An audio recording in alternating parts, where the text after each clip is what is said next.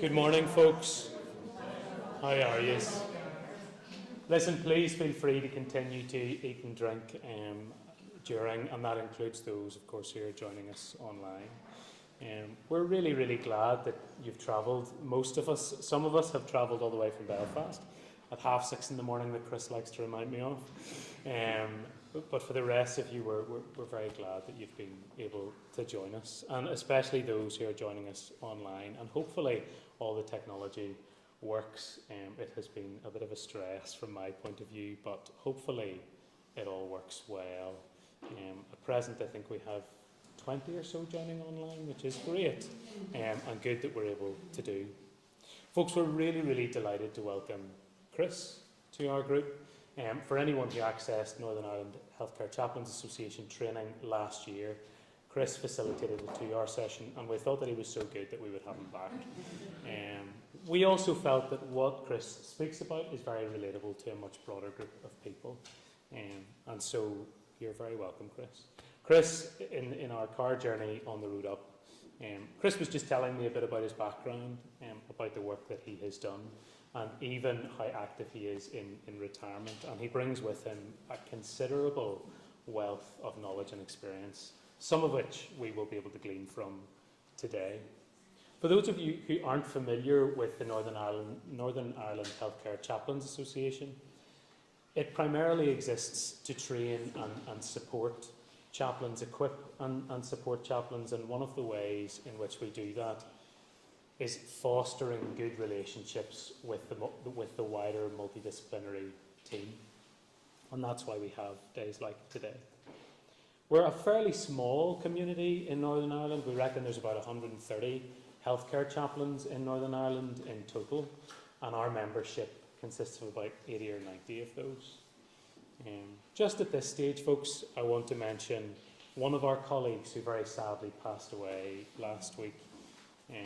He had been around in hospice chaplaincy, palliative care chaplaincy circles for quite a while, and his funeral is today. And I'm speaking about a guy called Jim Armstrong. And so our thoughts are just with his family today, as the service to remember his life is in Carrickillim this afternoon. Our programme will follow as was on the poster. The only exception, the only thing to say is we're going to shorten lunch by about 15 minutes to allow us to leave slightly earlier for those of you going home on the train, so that you're not home ridiculously late. And other than that, you're very, very welcome. There may be issues and challenges with the live stream. This is speaking specifically to those joining us on the live stream, but hopefully not. Today is very much a learning experience, so any feedback that you have, please do share. Other than that, I'll hand over to Chris. Well, thank you, Michael, and thank you to all of you for your very kind invitation and welcome this morning. It's only my second visit to Northern Ireland, and I'm delighted to be back and to have a chance to see Derry, Londonderry, and bits that I wasn't able to visit before. So thank you, and I hope to get to know some of you during the course of the day. Michael has given me quite a broad remit in what I can cover, and it may be that I'll be missing things that you're interested in, or spending too much time on things that you aren't interested in, I don't know. So do feel free to sort of ask questions, to bring up other topics that may be more relevant to your particular area of practice, and I'm happy to go with that discussion during the day.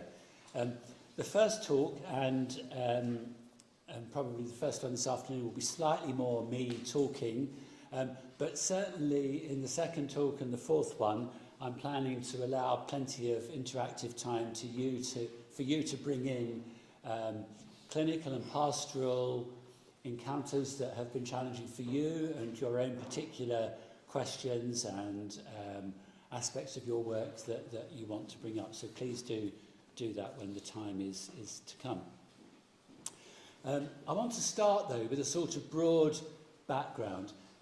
Michael hasn't told you a lot about me, but I have a background in mental health. I trained as a psychiatrist, and I practiced for 25 years or more in the National Health Service, mainly in addiction psychiatry, although I trained in general psychiatry and addiction psychiatry.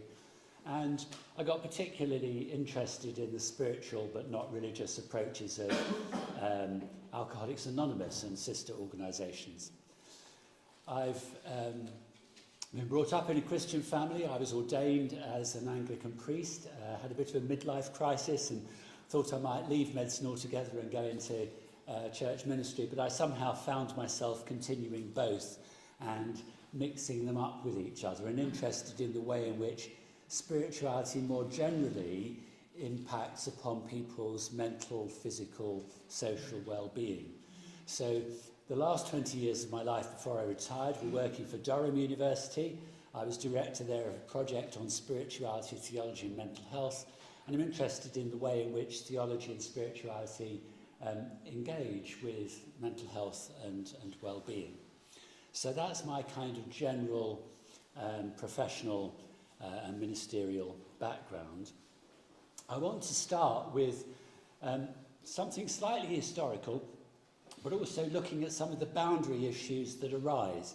And you'll have gathered that my own vocational life is complicated, so I've got boundary issues between ministry and medical practice, and that's been interesting and challenging for me as an individual. But it's also important for patients, for those in your congregations and congregations that you work with, in terms of where do you go when you need help, you know, when you're worried about something perhaps to do with your faith or your spiritual life. And it's partly about your emotional well-being, and it's partly about what you believe as a Christian. And how do you manage the boundaries between those different areas of concern? So the first talk is a bit about history, and it's a bit about boundaries, and we'll see where we end up in an hour from now, and again I'll engage with your questions and concerns. This is based upon some work I did with the Royal College of Psychiatrists, and it's published in a journal called Mental Health, Religion and Culture, and it's an open access paper which you can download freely. I can send Michael a copy afterwards if that's easier, but you can search on Google and you can have a copy on your laptop before the end of the day. So if you want all the references and facts and details and so forth, you can get it in there. But where do we start? Well, of course, we could go back a long way, and there's another talk around Jesus of Nazareth and what he taught about our inner life, our emotional well-being in relation to faith. And if you were Muslim or Buddhist or Hindu, as many of my colleagues are, we could talk about it from different faith traditions. But I'm going to go back just 100 years or so, and a particularly important milestone for us in terms of our work in healthcare was this man, who actually, contrary to what many people think, was a neurologist, not a psychiatrist, Sigmund Freud. And he became interested in the way in which people's psychological, emotional lives impacted upon what he understood as their neurological health, their medical health and well-being. And he thought that one day we'd have a physical explanation for all of these things. He was a scientist of a kind, although actually a lot of what Freud taught has been since questioned by science and is nowadays considered by many people not to be very scientific. But certainly Freud thought he was approaching mental health as a scientist. And as you will be aware, he didn't have a lot of time for religion. Now, there's actually an interesting backstory to all of this, which I won't spend time on this morning, but he was brought up in an Orthodox Jewish family, and actually when he was a young child, he was taken by his nanny to a Roman Catholic church, which he seemed to rather enjoy. And his mother referred to him as being a little preacher when he got home. Somewhere between that and his adult life, he lost his way, spiritually and religiously speaking, and famously wrote a lot of books and papers about the way in which he believed faith, religion was an illusion. And his famous work, The Future of an Illusion, was laying out why he felt it was all about a kind of regression to childhood and imagining that there was a father figure in the sky, and it was all wishful thinking in Freud's book. By the way, there was a famous riposte to all of that by a Lutheran priest, Oscar Pfister, called the illusion of a future, which was a very clever rejoinder to Freud's arguments. But the reason I mention all of this is not because of the historical interest, although it is fascinating, but because that legacy has impacted on clinical and pastoral practice up to the present day.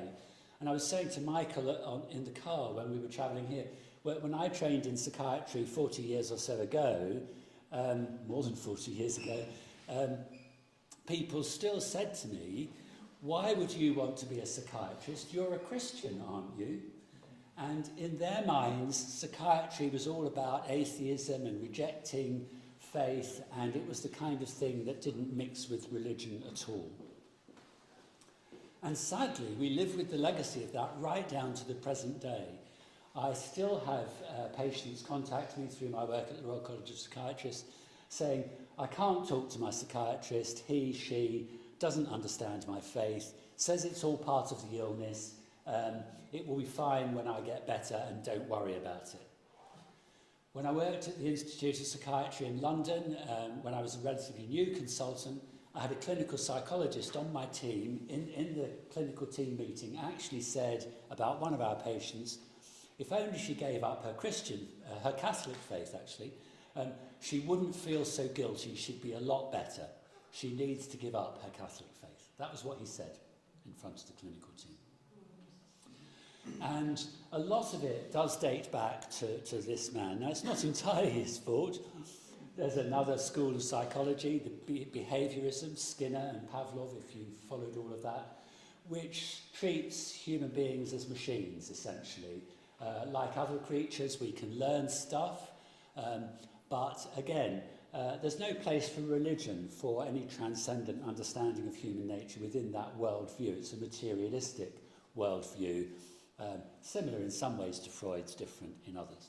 And we live with the legacy of that. I have to say it's a delight to be here in Northern Ireland, where I see that for all the troubles that you have experienced over the last 100 years or more, there is a much more Christian sense to human society and community than in many parts of England where I work. So that's a joy. But of course, we all have to work with people from all faith backgrounds and none. And a part of this day is about thinking about how we engage with others who come from different faith perspectives, or perhaps no faith perspective, perhaps like Freud, they're atheists and think that what we're talking about is a waste of space. Now, things began to change, not long after I joined the world of psychiatry, actually. I trained in the 1980s and was a psychiatrist in the 1990s in the National Health Service in England. And around about that time, across the pond, some important things were happening. I have to say they were a bit ahead of us in many ways. In 1990, the American Psychiatric Association published their guidelines regarding possible conflicts between psychiatrists' religious commitments and clinical practice. And a year later, research that was going on at the same time, published by this fellow, Max Galanta, was about the way in which psychiatrists in the United States, their practice, their clinical practice, was often affected more by their faith, by their Christian faith, than by their professional training as doctors. And for many in the American Psychiatric Association, that was a real concern. And so they began to engage with the boundaries. How do you manage that boundary between personal faith and professional practice? And they brought out these guidelines, which were very helpful, I think, as an early example of thinking about how to manage these things ethically and professionally. Back over here, I say over here, I mean in the United Kingdom, in the British Isles, in Ireland, in the Republic of Ireland, and in some parts of Europe, but I'm talking mainly about Britain and Ireland here, a number of things were beginning to change. In 1991, Prince Charles became the patron of the Royal College of Psychiatrists and gave a speech in which he emphasised the importance of spiritual well-being for mental well-being. Sadly, it got lost in the British press because of what he said about alternative medical treatments, and he was headlined as recommending homeopathy and things like this, which he wasn't. They hadn't listened to what he was saying very carefully. But an important influence on thinking in the Royal College of Psychiatrists and opening up a debate. 1993, the outgoing president of the Royal College of Psychiatrists, Andrew Sims, and the incoming president of the Royal College of Psychiatrists, John Cox, both gave presidential addresses emphasising the importance of spirituality and faith in whole-person care. Andrew Sims was a good friend, died sadly just a couple of years ago, who influenced British psychiatry very strongly in terms of a willingness to have conversations around these kinds of things. So a respected figure in British psychiatry having the conversation, being seen to be willing to have the conversation about faith and spirituality in relation to mental health. And then in 1996, horror of horrors, the Archbishop of Canterbury, George Carey, was actually invited to address an annual meeting of the Royal College of Psychiatrists. So there was a kind of an official welcome and an opening up of the debate. And since then, as I've already said, things have changed quite significantly. Another mention here, the Royal College in its old home in Belgrave Square in London, my colleague Andrew Powell set up a Spirituality and Psychiatry special interest group within the Royal College of Psychiatrists, which I served for 2 terms as chair, and I'm still on the executive committee. And that committee exists to foster debate and conversation amongst psychiatrists about their own spirituality and about the spirituality of their patients. And of course, most psychiatrists in Ireland, North and in the Republic, are members of the Royal College of Psychiatrists, so very important to practice on both sides of the Irish Sea. And at the same time, an evidence base of scientific research was beginning to develop. And there's just 4 pictures here just to brighten up your screen and give you a bit of colour. But of course, there are thousands of scientific papers behind these books. 1998, Harold Koenig published his first handbook of religion and mental health. And that went on in 2001 to be developed into a handbook of religion and health, which catalogued all of the quantitative scientific research papers at the time. It was around about a couple of thousand on the topic. And he commented that the research methodology wasn't always as sound as it should have been, but generally speaking, these papers were finding, contrary to Freud, that faith was good for mental health and well-being, that it was associated with better outcomes, that it could impact upon treatment planning, that actually people with a faith or spirituality were less likely to suffer major mental disorders. Now, of course, there's all sorts of nuance to that. No one's absolutely protected from these things. There are Christians and Hindus and others who are suffering from major mental illness. But as a statistical preventative factor, it seemed to be positive, not a negative thing. So contrary to Freud, it's not a basis for neurosis, it's not a basis for predisposition to mental illness, it's actually a protective factor. It's something that helps you to cope with stress and adversity and illness of all kinds, including mental illness. 2010, there was a book published by a group from the World Psychiatric Association, Religion and Psychiatry, and then in 2012, the 2nd edition of Koenig's textbook. Incidentally, there's now a 3rd edition, which I think was 2022, if I remember correctly. And the literature continues to mushroom. There are thousands upon thousands of research studies being published. Ironically, it's psychoanalysis and Freud that's now viewed as unscientific, and this area of work is viewed in many ways as being highly scientific, although the interpretation of the research evidence is complicated, and we'll talk a bit more about that later in the day. 2005 was around about the time I was in my first term as chair of the Spirituality Special Interest Group at the Royal College of Psychiatrists, and we then put a proposal to the World Psychiatric Association for guidelines on good practice in relation to spirituality and religion in mental health. And that story was protracted. It was quite a few years before we managed to get any ethical guidance from the World Psychiatric Association, it became very difficult with debates between different countries. I mean, the former Soviet Union, for example, and Japan having very different concerns about the way in which religion might impact upon clinical practice as compared with Europe and North America. So we got a bit bogged down in that for a while, but we did engender a quite lively debate. Here are two of the figures who've been a part of that debate. Harold Koenig, I've mentioned already. Rob Poole on the right, the rock star there with his guitar. Rob and I were medical students together way back in the day, in the 1970s. Rob became a professor of psychiatry in Wales. I became a professor of addiction psychiatry in England. And we continued to publish diametrically opposite papers about all of this, because Rob's an ardent atheist and a Marxist, and I'm a Christian. And way back from the day when we were students, we've continued to argue about all of this.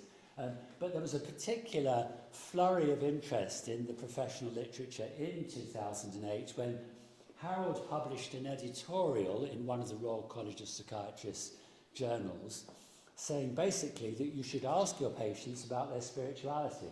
And by the way, sometimes you might even pray with them.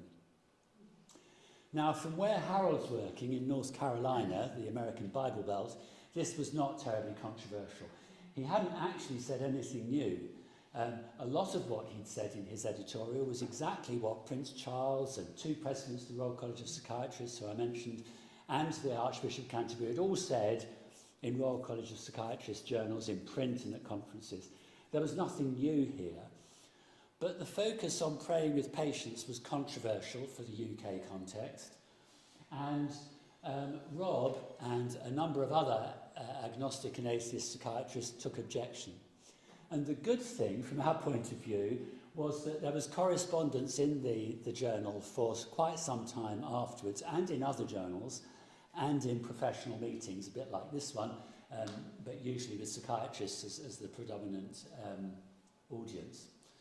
And so the topic got quite a lot of airtime. I mean, bearing in mind this was largely before social media took over as the main forum for debating these things.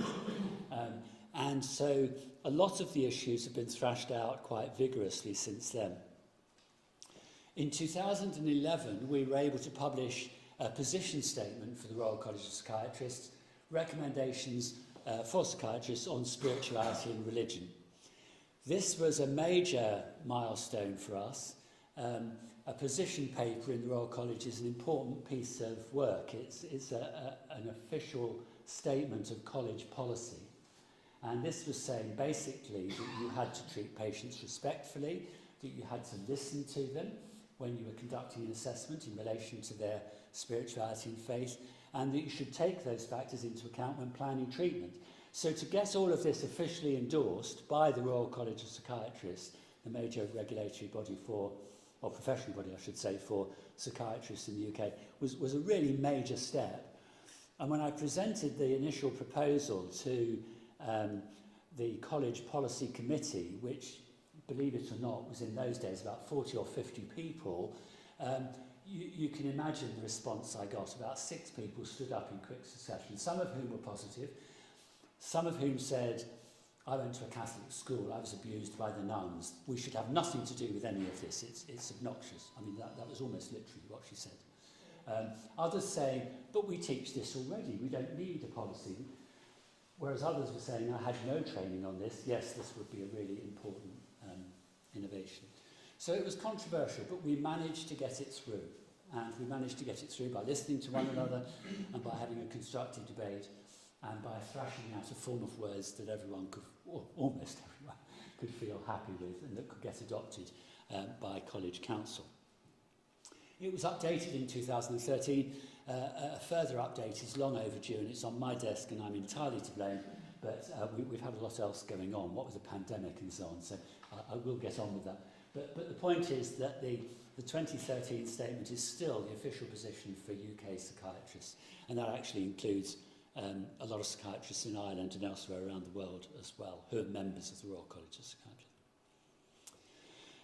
Eventually, it was 2016, so what was that, 11 years or something after my first efforts, we did manage to get the World Psychiatric Association to take this on board as well. And a lot of that's down to my friend and colleague, Alexander Moreira Almeida, who's a Brazilian psychiatrist.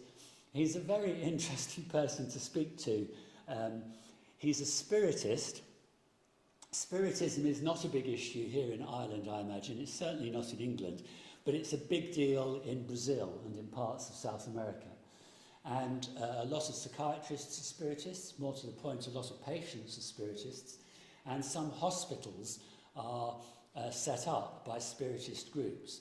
And there's a kind of attempt to amalgamate spiritism as a religious tradition with standard psychiatric treatment. And it's quite a controversial field, a bit maybe peripheral to what we're interested in, but very important to them.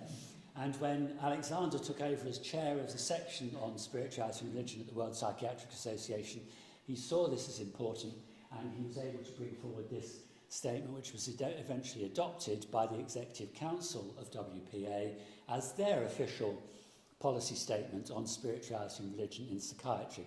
And a lot of the text is shared in common with the Royal College position statement, and that's acknowledged in the text. So thank you to Alexander for his hard work on all of that, and the rest of the group that worked with him. This debate is continuing. In 2019, Rob and I, Rob Poole, the atheist psychiatrist I mentioned earlier, were able to get an editorial in the Royal College of Psychiatrists major journal, the British Journal of Psychiatry, debating the issue. And just in August of this year, we were able to publish a small piece of research in another one of the Royal College journals about the way in which psychiatrists manage these boundaries in their clinical practice. And we did this by collecting a series of little clinical vignettes, all based on true stories of the way in which controversial, complicated issues had come up in clinical practice, then presenting them to groups of practitioners, usually psychiatrists, but also social workers, and I think we had some chaplains maybe and nurses, I can't remember now, but mainly psychiatrists for this publication, and to get them to debate how they would manage these scenarios in practice. You know, what would be a good way to manage this situation? So, for example, a nurse sees a junior doctor reading a Bible with a patient on the ward. She complains to her line manager, this is a breach of professional boundaries. You know, what would you do in that situation? And lots of interesting conversations arise out of that. Or, you know, had the patient asked him to look at the Bible? You know, actually, that's one question. Who had initiated the conversation? But also, what kind of a conversation was it? Was it one that the patient wanted or didn't want? Was it from a Christian perspective, or was it from some other perspective? You know, we don't know. We're just seeing a doctor and a patient sitting with a Bible on the ward. You can make all sorts of assumptions, but you don't really know what was going on in that conversation. Maybe it was a helpful thing. Maybe it was not helpful. So we were encouraging colleagues to think through how you would manage that situation well. What would be the proper thing to do in that particular scenario? And as I say, we got it published in this journal. You can find it online and download it. So that's a bit of the history. What about the boundary issues, which I've touched on along the way, but I haven't gone into much detail about them yet. And there are a series of different kinds of boundaries that we encounter when thinking through all of this. And the first one I want to take is the conceptual boundary between, well, there are a series of boundaries between spirituality and religion, between spirituality and mental health. What are the conceptual issues that arise for us here? And I suppose the first one is around the nature of spirituality. Now, spirituality has become popular parlance over the last 20 or 30 years. If you wind the clock back to Freud's time, people were talking mainly about religion. Spirituality was a different kind of word, aside from the fact that Freud was speaking in German, and I don't know the German word for spirituality. But spirituality in those days meant something different, and it was usually used within religious circles, and it didn't have the connotations that we bring to it today. And of course, lots of different people have different ideas about what spirituality is, but generally, it takes in these kinds of things. Some sort of transcendent sense of something above and beyond what we can see in the world around us. That might take the form of God. They might use God language, or it might be ultimate reality, or the ground of your being, or something else, or nature, or the environment, Mother Earth maybe. But whatever it is, something bigger and above and beyond the material and the immanent world around us. For others, the emphasis is more on meaning and purpose. And my friend Rob, as I say, we debated these things when we were in our early 20s together. You know, Rob would say you can have meaning and purpose in life without being a Christian. You know, I have meaning and purpose in life, he would say. I don't need religious frameworks to justify that. And fair enough. And to be fair to Rob, he does amazing work, you know, for people with mental health struggles in prison, for example. He's written a whole book on poverty and mental health.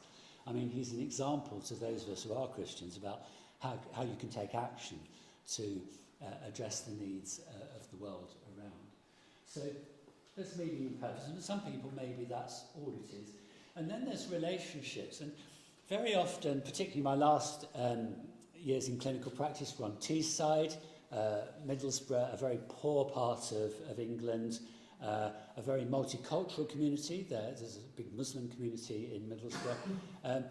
But when I would sit down with patients and ask them during my routine assessment and tell me, do you have any spirituality or faith that's important to you? I'd ask it in general terms like that and just open the subject up. 9 out of 10 would say, oh, it's my relationships, it's my grandkids, it's my partner, it's my family, I love my family, they make life worth living for me. So for many people it's about relationships, and if you extend that conversation about relationships, people will say, well, there's my relationship with myself, I'm not happy, you know, my addictive behaviour, I'm angry with myself, I'm disappointed with myself for what I've done to my body, to my family, to my community. It's my relationships with those around me, my family and friends, my wider community. And some of them will say, again, going back to the transcendent, it's a relationship with something bigger, something greater than me. Particularly members of AA tend to say, you know, it's my higher power. That's the language they use. It's my relationship with my higher power. And those relationships have a certain quality to them, which I want to talk about in our second talk after the break. Which I think is deeply spiritual, even if it's not explicitly religious in the language that articulates it. And if you look at the questions, now that I should say there are dozens of research instruments you can use now to measure spirituality. This is one of the more widely used, the Spiritual Wellbeing Scale, the SWB. And if you look at some of the questions, I don't find much satisfaction in private prayer with God. Well, is that a good question or not? I mean, if you're a Buddhist, it's not a good question because Buddhists, by and large, don't believe in God, so that's a difficult one for them. But supposing for a moment that you do believe in God and you're depressed and you read this question, I don't find much satisfaction in private prayer, and you'd be thinking, I don't find much satisfaction with anything at the moment. Actually, no, it's like the rest of life. It's hopeless. It's pointless. So you tick, 1 out of 10 or whatever it is you give that on the scale. And you go down, like number 4, I feel that life is a positive experience. Well, you're depressed. No, life is not a positive experience. Actually, if you've got just about any kind of illness at the moment, life might not be a positive experience, so you give that a 1 or a 2 out of 10 as well. And so it goes on. So the problem is that these research instruments, which are supposed to measure spirituality, are actually measuring your general outlook on life, your mental state, your psychological well-being. They're not independent of your mental health. To some extent, they're measures of your mental health, albeit they're also touching on spiritual questions and topics of concern. I'll come back to that shortly. However, it is quite a useful term in conversation. Certainly in England, I'd be interested to hear about here in Northern Ireland. I want to learn from you today as well and find out more about what goes on here. But if I open up a conversation with a patient in a clinic in England about their religious faith, 9 out of 10 of them will say it's irrelevant. 1 out of 10 of them might get quite angry with me because they're sick of all of that hypocritical stuff. And actually, they don't relate to the religious language. But if you talk to them about their spirituality, they'll say, oh, yes, yeah, absolutely. Yeah, it's really, it's what makes my life important. You know, it's what makes it worth getting up in the morning. I spend a bit of time outside, I listen to the birds, I see the trees, I feel the breeze, and I think I'm grateful, you know, for all of this. So they're identifying a spirituality that's non-religious, that's important to them.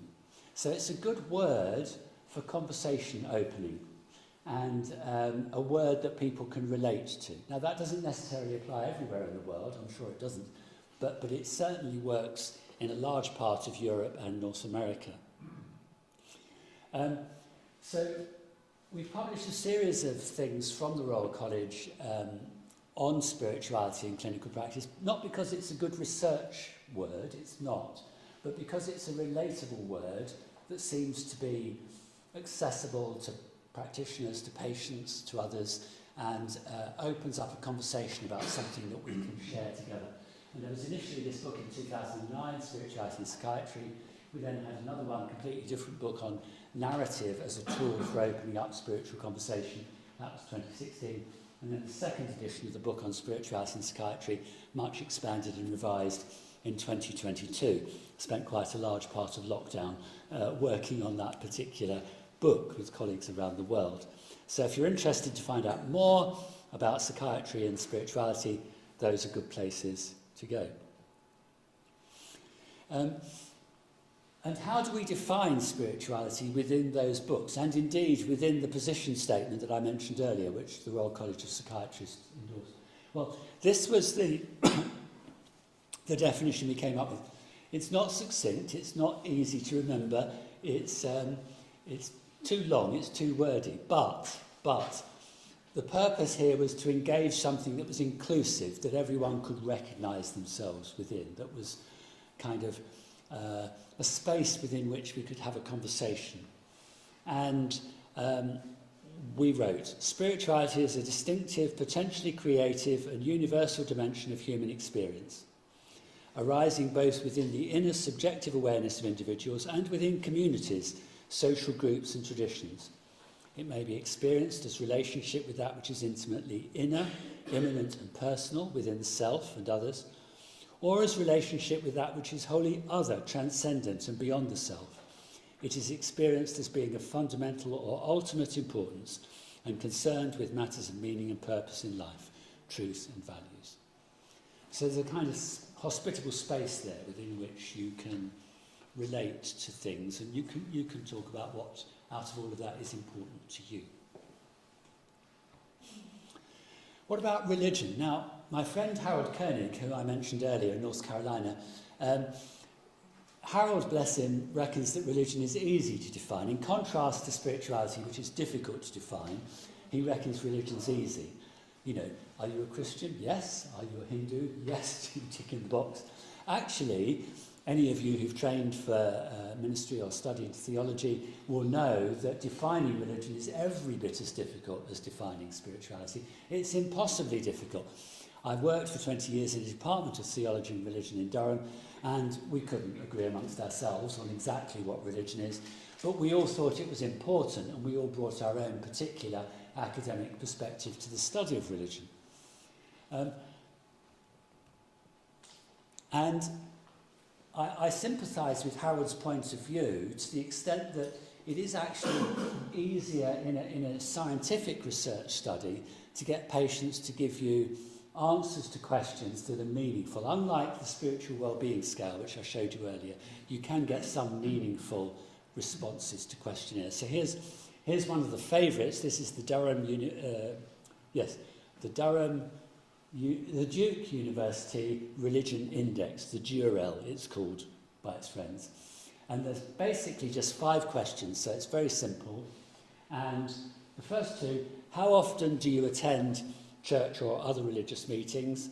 And how often do you spend time in private religious activities such as prayer, meditation, and Bible study?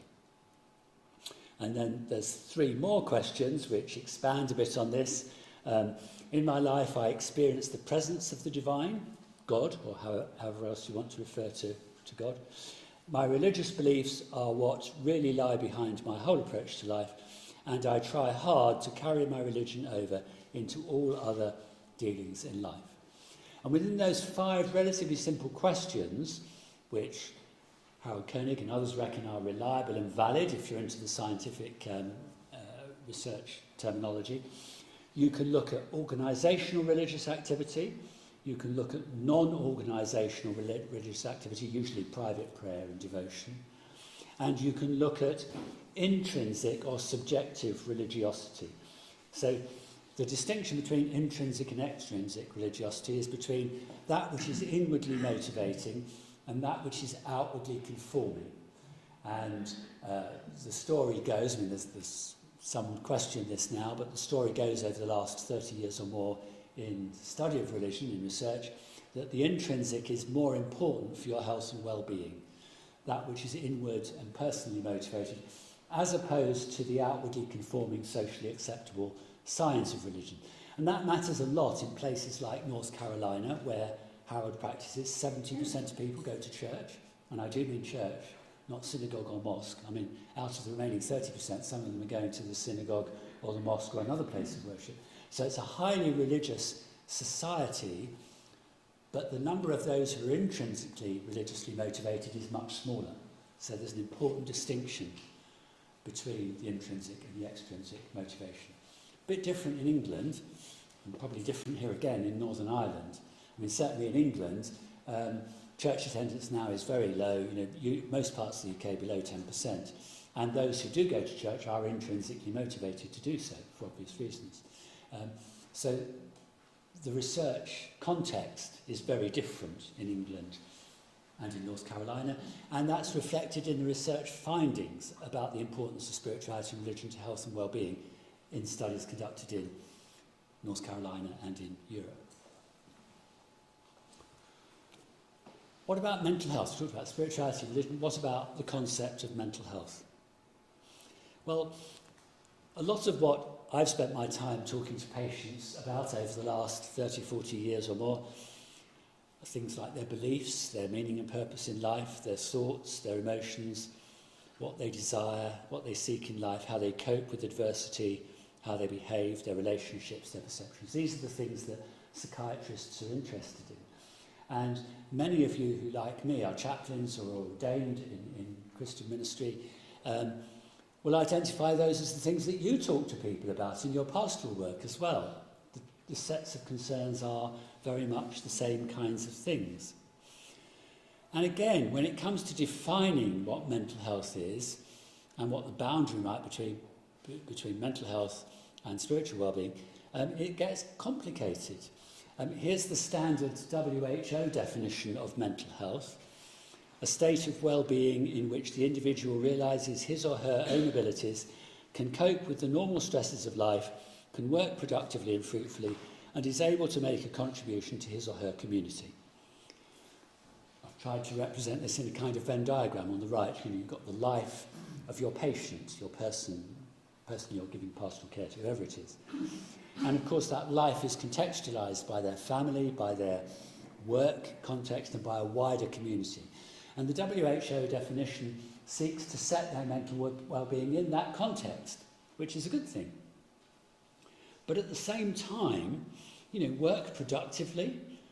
When I was working on Teesside, my clinic in Redcar, 9 out of 10 of my patients would be out of work.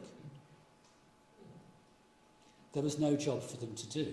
There hadn't been for a decade or more. So they're not mentally healthy just because they happen to live in Redcar and they can't find work, What do you do about people's mental well-being in areas of high socio-economic deprivation where there is no work?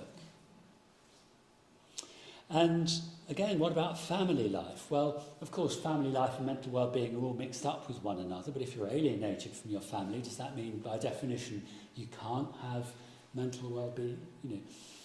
It's quite complicated, and of course this is reflected in the wider definition of health that the WHO puts out. I'm not going to talk about that this morning, but where is spirituality and faith in all of this? Okay, you might be a member of a faith community, so I suppose it could come in that sense, but there's no explicit mention of spiritual well-being within that definition of mental health. And yet, as we've already begun to see, the two are so closely related, you can't really separate them. So why is it not mentioned? So there are conceptual boundary issues between spirituality, religion and mental health, which are not easily separated. I'm going to come back to that a little bit later on. What about the professional boundaries? And in my many conversations with Rob Poole and others, some of them over coffee in Starbucks and having a very nice friendly argument because we've known each other for 40 years and we could do this kind of stuff. Some of them in a public forum like this, where Rob can be much more rough and cruel on me and say, Chris is breaking GMC guidance on, talking to patients about faith, he shouldn't be allowed to do this. Where are the professional boundaries? And we reckon, or I reckon, we've identified at least 3. And the first of these is between the boundary of professional expertise. Priest on the left-hand side, I got that off Wikimedia Commons or somewhere like that. And on the right, a picture of my colleague, former president of the Royal College of Psychiatrists, Simon Wesley. What's the boundary between these two professional worlds, which for most people don't overlap? I should say I'm not the only psychiatrist in the UK who's also ordained, and I also work closely with my colleague Chetna Kang, who's a Hindu priestess, who's also a psychiatrist in practice in London. So sometimes for the individual the two overlap, but mostly there's one person you go to talk to about your spiritual well-being, there's a different person you go to talk to about your mental health. Rob wrote in one of his letters in that journal I showed you earlier, psychiatrists are essentially applied biopsychosocial scientists who work within a clear set of humanitarian values and ethical principles in order to get alongside service users and facilitate their recovery from a mental illness. So in other words, keep religion out of the way, don't muddy the waters. And of course, this guy, could be girl these days, this person has trained in theology, in understanding spirituality and faith. That person has undertaken a completely different training, usually very scientifically based, and sometimes very materialistically emphasised in terms of worldview. What's the boundary there? The second one is the boundary between the secular and the religious sphere of life, and for many this seems to be the real crunch. This woman may be a Muslim, but here she is in her secular life, going about her daily job, which might be as a mental health nurse, or it might be as a social worker, or whatever it is, and there is someone worshipping in the mosque, who may also be a social worker or a mental health nurse, or whatever he's doing. And to what extent can either of those worlds intrude upon the other? When you're being a professional, are you allowed to bring your faith perspective into the way in which you do your work? Now, one of the things that Rob Poole has never understood about me is that as a Christian, my faith isn't just something that occupies me on a Sunday and then I go to work on Monday morning and I do all the other stuff to earn money. My being a Christian motivates everything I do. My practice of medicine, now my ministry as a priest, my being with you all here today, my brothers and sisters, for this conversation together. I can't separate that out. I can't pretend it doesn't matter today because it motivates me to do what I do. And it gives me a set of values that inform what I do and why I do it and how I do it. It's completely inseparable. So how do you practice in this secular world as a Christian, as a Muslim, as a Hindu, whatever your faith perspective may be. And actually, one of the things, again, I wish Rob was here to defend himself, but anyway, we'll have to make do. One of the things that others like Rob do not understand is that for many religious people, secular space is actually hostile, it's threatening, it's not a safe place to be. There are many patients who've come to me and said, I can't talk to my psychiatrist about my faith because they immediately say it's part of the illness. I just can't trust them to have that conversation. I don't want to be told off for being Christian, Jewish, Muslim. Many patients, many Muslim patients, do not go and see a psychiatrist at all because they believe that their distress is caused by the jinn, by the spirits, and that they know that the British trained psychiatrist won't understand jinn. So what's the point even going to ask them in the first place? Stay away, talk to the imam, talk to the faith healer, but don't go and see a psychiatrist because that's not a safe place to have the conversation. So we've got a problem. We've got this supposed boundary that society in many forms expects you to maintain, but actually we've got patients for whom the boundary does not work, and we've got professionals for whom the boundary does not work, and we have to know how to manage the boundary effectively and well. And then finally, we've got the boundary between personal and professional values. Overlaps with what I've said already, but slightly different. Patients need to, and I'm going to use the word patient, I'm happy to explain that later if you want me to. Service users is the terminology in some other circles. I'm not sure what your preferred terminology is. Patients need to encounter the human face of the practitioner. Yes, they want a professional. Yes, they want someone who will behave ethically and according to guidance on good practice and who's scientifically informed about what they're doing and who will be thorough and all of those important kinds of things. But they also want someone who's got a good bedside manner, which usually means something about being human and being kind and being sensitive. And they want a human being. They want a human face to relate to. Not an impenetrable wall of, oh, sorry, I can't discuss that because, I'm not allowed to talk to you about. Well, I actually came across a genuine case. This goes back 20 years or so it's not recent, and it's in the north of England, so you won't be, there's no chance of you knowing who or where it relates to. Patient comes up to the nurse on the ward and says, did you see the episode of Neighbours last night? And on TV. And the nurse's response was, I'm sorry, I can't discuss my personal life with my patients. So how do you think that patient feels? They don't get the human face, they get the professional, sorry, no, don't talk about that. Can't be a human being when I'm at work.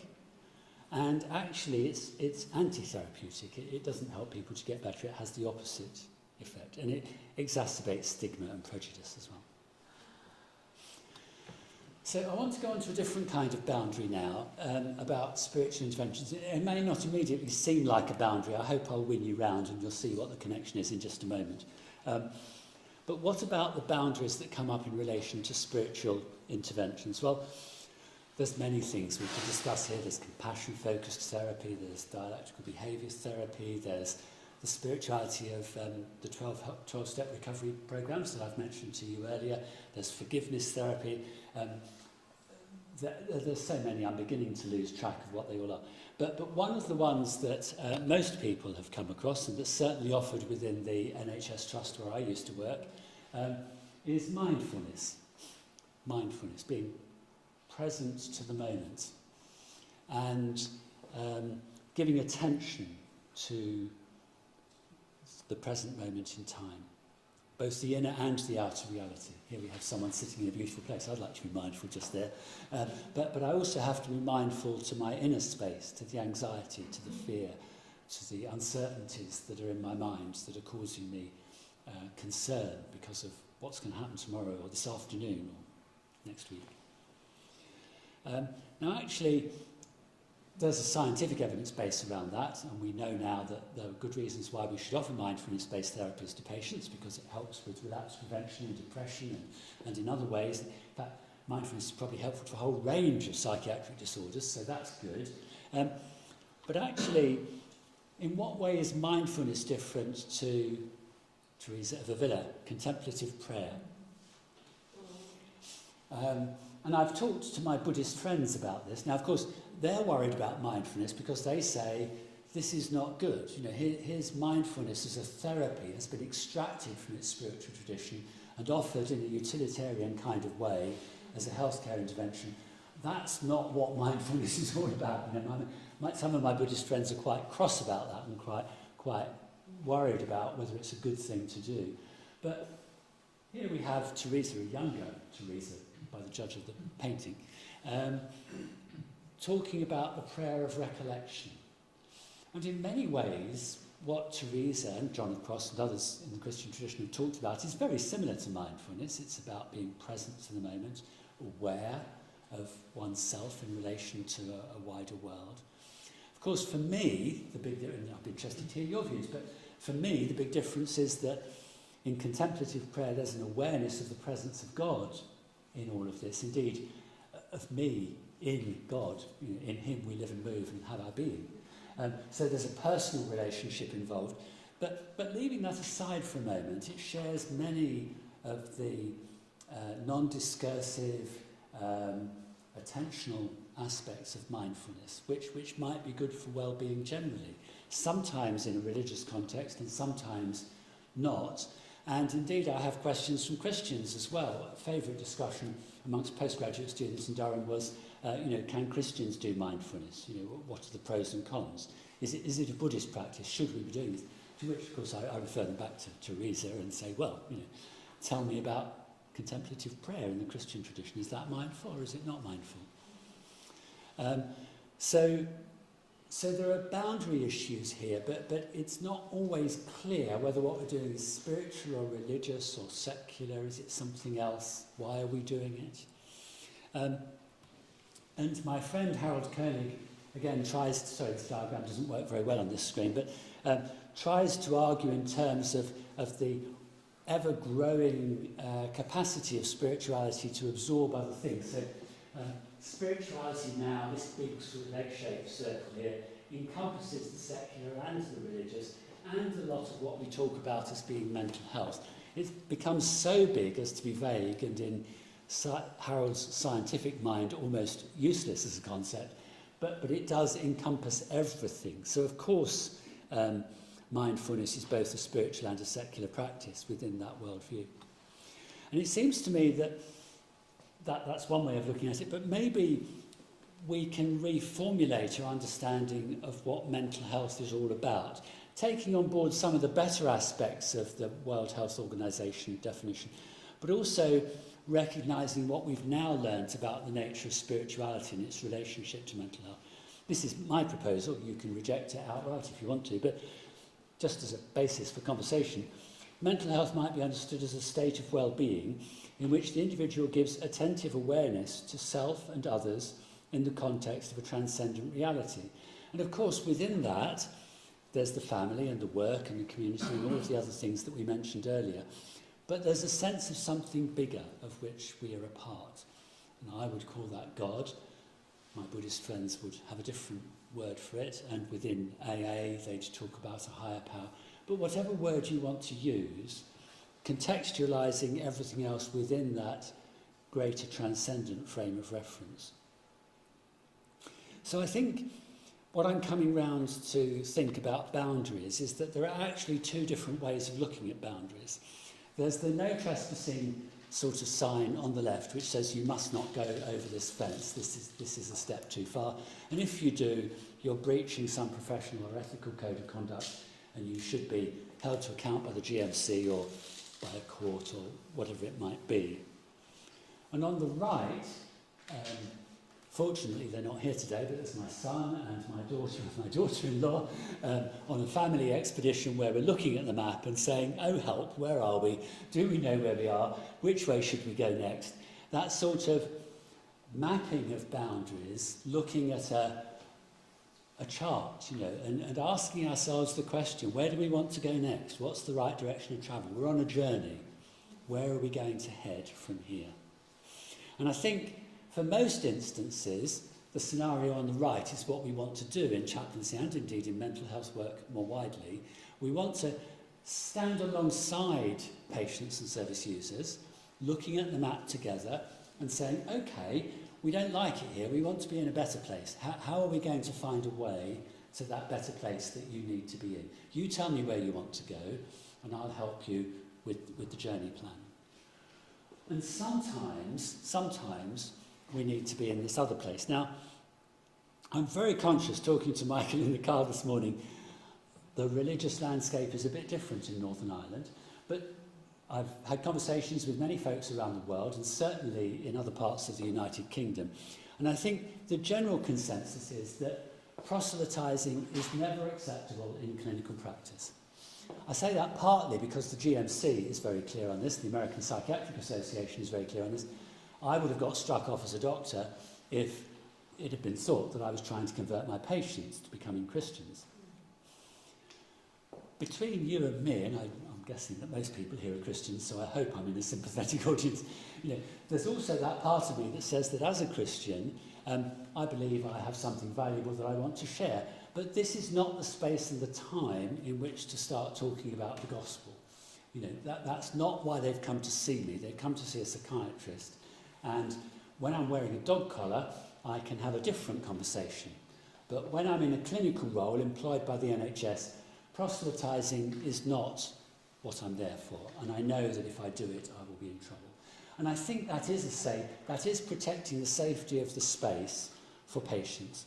Because they're vulnerable. By definition, if you're an adult with a mental illness, you are a vulnerable person. And this is not the time for me to try and persuade you to become a Christian, or anyone else to try and persuade you to become a Jehovah's Witness or a Buddhist or a Sikh or whatever it is that they want you to be. You've got to have a safe space in which to plan your recovery. But there's other stuff that goes on. We can have the conversation about the boundaries between spirituality, religion and mental health. That's a kind of map reading exercise. We can talk about the nature of good professional practice for nurses, doctors, social workers and others. That's a map reading exercise. And we can have the kinds of conversations that Rob Poole and I have with our colleagues about what do we agree and disagree on in terms of the way in which we manage these things well. It comes back to that paper I was telling you about earlier, where we had the example of a doctor sitting down with a patient reading a Bible together. We can map that. We can look at what is good and isn't good about that kind of scenario and how we might manage it well. And an interesting thing I didn't mention to you, there were two other co-authors on that paper. One of them was Robert Song, my friend in Durham, who's a Christian ethicist, and the other one was Catherine Robinson, who's a sociologist and also an atheist. And when the four of us went through these different vignettes and rated them together, there was a lot more agreement between Rob and me as psychiatrists, one an atheist, one a Christian, than there was between me and my friend Robert, a Christian ethicist. We're both Christians. So it seems that the professional training in psychiatry influences your thinking about what's good and ethical in practice more than your shared Christian faith. Now, you might want to accuse me on that account. You might want to say, you're not a very good Christian. You should be listening to your Christian ethicist colleague. But what was really important about that exercise was that the four of us were able to discuss together where we thought the boundaries should be, and we were able to discuss with colleagues and patients where we thought the boundaries should be. And it was the mapping exercise. It was looking at the map together and finding the best way to move forward, not the no trespassing sort of sign, which simply prohibits things. So, coming back to this mythical person who's spiritual, who's challenged by her mental health and by her faith and not knowing where to go. Simone Weil, the French philosopher and mystic, said, "Attention taken to its highest degree is the same thing as prayer." Simone Weil, of course, many of you will know, is a controversial figure at the best of times, but attention taken to its highest degree is the same thing as prayer. It presupposes faith and love. Absolutely unmixed attention is prayer. when I'm sitting down with a patient and giving them my undivided attention and listening carefully to their story and wanting to understand their spirituality, not imposing mine, I am actually praying for them. I'm praying with them, I would suggest. And maybe that's a more helpful way to understand mental health practice than the Freudian sort of it's all a myth, we don't do that, it's unhelpful, etc., etc. And I think I came to see the boundary after much reflection as a seashore rather than as a fence. Things have changed a lot since Freud wrote The Future of an Illusion. And the boundary between religion and psychiatry is not so much a beachhead as a moving shoreline. And in another book, which he was famous for, but perhaps a little less well known, Civilization and Its Discontents, Freud takes up the idea of what he called an oceanic feeling, an idea presented to him in a letter from his friend Romain Rolland. And Freud couldn't understand the oceanic feeling. Rolland was trying to relate this sense of being part of something greater, a sort of mystical experience, if you like, a unitary mystical experience. Freud couldn't get it. He simply said to Rolland, I've never had that. I can imagine some people might have done, but I have not. But maybe it's within that oceanic feeling, what Rolland also referred to as a sensation of eternity, a feeling of something limitless, unbounded, something oceanic, something subjective, not so much an article of faith, something that brings with it a sense of not personal immortality, but being part of something that's eternal, a source of religious energy. Maybe this is what religion is talking about. Now I'm speaking here on behalf of Rolland and the conversation with Freud, but I can see that sense of things. And yes, I'm still a Christian. I'm not a Buddhist, and I'm not a Muslim, and there are important differences between world faith traditions, but there are also some things that we do have largely in common. And I think those things that we have in common are also important for our mental health and well-being, and certainly important for the conversations that we need to have as part of a kind of mapping exercise about where do I go in life, what's good for me, what's not good for me, how do we plan a way forward from here. And I would suggest that that is what we might call spirituality. So thank you for being attentive, prayerful, dare I say. Thank you for listening carefully to what I've had to say. According to Michael's carefully worked out programme, we've got at least 10 minutes for discussion, so I'm happy to answer questions, and you may want to come back to me, or you may have other things that you think I should have said that I didn't say, so please, this is your chance to have your say and to comment from here. And perhaps, Michael, if there are folks online who want to present things in the chat as well, I'm happy to respond to them. Or perhaps I've sent you all to sleep. I think you're all awake.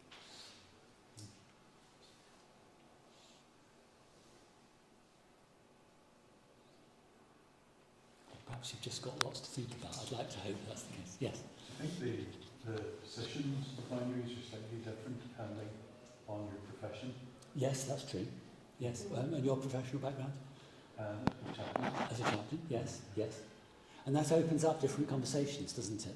Enables you to have conversations that others can't. I mean, one of the things that's fascinated me as a psychiatrist and now a priest is that I always ask patients, have you ever thought of harming yourself? Have you ever felt that life's not worth living? So you explore the risk factors around suicidal behaviour and so on. And that's good, and you write it down in the notes and you have a sense of whether they're likely to harm themselves or not. A lot of patients my chaplaincy colleagues tell me that all the time they're talking to people about what will happen to me after I die. Patients never ask their psychiatrist that question, what happens after death? And you have a whole world of meaning and conversation to have there that you can't have when you're wearing the white coat or the nursing uniform or whatever.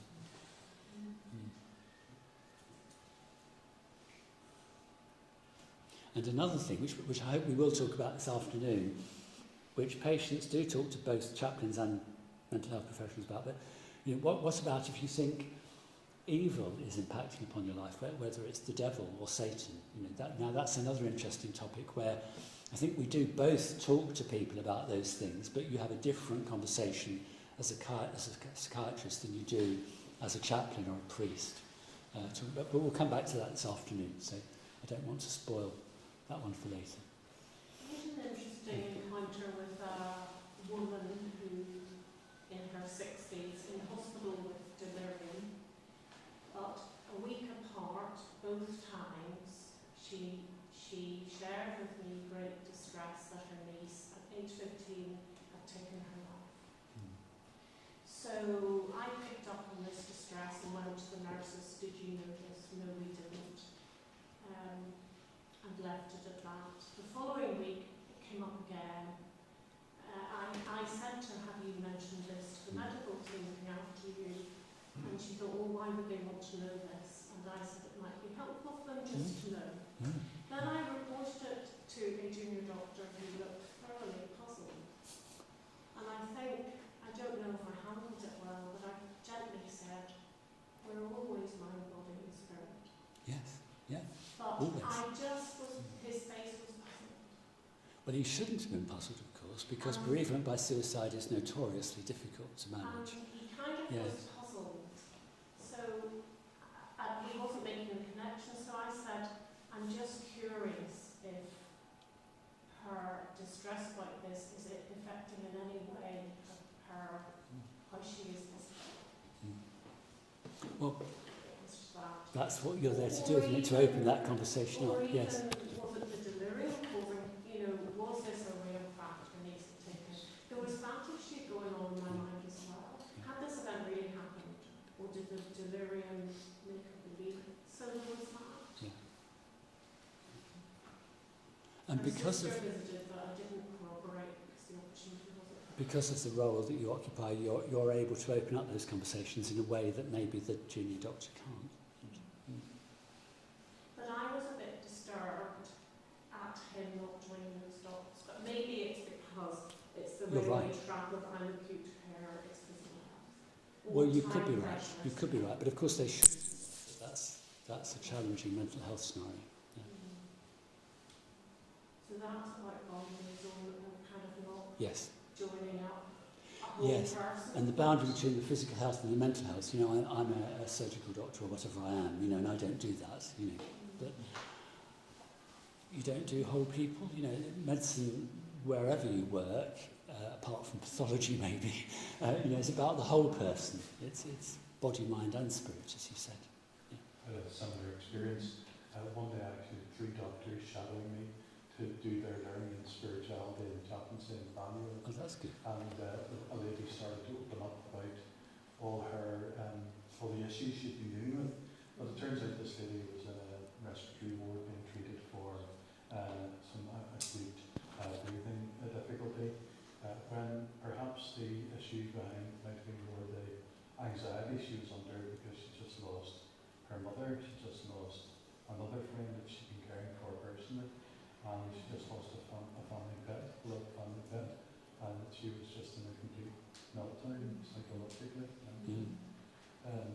So the 3 doctors who training doctors I was with were all saying, well, hold on, she could be being treated here for something she doesn't have, because really this could be down to her state of mind. Absolutely, yeah. And someone said to me when I was training as a psychiatrist, everything is psychosomatic. Now, of course, when you say that to some patients, they say, oh, you think it's all in the mind. No. But the common cold is psychosomatic because when you've got a nasty virus, you feel down, you feel miserable.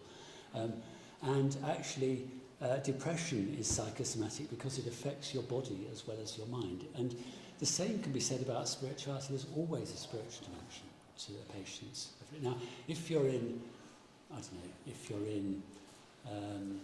trying to think of something, in the dermatology clinic, maybe there are some rashes that aren't a very great problem, to you spiritually or mentally, and it's trivial and okay. It's largely a medical problem. But actually, people can be worried about the most trivial things. It might be just a rash to you as the expert dermatologist, But to the patient, it might be, have I got cancer? Who knows what they're thinking? And until you listen, until you're attentive to what they've got to say, you can't know. You can't know. Which is difficult when you've got, like GPs have, 5 minutes and then you're out and on to the next patient. Of course, what GPs do have is that they have more of the lifelong perspective, and they maybe know the whole family, so they're joining up more of the dots in that respect, but the time pressures constrain against good holistic care these days, unfortunately. Yes? I suppose my question is, you talked about the positive effects of religiosity and spirituality. Yeah. I'm assuming that there is negative There are, pieces yes. to it. How do you discern how you kind of approach that? Thank you. Thank you. So we've got a whole session this afternoon on spiritual struggles, which is largely the answer to your question, actually. However, there are other ways to answer the question. I mean, for example, different people use different terms, but there's something that you might want to call pathological spirituality, so getting involved in cults and sects and extreme religious groups. And my friend Rob Poole, again, we do talk about all of these things. We've had 40 years to do it, so we've had plenty of space and time. He would say, well, it's not my job as a psychiatrist to decide what's healthy religion and what's bad religion. But for you, many of you, I think, are chaplains. For me, as a Christian priest, it is my job, actually, to know what's healthy and what's unhealthy religion. And I think, well, first of all, there's a whole chapter on this. In the second edition of the book on spirituality and psychiatry, as I mentioned earlier, my friends Nikki Crowley and Julie Jenkinson have written a whole chapter on this. So if you want to go into the detail on some of the literature, please do go there and you'll get the references. But there are different characteristics of unhealthy religious groups, particularly unwillingness to allow people to be critical, and to ask difficult questions. You're not allowed to ask questions. Separating people from their families. Obviously we're talking about more extreme cults here, but it's happened to friends of mine. A friend of mine in Durham, his daughter was taken away from the family, made to be a part of this religious cult, and was told not to have contact with previous family and friends because they'd be an adverse influence upon them. That's not healthy. That's not good religion. So it's about, and of course I'm conscious that in the West we do have this sort of sense of the autonomous individual self, which is maybe not always a good thing. But if we're not allowing people autonomy to make their own decisions and to take responsibility for their lives, that's not generally a healthy and good thing to do. So there's always that conversation to be had around, is this particular group the kind of thing that's helpful for my patient or deleterious to their recovery? And you can generally find out by talking to the family. Sometimes families will say to you, I wish she hadn't got involved in this. It's been a bad influence on her from the start. Talk to other members of the faith community. What does the leader of this group say?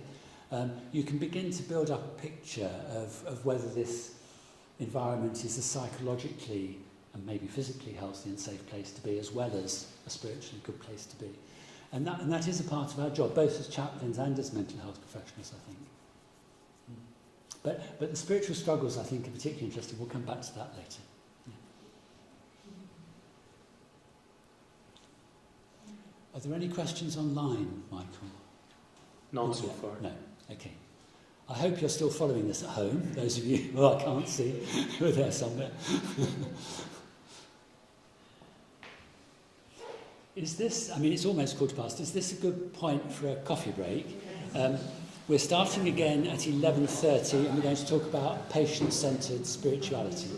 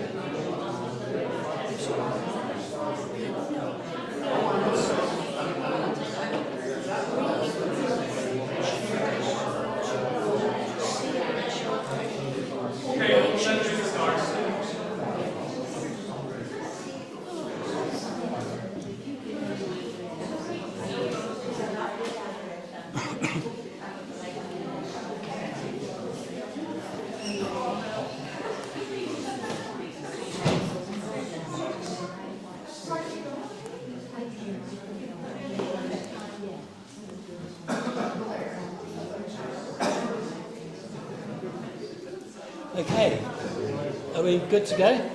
Yes, ready. Welcome back. Hope you've had a nice cup of coffee and maybe another scotch, feeling ready for the next session. I feel the need to sit down for a minute and to take some weight off my legs, and also to get you engaged with this conversation. You have been very engaged, and thank you for those of you who come to talk to me, but to get us talking more as a group. So, patient-centred spirituality. That's the focus for the next hour and a bit. But what does it mean to be patient-centred?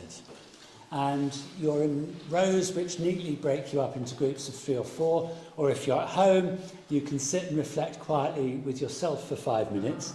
5 minutes just to talk about what does it mean to be patient-centred, okay? And I'll ask you to come back to me with some ideas. Actually, let's say 10 minutes, because I think if there's 3 of you, it only gives you 2 or 3 minutes each to say what you think. What does it mean to be patient-centred?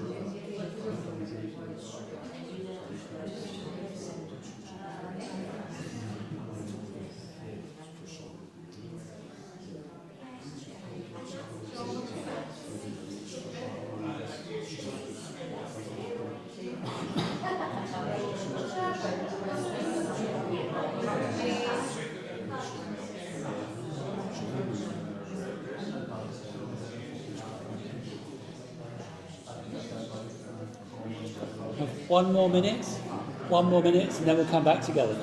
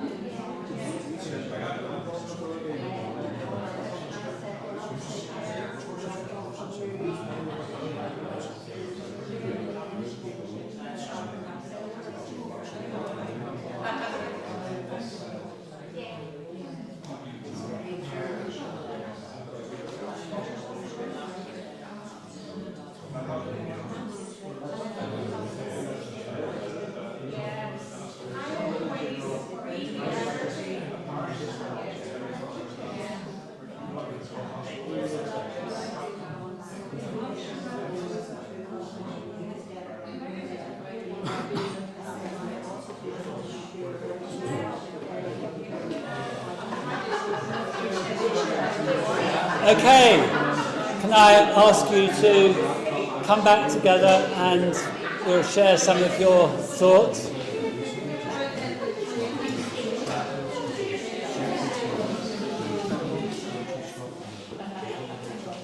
And if you're doing this from your home or office or something online, then please put something in the chat and I'm sure Michael can read it out. You don't have to systematically feedback from every group everything that was said, but what are a few of your thoughts on this? What is patient-centeredness all about? Contributions from you. It's about them, not us. Them, not us. Yeah, that's a good way of putting it. I like that. Listening carefully to where they are. Yes. Yeah, to where they are. Yeah. Being intentionally present in the room. Intentionally present, I like that, yes. And it does take an intention, doesn't it? You have to decide that that's what you're going to do. Yeah, yeah. It's empathy. Empathy. Seeing their situation through their eyes. Yes, yes. Trying to understand their life from inside out, as it were. Yeah, yeah. Not coming with your own agenda either. Okay, not coming with your own agenda. Yeah. It's taking time to build rapport with the person. Yes. They have plenty of space and not be pushing yourself on them Yes. too much. That really works. People Yes. see you have a genuine interest in them. Yes. I look for clues when I'm around in somebody's room, whether it be some sports thing or something that they may be interested in. It's a way in for me for conversation. That's the good thing about visiting people at home, isn't it? You learn so much just by looking around the living room and seeing, you know, Yeah. their environment. Yeah, yeah. And as you say, building a rapport about that. So you see the photos of the grandkids and you ask them about their family, that kind of thing. Yeah. Any other thoughts? We discussed the problem of where the boundary is, and in terms of obviously patient-centered, all the things we've talked about, empathy and listening, but whenever you can see that perhaps this patient might help them to do something, how far do you push, which is then your agenda, Yeah. what kind of concern might help the patient, Yes. and where do you stop? Where do you... And after all, you are being, well, I mean, I imagine you're all paid by different bodies, but you know, if like me, you've worked for the NHS for a lot of time, then you're being paid by the National Health Service to do certain things which may not be the agenda of the patient, ironically. You know. So, as you say, there's a boundary issue. Is it their aim objective in this meeting, or is it yours? You know, is it the employing organisation or a professional body? You know, who's setting the agenda here? So it is complicated. It's not straightforward. Are there any things coming in on the chat, Michael? Not so far. No? Okay. I hope you're all paying attention at home. Okay. That's a really good starter for a conversation. Thank you. And of course, I might have asked you a slightly different version. What does it mean to be person-centred? Actually, the literature oscillates back and forth. Some people write about person-centredness, some people write about patient-centredness, and I think there are pros and cons for both. The big concern in my mind, I'm a patient, you know, I go and see my GP, I've been to loads of hospital appointments over the last few years. I'm a patient and I'm a person. Patients are people. So we want to remember that language can be used in different ways, but we mustn't allow it to blinker us to certain important perspectives. Here's one of the definitions. If you look at, incidentally, there's a Royal College of Psychiatrists working party that reported a few years ago on patient-centredness in psychiatry, and this was the basis for our revision of the training curriculum for psychiatrists. Another whole story all in itself. And that report was about person-centredness, but if you look in there, there's a collection of lots of different definitions and descriptions of what being person-centred or patient-centred means. And they're varied. And like your responses around the room, you know, people have different emphases and different takes on this. But here's a fairly good example from the medical world. This was published in 2000, so it's over 20 years ago now. But the biopsychosocial perspective, interesting, isn't it? No spiritual in there. But that is the kind of standard model that psychiatrists and other doctors are taught these days. It's about body, mind and social connectedness. All of those have to be taken into account when making your formulation, when making your treatment plan. It's about the whole system. It's about the patient as a person. So as I was just saying, patients are people. It's remembering that. It's about sharing power and responsibility. You hear a lot about co-production. You have probably heard about open dialogue is another thing that's popular these days. Often you involve the patient's family or friends in the meeting. It's not just the patient and the doctor. It's a wider group that are discussing what's going on. And it's about sharing power and responsibility in that partnership for making a plan about what's going to happen. It's about the therapeutic alliance. So you've got to have the patient on board. Now, maybe if you're a chaplain or a social worker, therapeutic alliance isn't quite the right term, but it's about having an unspoken agreement between the two of you that you're working on this together. And that means that you've got to have a good relationship. If you haven't got a good relationship, you won't be able to do that. The therapeutic alliance is foundational to all psychological therapies. And finally, as I was saying before the coffee break, it's about the doctor or the other professional, the nurse, the social worker, the clinical psychologist, the chaplain, as a person. And that's interesting, isn't it? I mean, I see a spiritual director regularly talk about my spiritual life and well-being, and I find that very helpful to do. She's a retired psychotherapist. She's also a religious sister, so she's an interesting person all round. But she says to me, I'm here to talk about you, Chris. We're not talking about me today. And sometimes I'm saying, but I'd like to know what you think. You know, how do you see this? You've got to be a person so that you can be relatable, so that they feel that, okay, yes, there is an asymmetry. You know, you as the professional are usually the more powerful person. But there's got to be an acknowledgement of a shared humanity within which stuff can safely be shared and understood. And I think it's interesting in this particular framework of understanding. I mean, I think those are 5 helpful points to bear in mind, but there's no reference at all to spirituality and faith. Nothing, absolutely nothing. And I've searched through quite a few others, and that's pretty common, actually. So, yes, it's seeing the patient as a person, but you've got to remember that within the person there's a spirit, you know, that there's that dimension of life that's got to be seen and understood, even if that means I'm angry with the church, you know, because they weren't there for my mother 20 years ago, you know, and that kind of thing. That's still something that needs to be on the table and acknowledged and looked at and worked with, even if it's painful for you as the professional, for me as a priest or as a doctor to see that.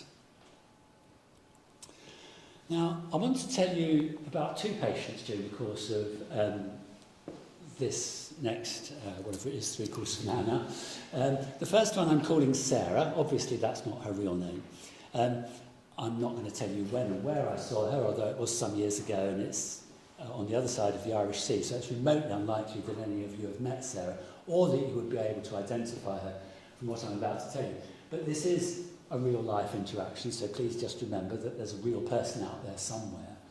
And Sarah came to see me in my clinic, as did many, many other patients over the years, to talk about her problems with drinking. She was an excessive drinker, and it had caused all sorts of trouble.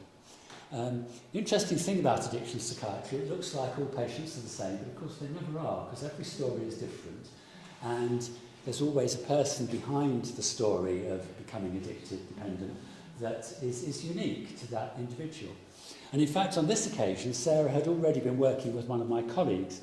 So a nursing colleague came to me and said, please would you see Sarah? She's distressed, and I think we need to talk together about how we're going to find a treatment plan and what her pathway to recovery might be. And we sat down. One of those moments in your professional life when you remember the room and where you were sitting and all of that kind of thing. And pretty quickly we were not talking about her drinking. Now, to be honest with you, I can't quite remember how this cropped up, but, you know, this stuff happens. People start telling you about their drinking, and then they tell you about their drinking because my father abused me, because my partner hits me, all of those kinds of things. And within a few minutes, Sarah was telling me how she'd been abused by pretty much every man in her life. Her father, her sexual partners, her boyfriends, her brothers. They had sexually abused her, they'd beaten her, they'd verbally abused her. And as she described this story, as it unfolded, she got more and more emotional. And eventually she blurted out, sometimes I just want to go out there on the street and stick a knife into every man that I see. And then she looked at me and she smiled and she said, but not you. And I could have cried, I really could. Even now it makes me feel quite emotional remembering. Now, nothing was said in that conversation about spirituality or about religion or about God or any of that. We might have got onto that another day. I don't think we actually did, because at the end of the session we had a plan, and the nurse was taking the lead in this particular case, and I handed over to colleagues, as you have to do when you've got hundreds of patients coming through a clinic. You can't fix everything yourself, nor is it helpful that you try to do that. But for me, that was a very spiritual moment. Now, it would be interesting if Sarah were here to ask her, was that spiritual for you? Or was it just me that saw it that way? And what was it within me that viewed that as a spiritual interaction, given that we hadn't talked about spirituality? Now, we were talking about relationships. Remember I said earlier that for many people, relationality is important to their understanding of spirituality. So maybe that was, for me, a factor. You might want to come back to me and say, well, no, that wasn't spirituality. Actually, you've trained as a psychiatrist, you've learned how to listen well. I hope I've learned how to listen well. You were working well with your colleague. We were a team. It wasn't just me in the room. And all of that is completely true. But we were on sacred ground that afternoon in the clinic. And for me, it was a spiritual moment, even if Sarah were here now and she was saying to you, well, it wasn't for me. But thank you for listening. Maybe for her, being listened to by a man who wanted the best for her instead of abusing her was all that was needed at that moment to bring some kind of healing and to initiate a pathway to recovery. And if that's the case, I hope I did it well, and I'm grateful to God for the responsibility that was entrusted in me and for the opportunity that was given to me to do something healing when so much hurt had been caused to this woman. But for me, it was still a spiritual moment. It was God-given. It was part of my vocation in medicine, and of course I wasn't there as a priest, but I was ordained, and for me as a priest it was a God-given moment as well. Some years later, I read a book by Mark Epstein. I don't know if any of you have come across Mark. He's a psychiatrist and a psychotherapist. He's a Buddhist, working in the United States in private practice. And in one of his books, this particular one is The Zen of Therapy, he writes, "I know that Buddhism has been and remains a major influence in my work." Fair enough. And he asks himself the question in the book, can I explain what Buddhism is bringing to the table?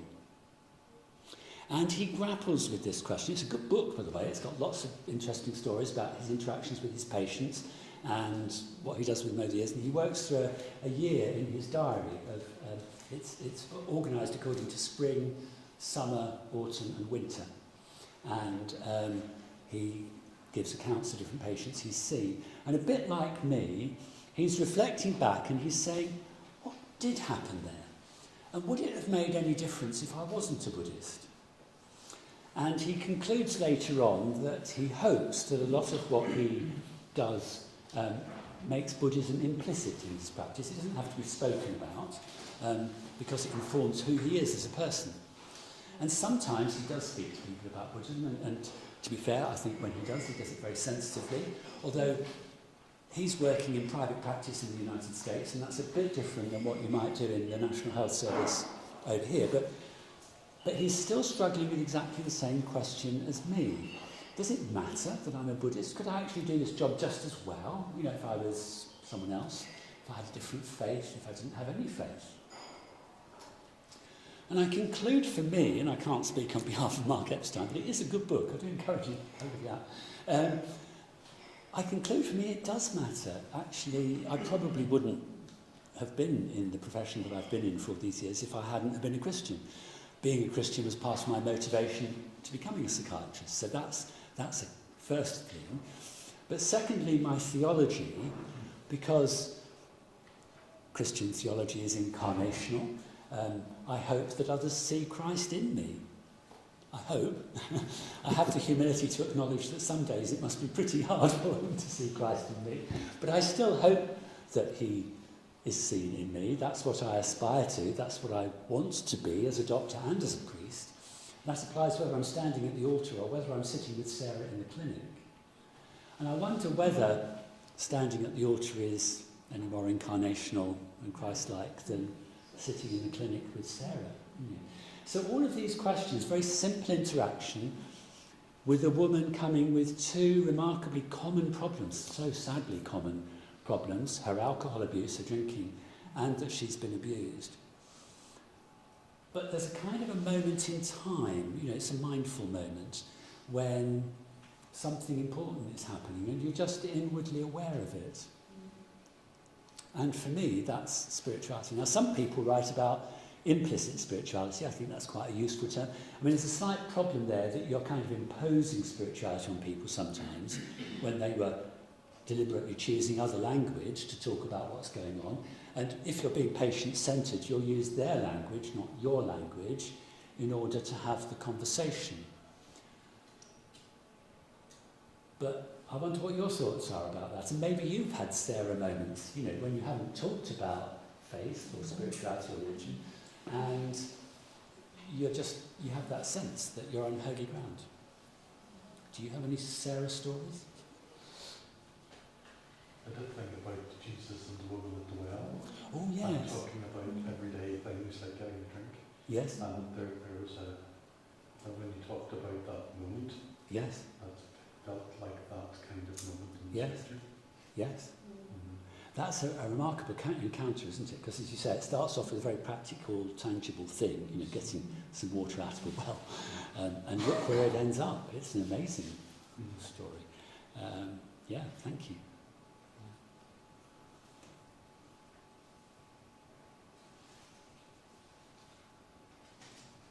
I had an encounter recently. I walked on to kind of the secure ward in the hospital, and this girl said, "Stephen." I go, "Hello, I don't know you." She said, "2008 you gave me a prayer card, I still have it in my Bible." Wow. How about that? She still had that today. Yes. Wow. I just wanted to know. Yeah. So maybe sometimes these things don't leave a lasting impression on us, but they do on the other person. They do on the other person. Yeah, it's really important to them. Yeah, that's important. I have the privilege of working in a maternity unit as a non-denominational chaplain in the Royal Society altogether. And it seems to me that childbirth is nearly always a spiritual experience. Yeah. There's something, to put it, think about it a different way, there's certain points in life when it's easy to believe in God. Yes. You know. Yes. Because, I just love to be involved in that and to somehow name God in that situation. Yes. Yes. But even if you don't, I think childbirth is one of those moments.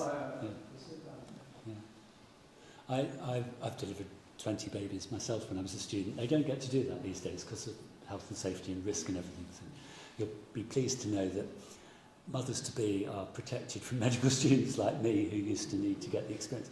But there's a midwife in one of the congregations that I used to minister to up until quite recently. And I talked to her about this, and I said, you know, I've delivered 20 babies, and it was very special, and, you know, it's like a miracle moment every time it happens. She's delivered hundreds, maybe thousands. And I said, does it ever wear off? And she says, no, it's always amazing. It's always. As is the dying process. Yes. I always say, I think so, how do you work, you know, in hospice setting? And I said, there's a reward in maternity, and there's a reward in palliative care. And dying is a very spiritual experience, even though it's never mentioned. It is. I can still remember the first time I was present when someone died when I was a medical student.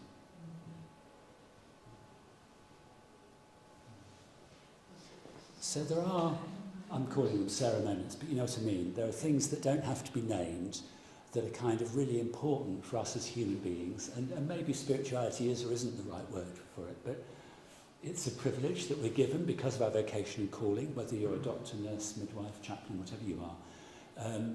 And we get to be there alongside others, often complete strangers, you know, people that we don't know and won't get to see again. And we get to be there with them, and it's just amazing. It's just completely amazing. And I think the ability to recognise the importance of that moment, the sacredness of it, is a part of patient-centred practice. That's what it's about.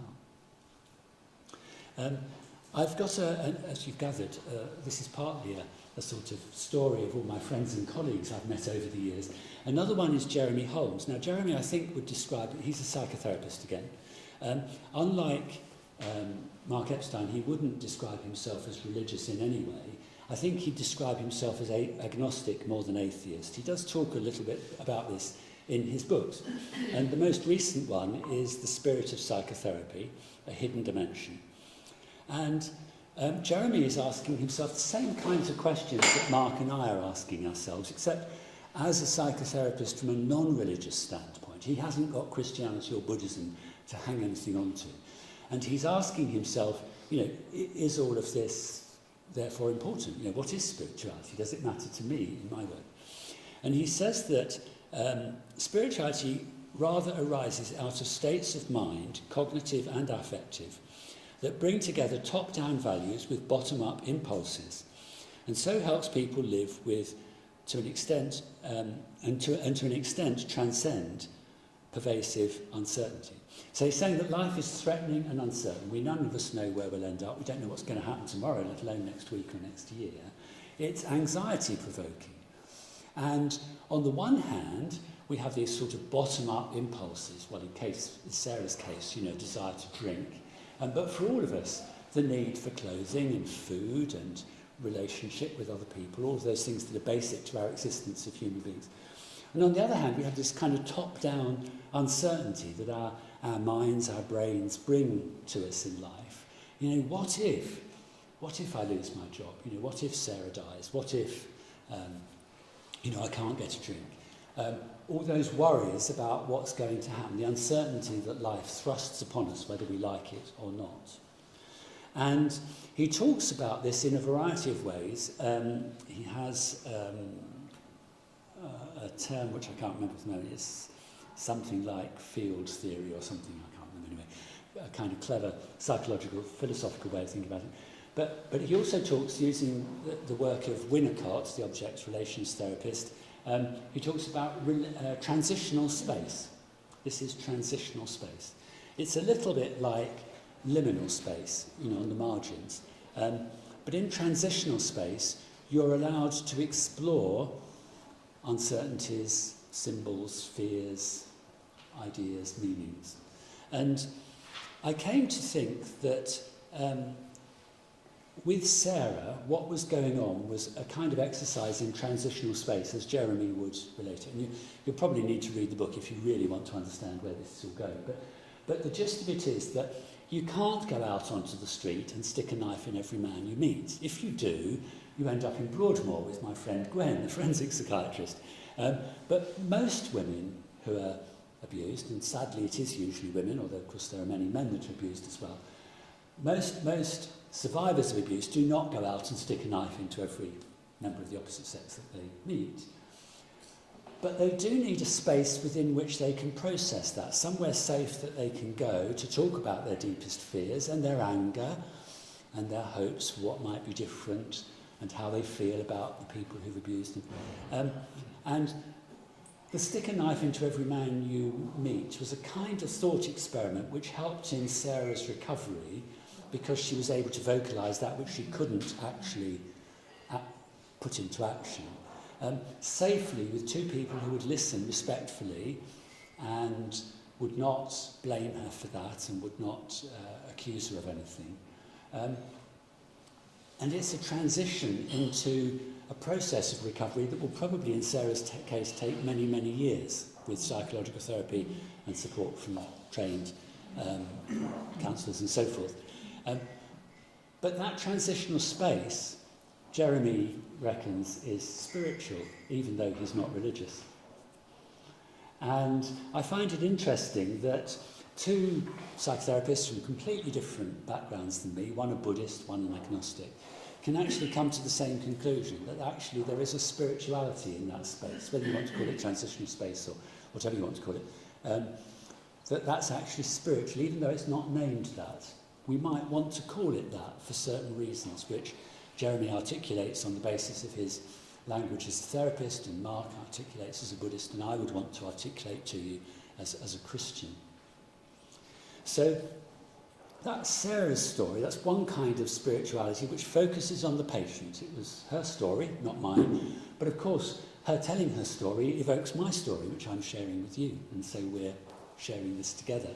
I want to tell you now about a completely different story, also from clinical practice. This one is also true, except that I'm mixing together 2 or 3 patients here because I'm trying to protect anonymity and I'm wanting to raise different themes, all of which are more easily condensed into one story. So this is slightly fictitious, but all based on real clinical encounters. So Claire was referred to me by a colleague who was not a Christian, a colleague in general psychiatry, and he said, would I see Claire because she was a Christian and she didn't feel that a non-Christian psychiatrist could understand her story, and she'd like to talk to a Christian colleague, and he kindly referred her to see me. And Claire told me that she thought she was a victim of witchcraft, that there had been some kind of curse or spell, she wasn't sure, but that maybe this explained why she felt as she did. She couldn't go to church. Her Christian faith had been everything to her. It was deeply important. She was a member of an evangelical Christian fellowship, not any of the mainstream churches, sort of one of these free, independent, evangelical kind of churches that we have up and down the country.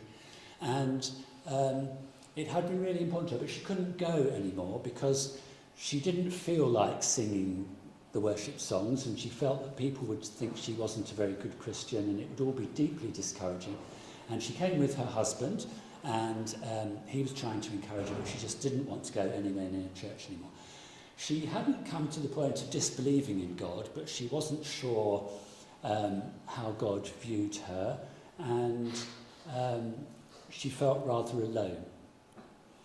So for Claire, the story was articulated in an explicitly religious framework as a Christian who'd found it difficult to continue worshipping with her faith community, her church, who found it difficult to know where she stood in relation to God. She still believed in God, but she wasn't sure that God loved her or cared for her. And maybe actually she was so sinful that, he'd given up on her.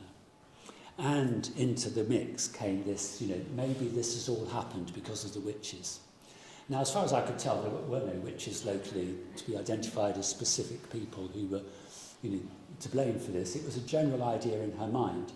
And if you were her consultant psychiatrist, you might well think that it was delusional, except that I knew Claire, or at least I knew the kind of Christian framework from which she came well enough to know that this probably arose more out of her charismatic spirituality and her fear of the occult than it did out of anything that any individual person had done. I had no reason to believe that any witches had actually been involved.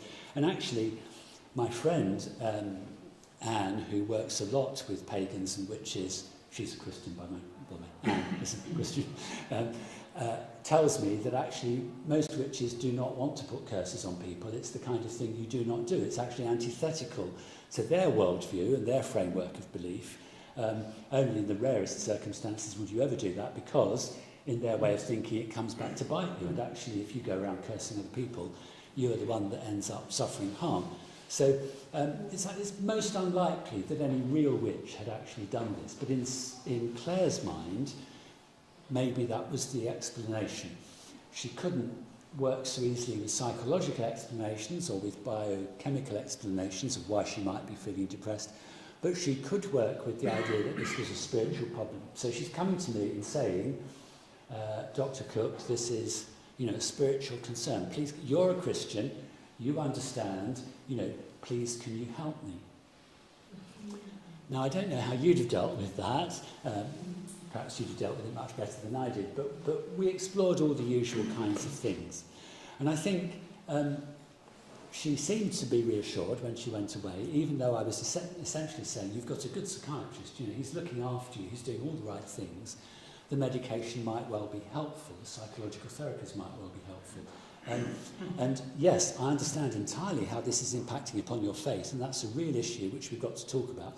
But it's not actually, I don't think it's due to witchcraft. I think it's because you're depressed, and because depression affects your relationship with God and how you view life and the world and yourself. And actually, as Christians, when we look out there, what are the things in the world around us that are threatening? Well, there's the forces of darkness, Satan, if you want to use that language, or demons. We'll talk about that this afternoon. But actually, at the root cause, this looks like, a case of depression, clinical depression, and actually your doctor's doing all the right things. Now, of course, if I'd have been there wearing my dog collar instead of being there as a consultant psychiatrist, who'd been referred a patient by a colleague, I might have taken the conversation in a slightly different direction. I might have wanted to pray with her. I might have wanted to... Well, I did talk to her, actually, about whether and how she could get back into attending church, because that would be a helpful thing for her. I talked to her husband about whether the church was the kind of place that might understand and, be helpful rather than critical in terms of her recovery journey. So I explored those from a medical viewpoint as best I could. But probably, if I'd have been wearing my dog collar, I could have taken that conversation further, and I could have done more than I was able to do within my medical remit. But either way, I'm starting with where she starts, with the story she gives me, and I'm using what resources I have as a Christian and also as a medical professional to think about ways forward. How can we find that? How can we look at the map together to find a pathway to recovery, given where we are situated here today? Chatting to Michael in the car this morning, I gather you get quite a lot of patients who bring these kinds of stories, perhaps more than we do in England these days. A lot of people, it's not spiritual at all. I mean, actually, if they are feeling mildly paranoid, it might be aliens, or it might be, technology, or all sorts of other things that they bring into their psychopathology that colours the story that they tell. Doesn't mean to say it's any less spiritual, but it's less explicitly spiritual. It's not described in religious language as Claire's story was. And again, I wonder if you've met Claire's, and how you would respond to Claire in your particular vocation and context. My father-in-law was my rector when I was growing up. And I remember him telling me about somebody in London and Scotland doing exorcism. And it's one of the things we were kind of advised. Absolutely, yeah. So he went in, and when he looked around, everything was of that genre of books and videos and I think your point, there's a certain kind of spirituality with charismatics that can carry, and I think that's something we do see where I'm somebody very just trying to get them that Jesus did defeat. Yes. Good Friday was followed by Easter. Emphasising the power of good rather than the power of evil. Yeah, evil's there and it's very strong, but in the end we believe in God who overcomes. That might take time, but your staff here are going to help you as well. But not. It's very hard when somebody's very convinced that there's a guy at the moment I'm seeing, and there's a group of people out there kind of doing stuff to his head. And it's very real. Yeah. And he says, but you believe me. And you kind of go, well, and you kind of not say that you don't, but take it away that I'm agreeing with him too. Because then he could go to the staff and say, well, I was talking to the chaplain, and he said, and then we were talking about that coffee, that relationship with the staff you're trying to build up, and they think, well, you're corroborating this guy who has a... You're making things worse. Yeah. Yes.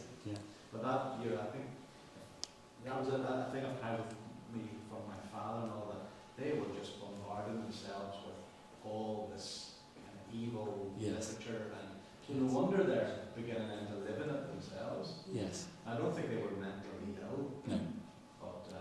But the focus on evil and the occult and all of that is not helpful, is it? And so you want to shift the focus back onto things that are good and life-giving and helpful.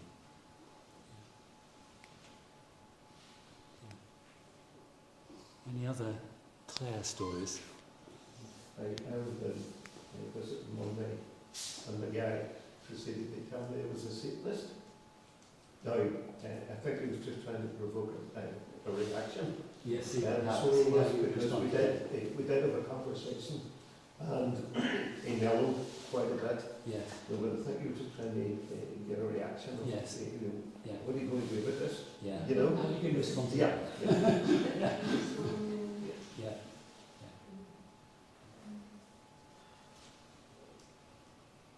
I was fascinated by what you described as your approach with Claire. It seems to me that there's a sense in which she came with a certain map, and spirituality and Christian faith was on the map. Yeah. But if I'm understanding correctly, you felt you had a kind of a boundary as a psychiatrist. You couldn't go too far along that map. Yes, I mean, there was a certain remit in that particular engagement, which, you know, I was there as a consultant psychiatrist, that was very clear. But I was certainly saying, you know, we can see witchcraft and God and, you know, the Christian church are all on the map here, you know. But where are we going to go, basically? Where does the journey take you? And also on the map are, you know, psychological issues and, you know, potentially biochemical disturbances. I mean, the whole story about antidepressants and neurotransmitters is complicated. I don't want to get into that, but it's on the map somewhere. And having talked around the landscape, it seems to me pretty clear that that was where the journey might most promisingly be pursued at this particular point in your life. And it's not to say that we wouldn't come back to the other things or that we neglect the other things, because, you know, I was trying to encourage her that actually her relationship with God was not fundamentally the problem. It was that she was depressed, and that made her see her relationship with God differently. So relationship with God is important on this map, but it's not the cause of the problem. Okay, so but if you had sensed that it's not so much the sort of the medical side of things, if there maybe was genuine spiritual issues, and she'd come to you because you were a Christian psychiatrist, would you have felt free to go a little bit further with spiritual advice or guidance or whatever, or is there just that boundary? Well, I mean, I'm asking you really. I mean, I think there is a boundary, in my mind anyway. But the boundary is not that we can't talk about these things. We did talk about these things. The boundary of my professional role in this situation was that we were talking about the medical side. Oh, incidentally, I missed another interesting part of the story, which was that she hadn't gone to see the chaplain because he'd written something in a local magazine on newsletter, but she got the impression from what he'd written that he was a particular theological persuasion, and therefore, you know, it was different from hers, and he wouldn't understand her, and she couldn't go and talk to him because, you know, he wouldn't get her sort of thing, which is what it was. Now, there are other people on the chaplaincy team, so I was able to open up those possibilities, you know, that there are other options available. But also, and so praying with her and for her was an important part of what was discussed. I mean, I didn't actually pray out loud with her on that occasion, but I might have done. If she'd asked me to, I certainly would have been willing to. But it was starting with her focus. She was leading the conversation, and it was working with the professional expertise which she had sought out from psychiatrists, and it was discussing together as Christians the different array of possibilities for her in terms of where she could get her spiritual support and nourishment, given that she felt a bit afraid of going to church, given that the chaplain that she'd seen didn't seem to be the person that was going to help. You know, what were her options for pursuing that side? Do the wings that are depression caused her spiritual problems? Perhaps her spiritual problems caused her depression. Could be. But at the end of the day, the witchcraft thing is a matter of faith, isn't it? And why would I have faith? I mean, not that I didn't have faith in Claire, I did. But why would I have faith in the story that says this is all caused by witches? There's no evidence of that at all, other than her say-so, which seems to be very clearly coloured by her depressive state of mind. Maybe I was wrong, but it seems that the most likely cause of the problem was depression, and that was the thing that was most easily remediable.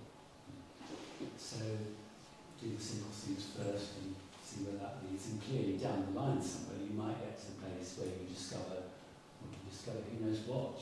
There's a witch's coven that's got it in right there. But you might learn more later on and then view things differently. What would you have done? I just know that, well, there's a lot, they're not witches' covens, but there's all that out there where we're going to seances and trying to talk to people who are dead and all of that. That obviously is still up in that spiritual, not very healthy world. Well, there was a conversation in our house last night with adult children that ours weren't involved, but somebody related that was in the house was. So that's all out there. So actually, is that possibility that there's been some unhealthy spiritual activity that's caused her spiritual problems, led to her depression? It's possible, yeah, it's possible. Yeah. That's big time out there now. I mean, if you're sitting in the unit, everybody's wanting to speak to their relations. Whilst it's possible, I would say that, I'm not going to offend anyone here, but there's certain sorts of Christian tradition that kind of put that more at the forefront of your mind. And the fear of that then becomes a problem in itself. So it doesn't actually have to be any occult activity at all. I've got a book at home which I'm reading because of work I do in another sphere, which actually has a list this long of causes of demonic activity, or the routes of entry of demonic activity. And it covers everything from sexual activity outside of marriage through to occult activities. There's so many things on the list. You get to the bottom and you think, well, actually, that must include just about everything. My brother-in-law belongs to one of these churches, and he believes that if you go into a hospital and have an operation while you're under the German anesthetic, demons can get in. Now, once you make the list that long, I mean, first of all, I would say where does the list come from, because that's clearly not in the Bible, so it's a certain sort of Christian tradition.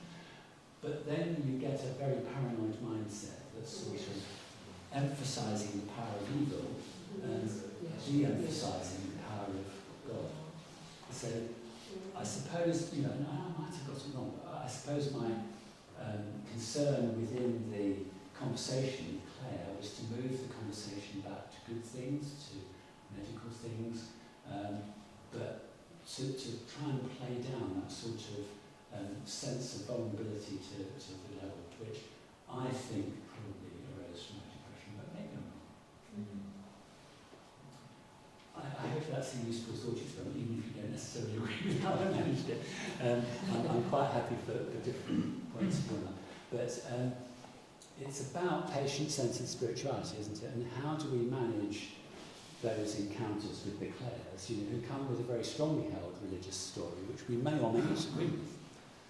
And how do we then respond from our own professional perspective in terms of the pathway? Reading that map together, sitting side by side and looking at the map and exploring where we might go. I take it that your boundaries as a consultant psychiatrist would be different from our boundaries as chaplains. Yes, yeah. Oh, definitely. I'd have approached the conversation differently if I'd have, but I'd still have been sitting alongside the same map. It would have had neurotransmitters and antidepressants, and it would have had witchcraft and church and God. It would be the same map we'd be looking at, but I'd be saying to her, as a Christian priest, as a fellow believer, I'd like to pray with you about this, and we could explore the same conversation, but mapping out different parts of it in more detail, maybe. You talked about under anesthetic, and I was just wondering about the emotional disruption in terms of clinical, sort of our chemical hormone imbalance. Could that be described as well as, being psychotic, or seeing things, the hormonal imbalance in terms of depression and? Well, I think all of these things are interrelated, aren't they? And sometimes, often, in fact, it's not possible to know what's the chicken and what's the egg.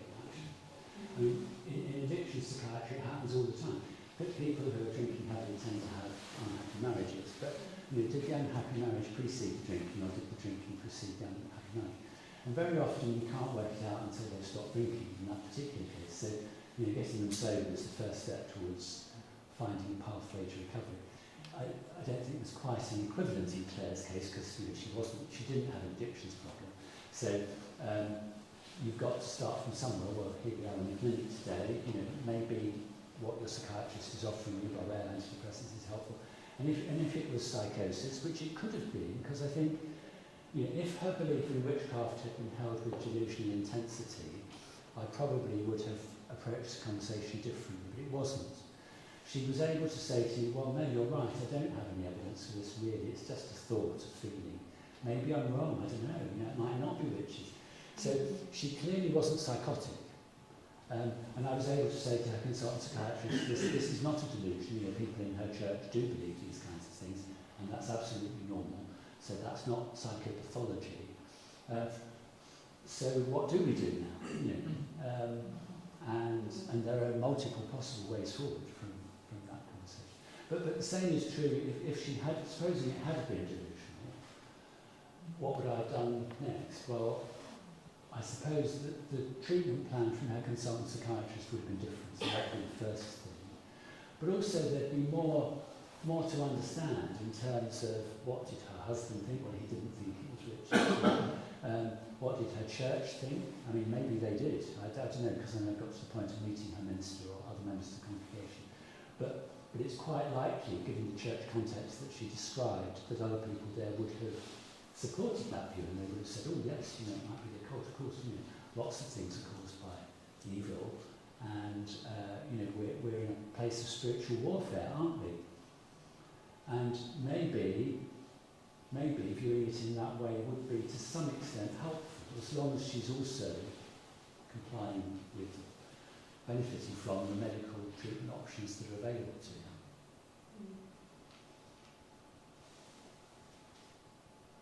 Yes, Michael. Just a couple of comments online.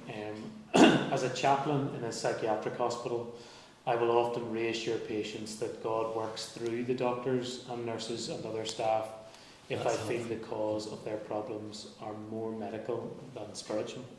That's helpful, thank you. And a second comment, which I think relates to earlier content, just wondering what Chris thinks about the contributions in terms of expanding the boundaries of people like Jordan Peterson and Ian McGilchrist. Yes, now, as you and I discussed earlier, I have come across Jordan Peterson. I've seen a bit of him on YouTube, but I don't know a lot about Jordan Peterson. So, can someone else tell us who Jordan is? He's a psychologist. He publishes a lot on social media. He's got quite sort of forthright views on spirituality and religion. Can anyone say more about him than I? No, I'm not sure what to say about Jordan Peterson because I don't know enough myself. He wouldn't describe himself as a Christian, but he does hour-long lectures, dozens of them on biblical theology. Yeah. A whole big series on Genesis, and he takes the story very seriously and thinks that it's a very good way to look at life. And he wouldn't actually describe himself as. So he's. He has a huge following. He has a huge following. Yes, he has a huge following. Yeah. I mean, if he goes to the big arena, he's not like he's one of these engaging speakers that's kind of stimulating to listen to, but certainly not an orthodox Christian in any sense that I can understand. The Jungian, yes, yeah. It's psychology comes from yeah.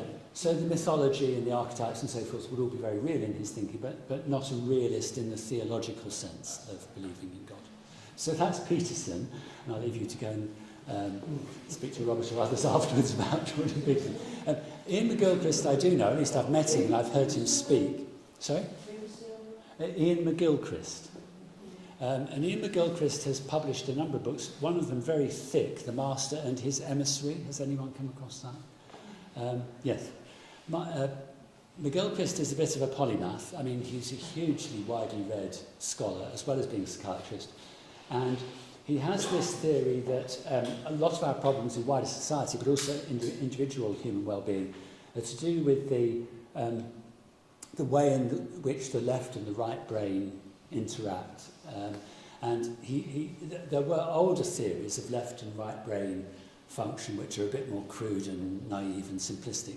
McGilchrist is not in that place at all. But broadly speaking, The left side of the brain deals with the rational sort of way of thinking about things, the logical engagement with problems and analysis of the world, and all that we can know through the senses and data and all of those kinds of things. The right side of the brain is much more intuitive and affective and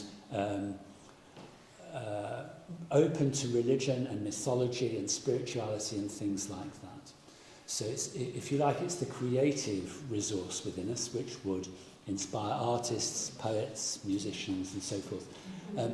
And as far as I understand McGilchrist, the interplay between these two is an attention both for the individual in terms of where do I pay most attention, on what basis do I make my decisions, but also in terms of wider society, because he says that we've allowed the left brain to run riot in wider society. We're into no end of safeguarding and risk assessments and evidence-based and all of this, but we've lost our sense of what it is to be human in the emotional, symbolic, intuitive sense that the right brain would offer.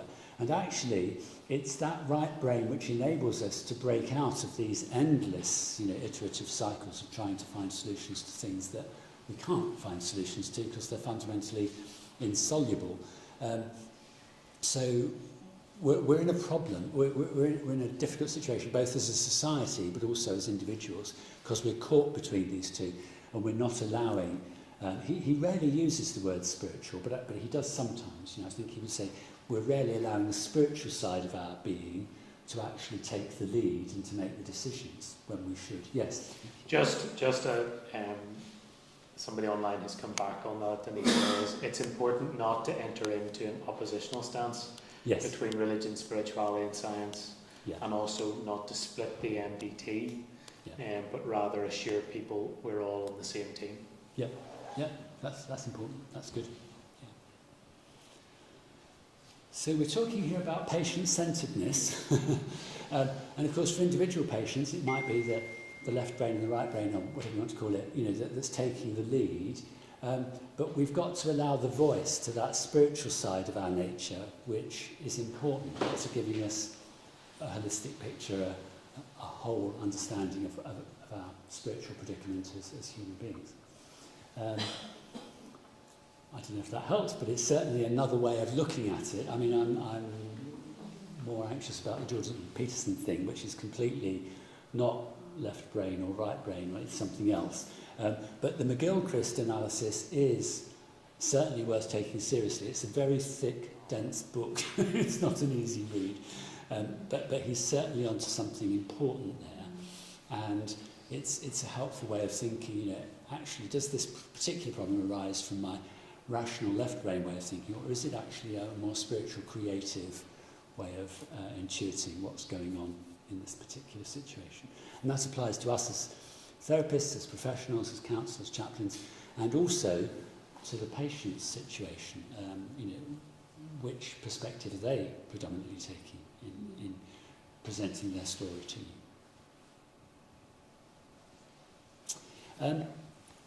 How are we doing? We're getting close to time, and there are a few more things I wanted to cover, so let's just look at a few more slides. I've spoken personally about some of this, and I've presented two particular cases that I've worked with, stories that I've worked with, people who I've known. But what's the story that patients tell? And one of my colleagues in Birmingham is doing a lot of service user-based research on what patients' concerns are in recovery from mental health challenges. And there's a wider literature from the United States and around the world, although mostly from North America and Europe, about how patients view their mental health journey. And from the qualitative research literature, here's some of the things that come up quite frequently. Meaning making, we've mentioned already. Identity, identity as a Christian, maybe identity as spiritual but not religious, but identity in a whole lot of other senses. Gay, lesbian maybe, disabled, black, from a minority ethnic group. What is this person's sense of their own identity? That's important to them. It's the kind of thing that's often not addressed in mental health services in the way that maybe it should be. Spiritual struggles I'm going to talk about this afternoon, so we'll certainly come back to that. related to that coping. How do we cope with adversity of any kind? But how do we cope with mental illness? How do we cope with spiritual struggles in relation to our faith? The spiritual impact of symptoms. So yes, okay, the doctor says these are delusions, but they're still really worrying me. Maybe it is about witchcraft and it's still frightening, even though you tell me that it's part of the illness. And how do we address that with that spiritual impact? Something that many of you as chaplains have a wonderful opportunity to help with. And then finally, relationships, because relationships are important at every level. They're important sometimes with the cause of what's going on. The relationship is actually at the root of the problem, but also in dealing with the problem. And something that a lot of patients with psychosis report is that their faith is very important to them as a coping resource, but that people in their church don't understand the nature of the illness. And so they can't talk about it in church. And they can't talk about their faith with the psychiatrist because the psychiatrist doesn't. So they've got a problem. There's nowhere that they can go that they're properly listened to and understood. So these are the kinds of things that in service user-led research are coming to the fore as being important, and I think we need to listen to that voice. One of my colleagues in the Netherlands, Eva Oerhand, I'm probably not pronouncing that correctly, but please forgive me. Eva, as a chaplain working in a mental health unit in the Netherlands, has done some interesting research on patients with bipolar disorder. So she interviews them during their acute illness with mania or depression, and then she interviews them later when they've recovered. And the patients tell her that, yes, they recognise that they were unwell, because most patients with bipolar have a sense when they're euthymic, when they're in their normal emotional state, they can look back on their episodes of illness and say, yes, I was depressed, yes, I was suffering from mania, I realised I was unwell. And they're appreciative of the medical help and support that they received. But they had spiritual experiences during their acute episodes of illness. So what do they make of those spiritual experiences when they're later back in a normal, whatever normal is, a balanced mental state? And when they're suffering, you can imagine, when they're suffering from mania, they describe mystical experiences, they describe visions of angels and light, spiritual insights, sense of divinely given mission. When they're depressed, they experience the absence of God, a bit like Claire, absence of meaning in life, absence of life goals. They feel empty. They are more aware of the presence of evil and less aware of the presence of God, and they feel guilty. And Eva has established that, yes, these were deeply important spiritual experiences at the time for understanding how they were feeling, but they remain, many of these things, particularly the positive ones, they remain valuable spiritual experiences later in life. So they look back on this and say, yes, I was ill, but actually that was a life-changing experience. I encountered God in that experience. It's been something I value. I'm not letting go of that, even though I know that I was ill. In other words, it's not either or, as some people would argue, mental illness or spiritual experience. It's both and. Yes, I'm in an acute episode of illness, but also it has been a deeply important spiritual experience for me.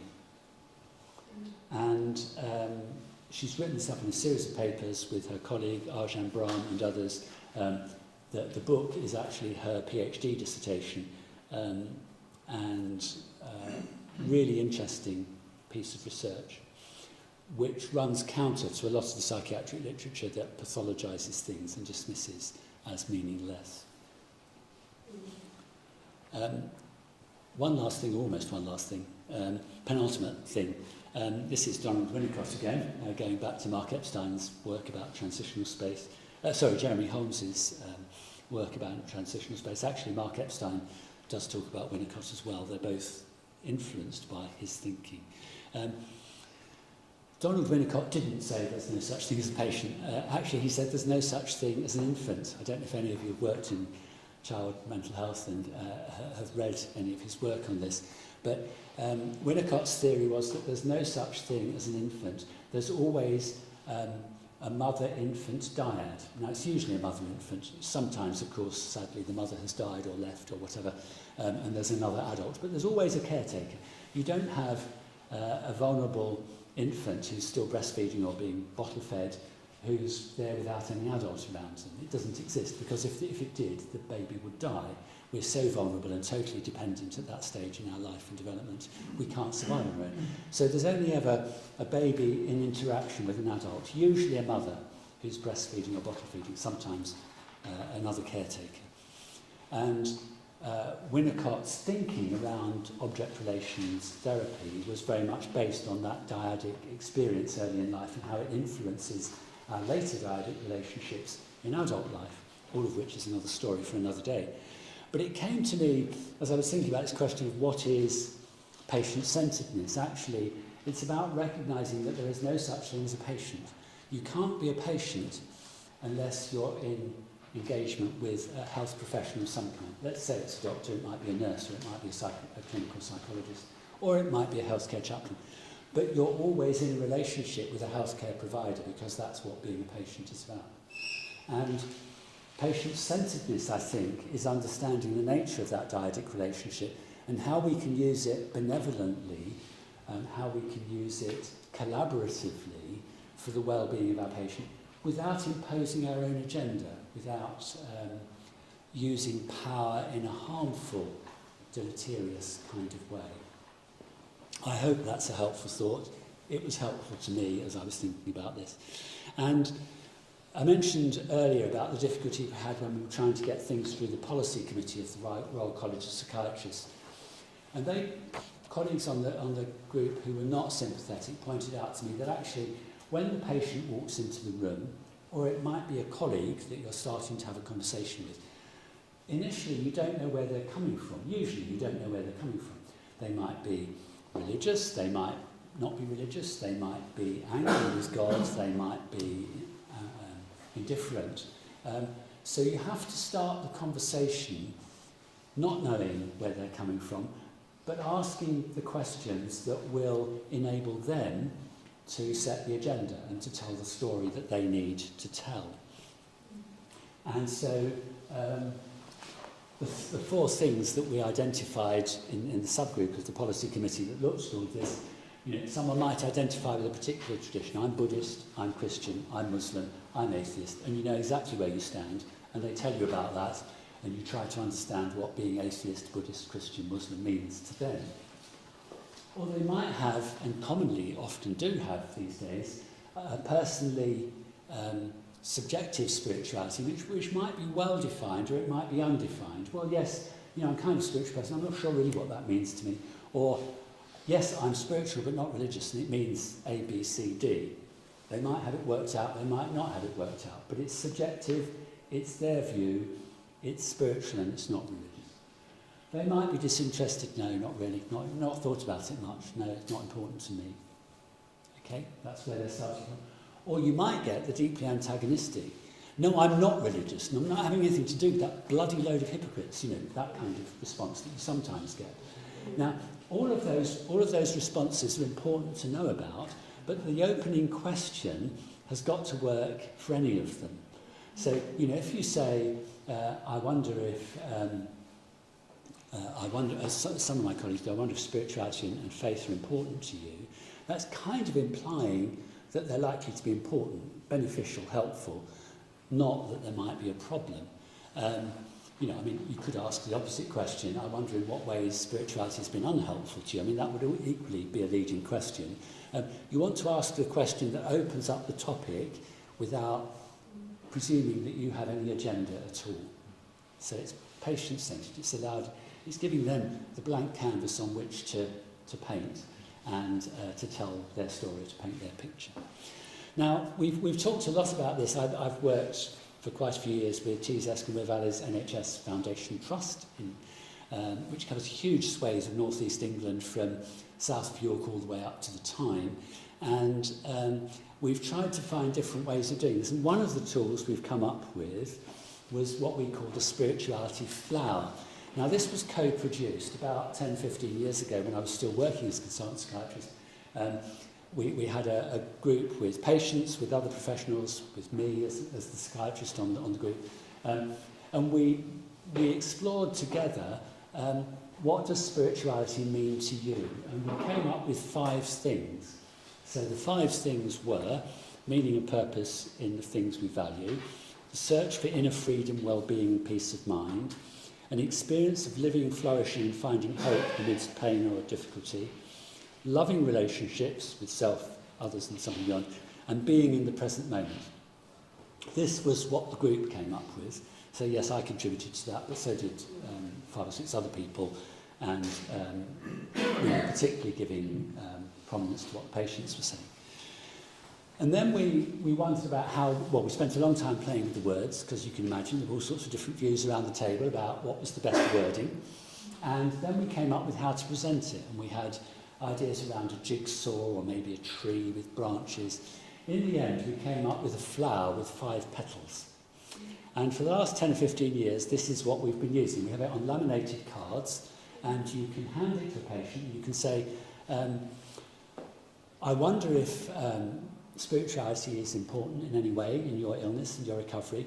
These are the kinds of things that patients in the Trust have found important and that we sometimes deal with in therapy. I wonder if any of these are important to you. So you don't have to go through 5 tick box questions and lots of words and stuff. You hand the laminated sheet over.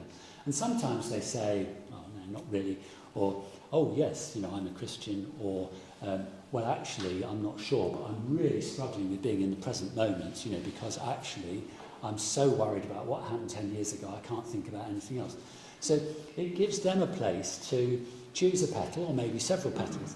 And if you want to, we've got a little booklet with follow-up questions. So if they opt for the search for inner freedom, well-being and peace of mind, we've got some follow-up questions that you can ask that might help to expand on what those particular issues are. Now, we're in the process of reviewing this. It's actually gone through a focus group and one or two other things that we've been doing with staff and patients. So my colleague, one of the chaplains, is currently looking at whether we can change it. Interesting thing is, the group with patient representatives and staff reps from different professional backgrounds all still think that the flower works quite well, but they're concerned about the particular presentation. We don't think that the petals work as well as they used to. We're going to have a different graphic. We're probably not going to tinker with the content, although some people on the group might like to do that. But we are having a conversation within the Trust between professionals and service users about how we can best broach this topic. So we're doing it collaboratively. It's focused on what patients' needs are, how they feel best able to explore. We've got some people who think there ought to be a neurodivergent version of the flower. And another group who think that it needs to be different for cans. There are some patients, of course, in the learning disability services who are non-verbal, so maybe we can have a visual set of images rather than all the wordy stuff. So we're toying with different ways of doing it. But I just put it out there as one experiment, you know, how do I raise this constructively so that I can have a patient-centred conversation with people that I'm working with. I realise I've gone over my time. I do apologise, and Michael's wanting to cut the lunch break short as well, so maybe we can abbreviate some of the stuff this afternoon. But I am available for questions. Michael, do you want to do that now, or should we come back to it after the break? What do you want to do? Maybe come back for it, but please feel free if you have more content. Not for this particular talk, no, that's the end of that particular. Yeah. Folks, lunch is served, and if we come back, if we aim to be back for about past. Yeah, is that okay? I apologise, I've cut into more of your lunch breaks.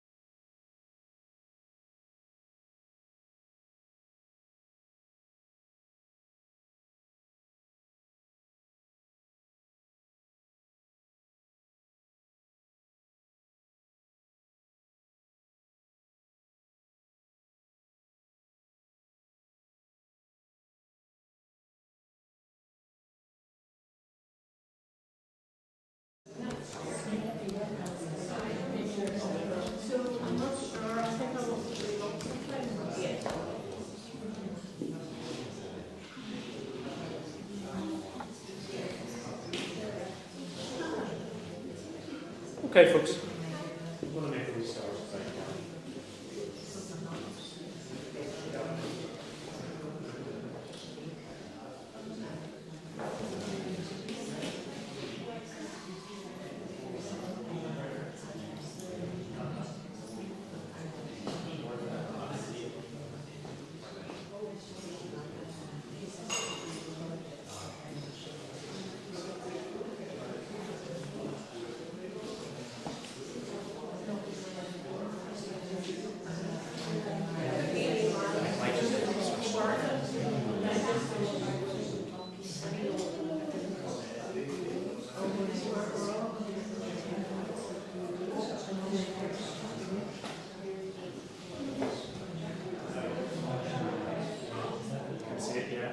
So maybe if you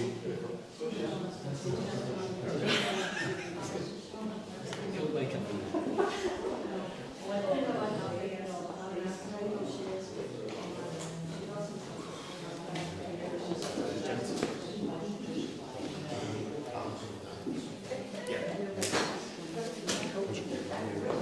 yes, all good so far. Okay.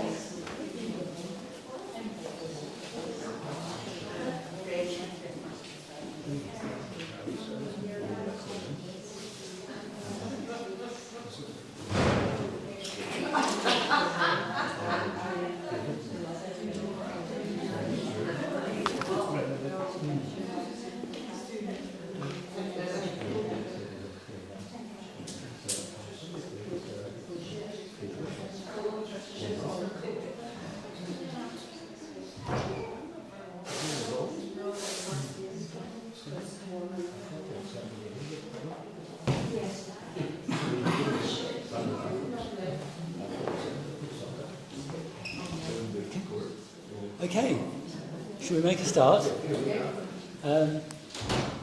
It's going to be a real challenge to keep you all awake after that lovely lunch. So thank you for the hospitality. And we're going to change gears slightly. I'm going to talk now about something very specific, having done a couple of talks that are very general. And over the last 10 years before I retired from Durham University, I was a co-investigator on the Hearing the Voice project. This was funded by Wellcome, so I need to acknowledge funding from the Wellcome Trust, who were very generous. And this was a big multidisciplinary project within the university across the sciences and the humanities, looking at the phenomenon of voice hearing. And I published a number of books because I had to, because that was part of the deal for getting the money. So if you want to find out more, the academic monograph was published with Routledge in 2018, Hearing Voices, Demonic and Divine. And thanks to Wellcome funding the project, this is available on an open access basis, so you can download it as a PDF for free from the Routledge website, which is nice. Or you can spend a bit of your hard-earned money on a hard copy if you really want to. But I'd say that's the source of most of the references, and particularly the scientific side of things, and also the theology, actually. The one on the right-hand side was the last book, was only published last year, Hearing Spiritual Voices, published a year after I retired, because these things take a while. And that's a very different book. That's about 3 medieval mystics, Marjorie Kemp, Julian of Norwich, and Joan of Arc, 3 figures from roughly the same period at the end of the 13th, beginning 14th century. And 2 of them from England, 1 of them from France. Very different experiences of voice hearing, but all interpreted within a broadly theological framework, and trying to draw some lessons from that in terms of how we manage the meaning-making associated with voice hearing experiences today, particularly in the world of psychiatry. And then the book in the middle, and so the Hearing Spiritual Voices, that's also available for free, open access. This was published with Bloomsbury, so you can download that as a PDF from their website. So that's the good news. The one in the middle, Christians Hearing Voices, for reasons best understood by Wellcome, this was not deemed to be a research output. So you have to pay for this. But happily, it was published with Jessica Kingsley, and their books tend to be more affordable, so I forget the current price, but it's not too expensive. And the interesting thing about that was during the course of the project, I engaged in email correspondence with several dozen Christians experiencing voices of different kinds. And also we had an online survey of voice hearing experiences amongst Christians and others, which were spiritually significant. And this is a collection of about 30 of the stories, along with a commentary from me about, so the stories are in the person's own words, their own account of what happened, and then some reflections on how we might make sense of these things and how we might manage them in a clinical and a pastoral context at the end. So talking a bit about the psychiatry, a bit about the spiritual discernment, and about the importance of finding meaning in these experiences, really, but also the difficulty when other people come along with experiences where we might not share their sense of what they mean. You know, we might not be able to agree with their meaning making. So if you want more information for this talk, those are the 3 books to go to. And there's a journal article which I mentioned later on. So when I talk about hearing voices, what do I mean? I mean voices in the absence of a visible speaker. And these days that's a little bit more complicated than it used to be, because we have all sorts of technology and gadgetry which can display voices when there is no one there. Actually, the first thing you might think is, oh, where's the PA system, or where's the loudspeaker? Whereas in Julian of Norwich's time, or Joan of Arc's time, the first thought would have been, is this God, or is it demons that are speaking to me? Where does this voice come from? I mean, a spiritual explanation might have been your first port of call, whereas these days there are lots of other options available to you. According to the technology, the psychology, the science, these are auditory verbal hallucinations. That is, that they are perception-like experiences in the absence of an objectively present stimulus. Now, that's all jargon, and you might say it's prejudicial, but if I do use the term here, I'll usually talk about voices, but if I do refer to auditory verbal hallucinations, that's without prejudice to what they mean. Maybe it is God talking to you, but the fact is that you're hearing a voice that no one else hears, and there's no one there to speak. So we leave open the question of what it means and where it comes from and all of that. We've learned a lot about voices in the last 10, 20 years, and certainly in comparison with what I was taught when I trained in psychiatry as a medical student in the 70s and then as a trainee psychiatrist in the 80s. We've learned a lot. I was taught to ask people, is this voice out loud in external space, or is it in your head and more like your thoughts? And we used to think that the voices out loud out there were true hallucinations, and the voices in your head that are a bit more like your own thoughts, they're pseudo-hallucinations. And the diagnostic significance, we were taught, was huge, because the first group of people, they might have schizophrenia or bipolar disorder, but the second group of people, that you just dismissed that didn't mean anything, it was irrelevant. We now know that there's a spectrum.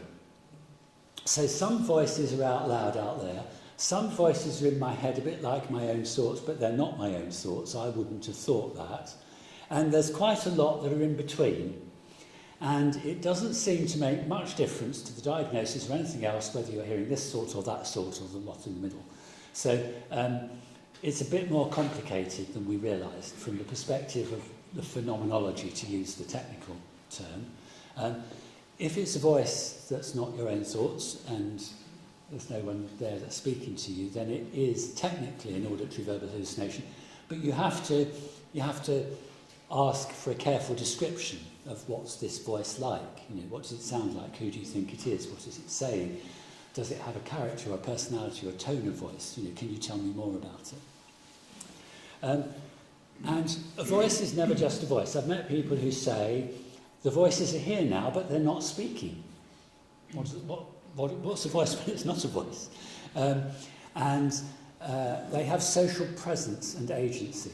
So on the one hand, a bit like Joan interacting with her voices in 14th century France, she thought it was Catherine of Alexandria, Margaret of Antioch, and Michael the Archangel.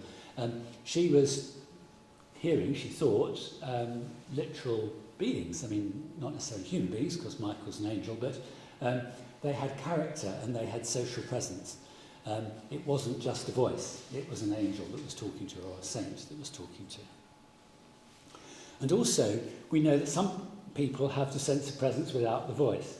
The classic story here is Shackleton's crew marching back across South Georgia. I don't know if you've heard this story, but the ship got stuck in the ice on their polar expedition, and Shackleton and some of his men managed to row across to South Georgia. They then had to trudge across the ice in the mountains on South Georgia to get to the whaling station to get help for their fellow shipmates who were all still stuck in the ice. While they were trudging across the ice, they all of them independently experienced the sense of a fourth man present with them on the ice. And they only spoke about this later. They had a sense of a presence, even though they knew that there was no physical person actually with them.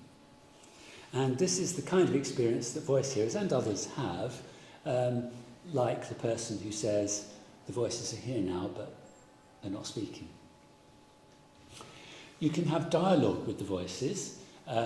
Certainly Marjorie Kemp did this, Joan of Arc to an extent, and Julian of Norwich.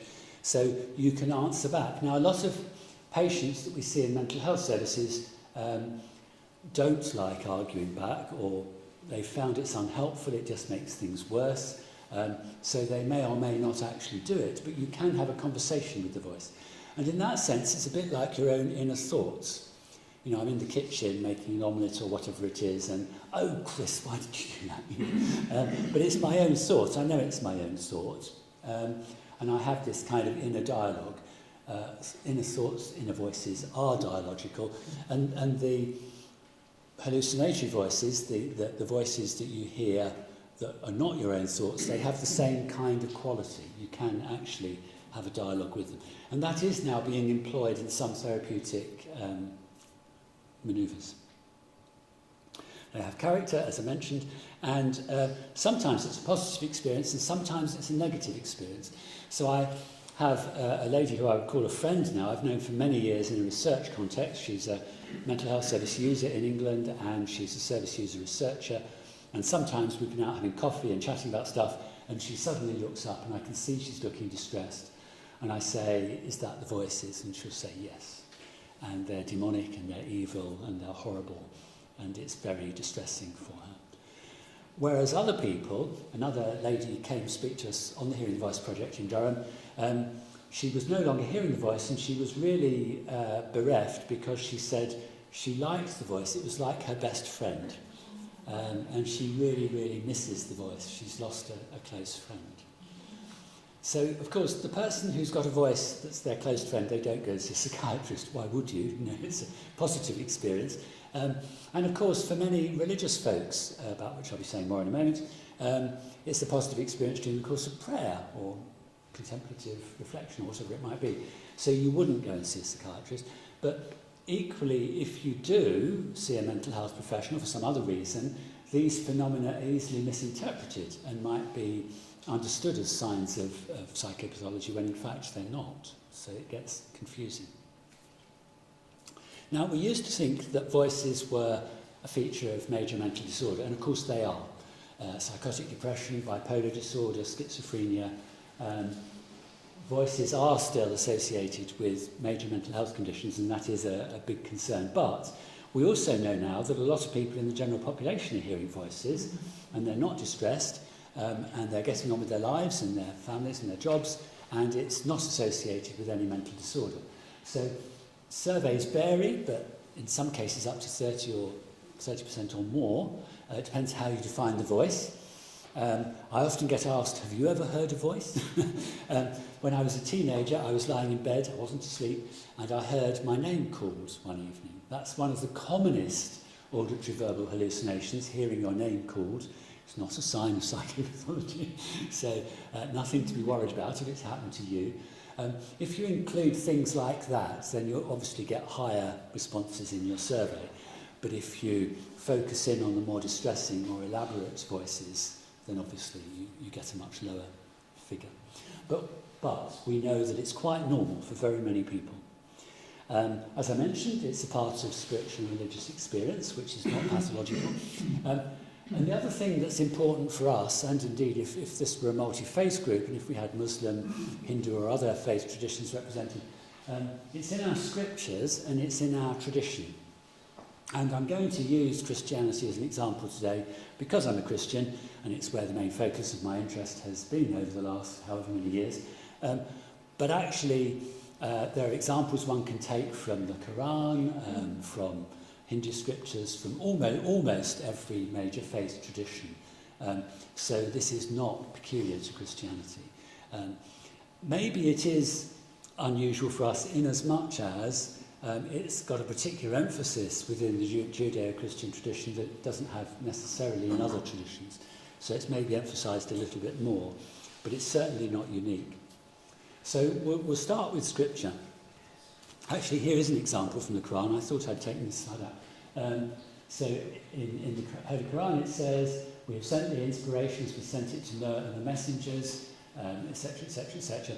"Of some messengers we have already told thee the story, of others we have not. And to Moses Allah spoke direct."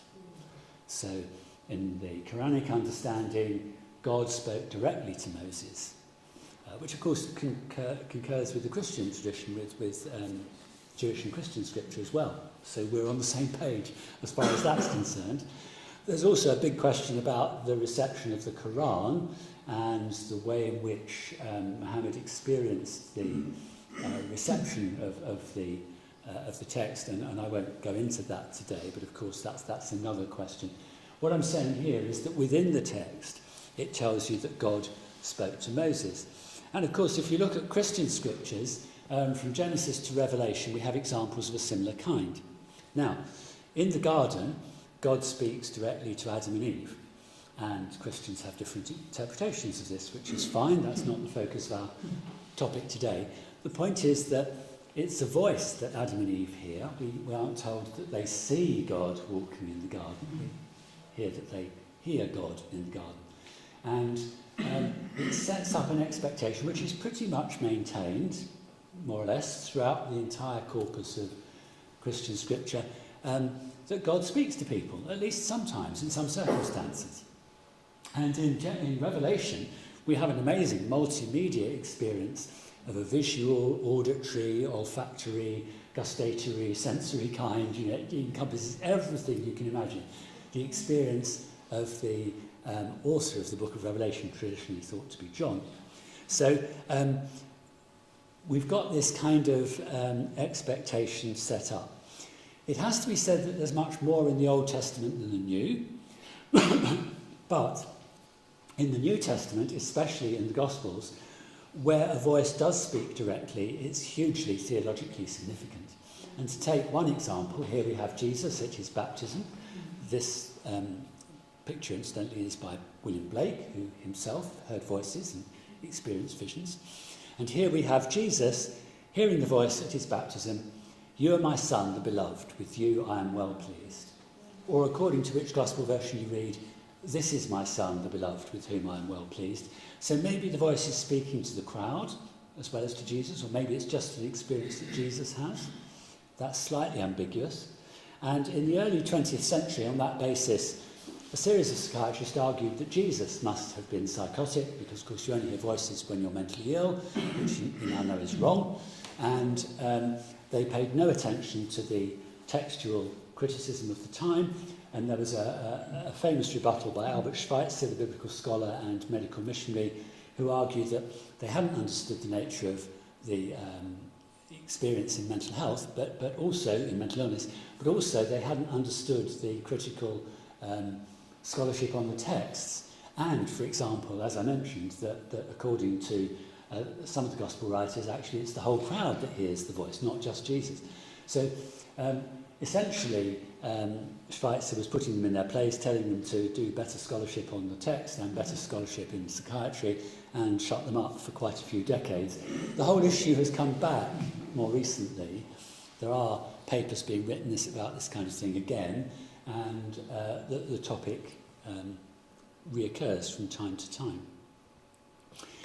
The other interesting thing about that experience is Jesus goes from his baptism to the desert. "You are my son, the beloved, with you I am well pleased." And then in the desert, on retreat if you like, he hears another voice. "If you are God's son, if if you are God's son, casting doubt on that. So, for example, I haven't put it on the slide, I think this is Luke, I can't remember. The devil says to him, if you're the Son of God, command this stone to become a loaf of bread.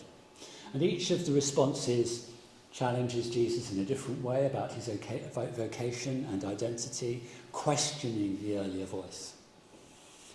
And so we're left with the model of Jesus as both someone who hears God speaking to him, but also someone who hears Satan speaking to him in the desert, and who has to exercise discernment over the nature of the voice that he has heard and its meaning for him and his God-given calling. And this is carried through into Christian tradition. Now, during the course of 10 years, I managed to find a lot of people who'd heard voices in the course of their Christian journey, and this was the list I was working with at one stage. Just by way of interest, out of those people, all of whom had heard some kind of spiritually significant voice, the ones in red had also heard evil voices, a bit like the friend I mentioned to you earlier. So sometimes it was not just God speaking to them, it was demons or the devil or Satan or something like that. And by way of interest, as we're rushing through, 22 of them were male, like St. Francis, 31 of them were female, like St. Clare. And they were spread across quite a broad timeline. We have relatively little from the first millennium. Around the turn of the first millennium, there's what Bernard McGinn refers to as the flowering of Christian mysticism. There's an explosion of mystical texts appear in the extant literature, and amongst those, many of them had visionary and voice-hearing experiences. And even in the last 3 centuries, 17th to the 20th century, we have all of these different experiences, which I won't be able to talk about in detail. These are the ones that heard the demonic voices spread across that sort of timeline. And I tried to find examples from around the world. I did rather better in UK and Europe than I did elsewhere, but I've got some examples from North America, a couple from Eastern Christianity, and a scattering of others. I didn't do very well in Africa or in South America, sorry, but I tried really hard. Just to give you one or two examples from that huge body, and of course that's not an exhaustive list by any means. Francis of Assisi, probably one of the best known figures from the 12th, early 13th century, praying in front of this cross, allegedly. I've been and seen it in Assisi. It was then said to be in ruined chapel at San Damiano, just outside Assisi. And while Francis is praying in this chapel, according to Bonaventure, his biographer, while his tear-filled eyes were gazing at the Lord's cross, he heard with his bodily ears a voice coming from the cross, telling him 3 times, "Francis, go and repair my house, which, as you see, is all being destroyed."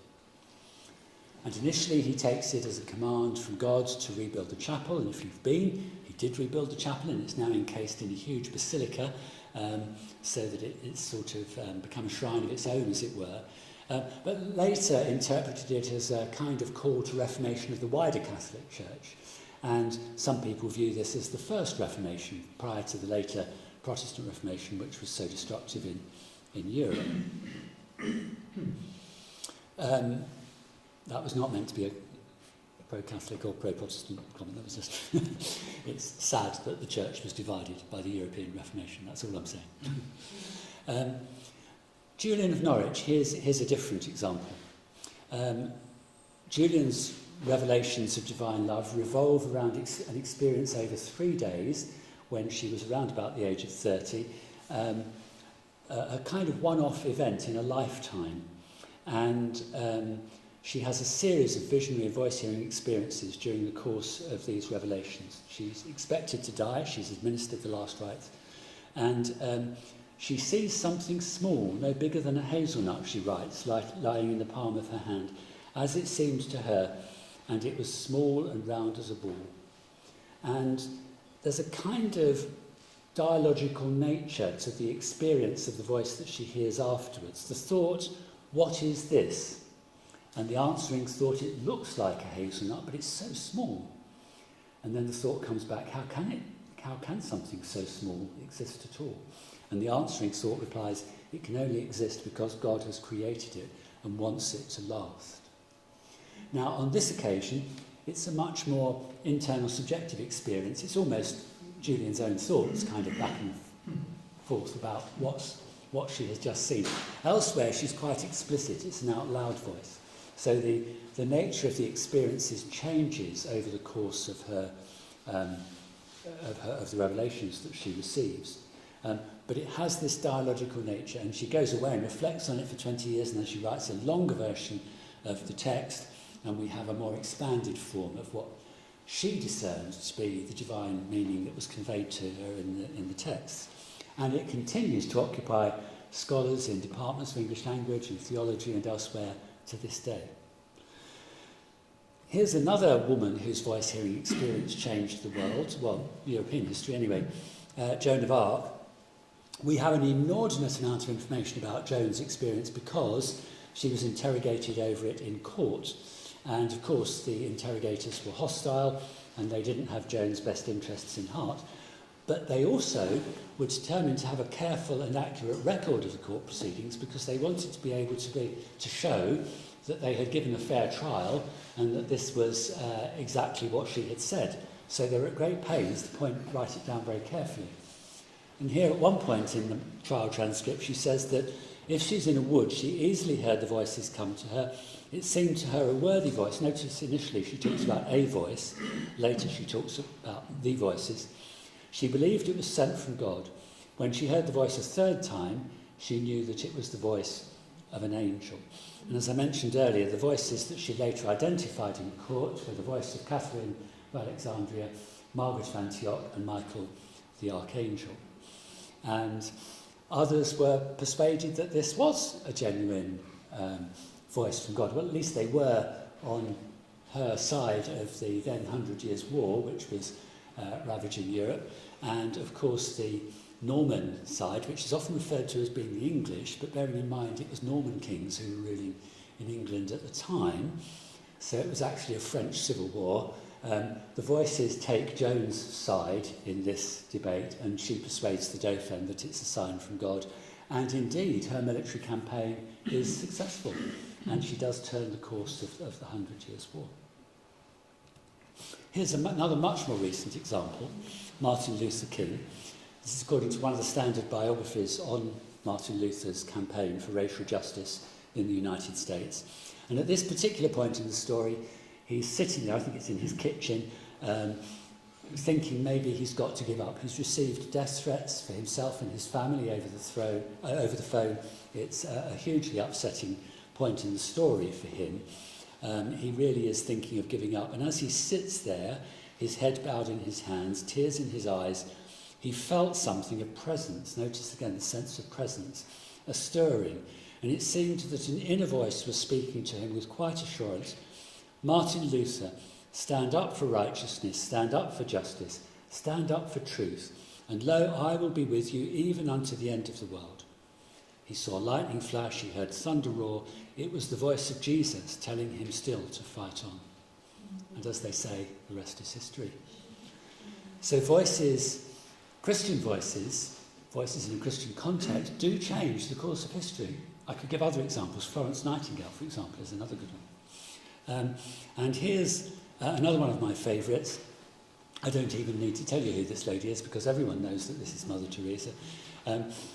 On her way on a retreat, she's already a religious sister. She's already got a vocation to religious life. She's on retreat on a train on the 10th of September 1946, 10 years before I was born. It was on this day that God gave me the call within a call. So she's already got a call into religious life. Now she feels she's called to serve the poor in Calcutta, to satiate the thirst of Christ, that's her phrase, by serving him in the poorest of the poor. The voice kept pleading, come, come, carry me into the holes of the poor. Come, be my light.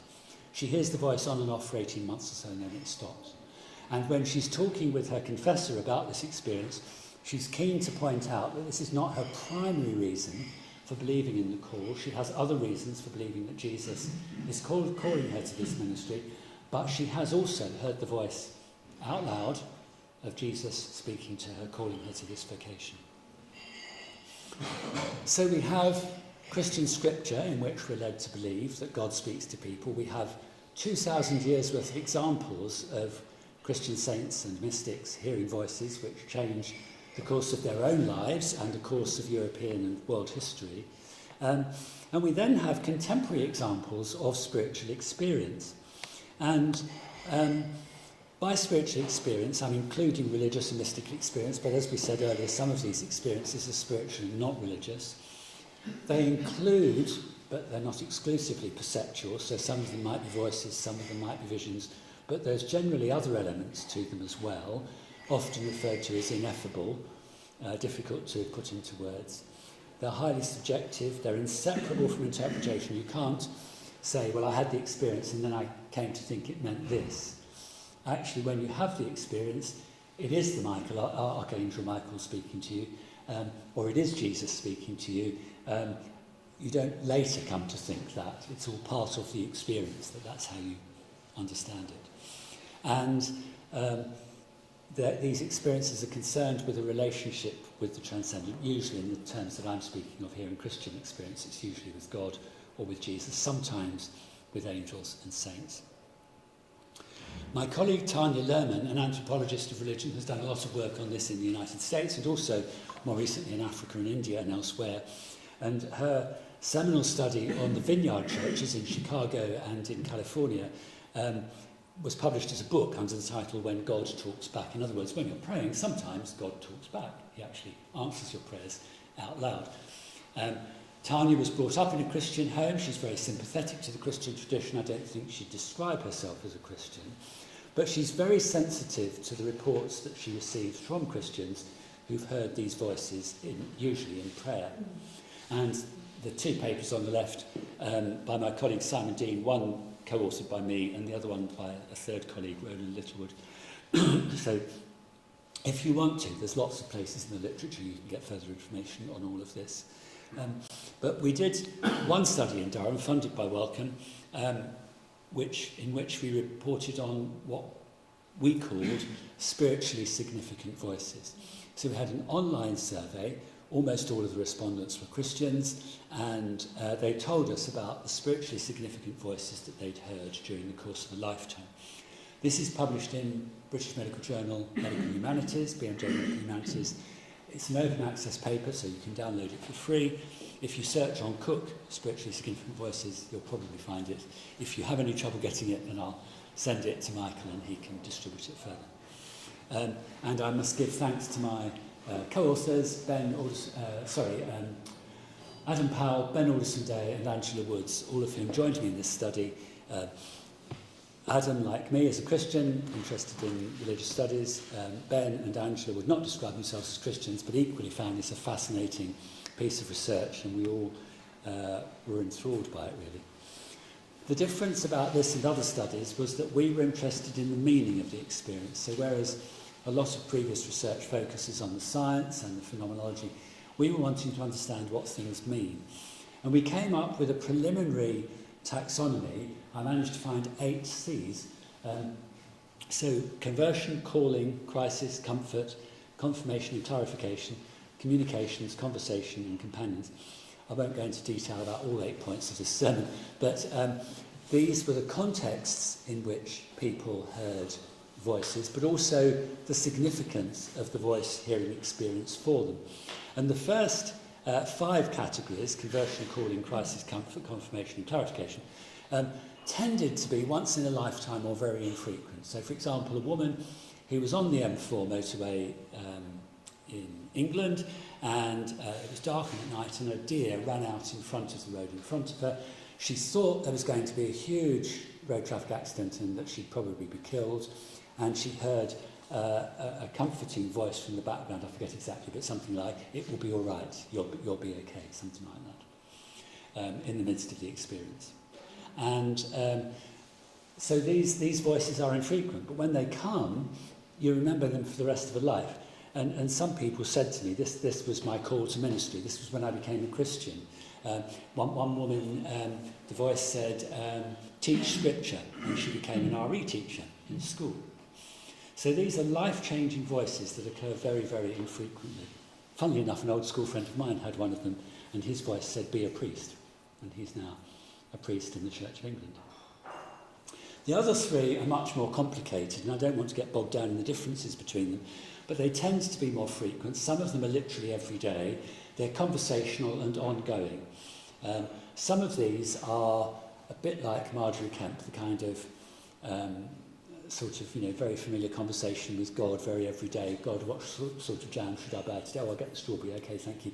I need to get home now. God, can you make sure a bus comes? I haven't got, So it's kind of like that non-stop narrative. For others, it's not quite that frequent, but it still has wider relevance, and it's sort of pervasive of wider life and of prayer. And sometimes the first sort of voices, the first 5 categories, tend to be positive, almost always very positive experiences. Sometimes these more complicated voices are positive, sometimes they're very negative. So some of them are evil voices, some of them are offensive, derogatory, demeaning voices of various kinds.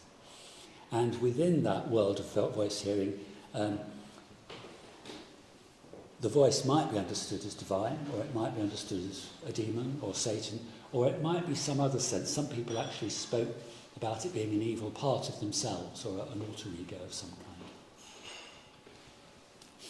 Here are some examples. Be baptized, teach scripture, I've mentioned. Trust me, one voice said in a crisis. Don't be afraid. I love the confirmation one. A woman who met a man that she rather liked, and the voice said to her, "You're going to marry him, And she did. How about that? Walk away. I chat to God every day, this woman says, and conversation often feels like dialogue. One woman sitting in a cathedral praying, and a figure comes and sits down next to her. Now, for all I know, this might be another visitor in the cathedral, but as far as she was concerned, this was Jesus coming to be with her in her moment of need.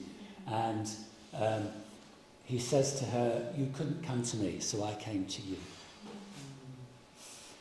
And there were a few that we couldn't classify. We had great trouble with some of them.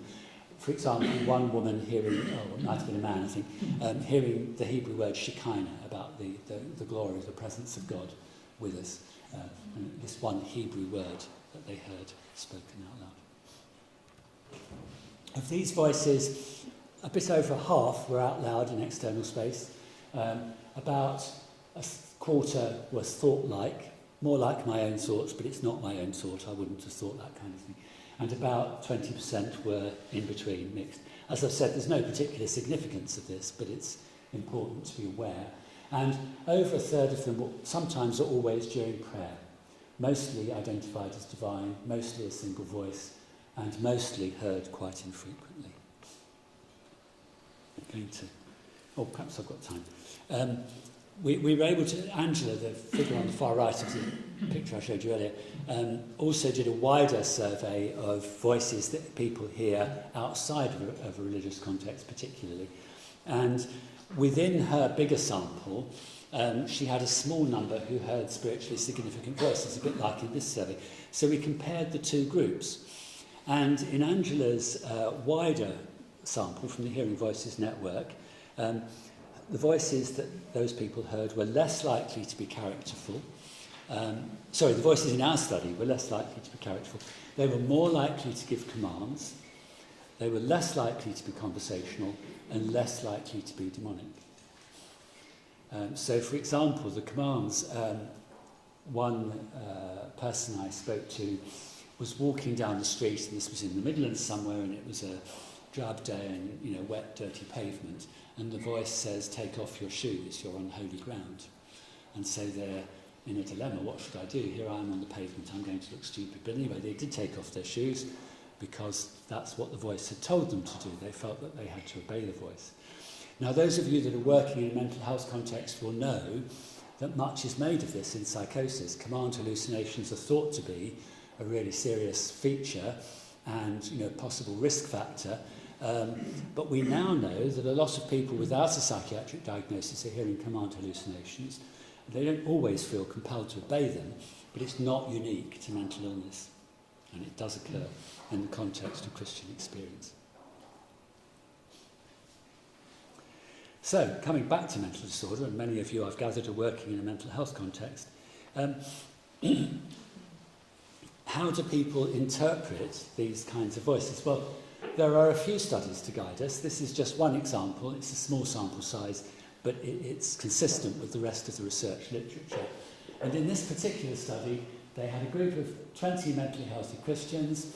They had a group of 15 Christians with a diagnosis of a psychotic disorder, and they had 14 non-religious people also with a diagnosis of a psychosis of some kind. All of these people were hearing voices, okay, so they've been selected because they're hearing voices.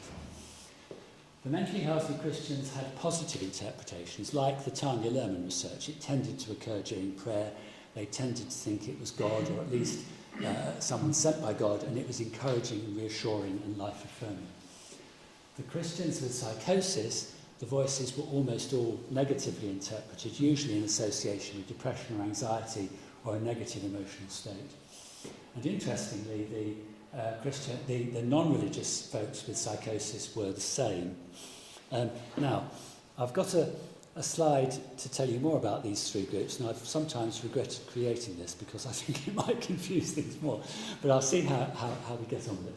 So, over here we've got the mentally healthy Christians, in the middle we've got Christians with psychosis, and on the right we've got the non-religious people with psychosis, okay, all from the same study. And we've got the sort of blue-coloured bar, people identified the voice as being religious. The light blue bar, it was the voice of God, and the green bar, it was the voice of the devil. So you'll see that the mentally healthy Christians were most frequently hearing a religious voice which they identified as divine in some way. And they were very rarely hearing the devil, but they did sometimes, some of them did sometimes. The Christians with psychosis, it was less about God and a divine voice, and it was much more about evil voices that they were hearing. So it was a very negative, upsetting experience.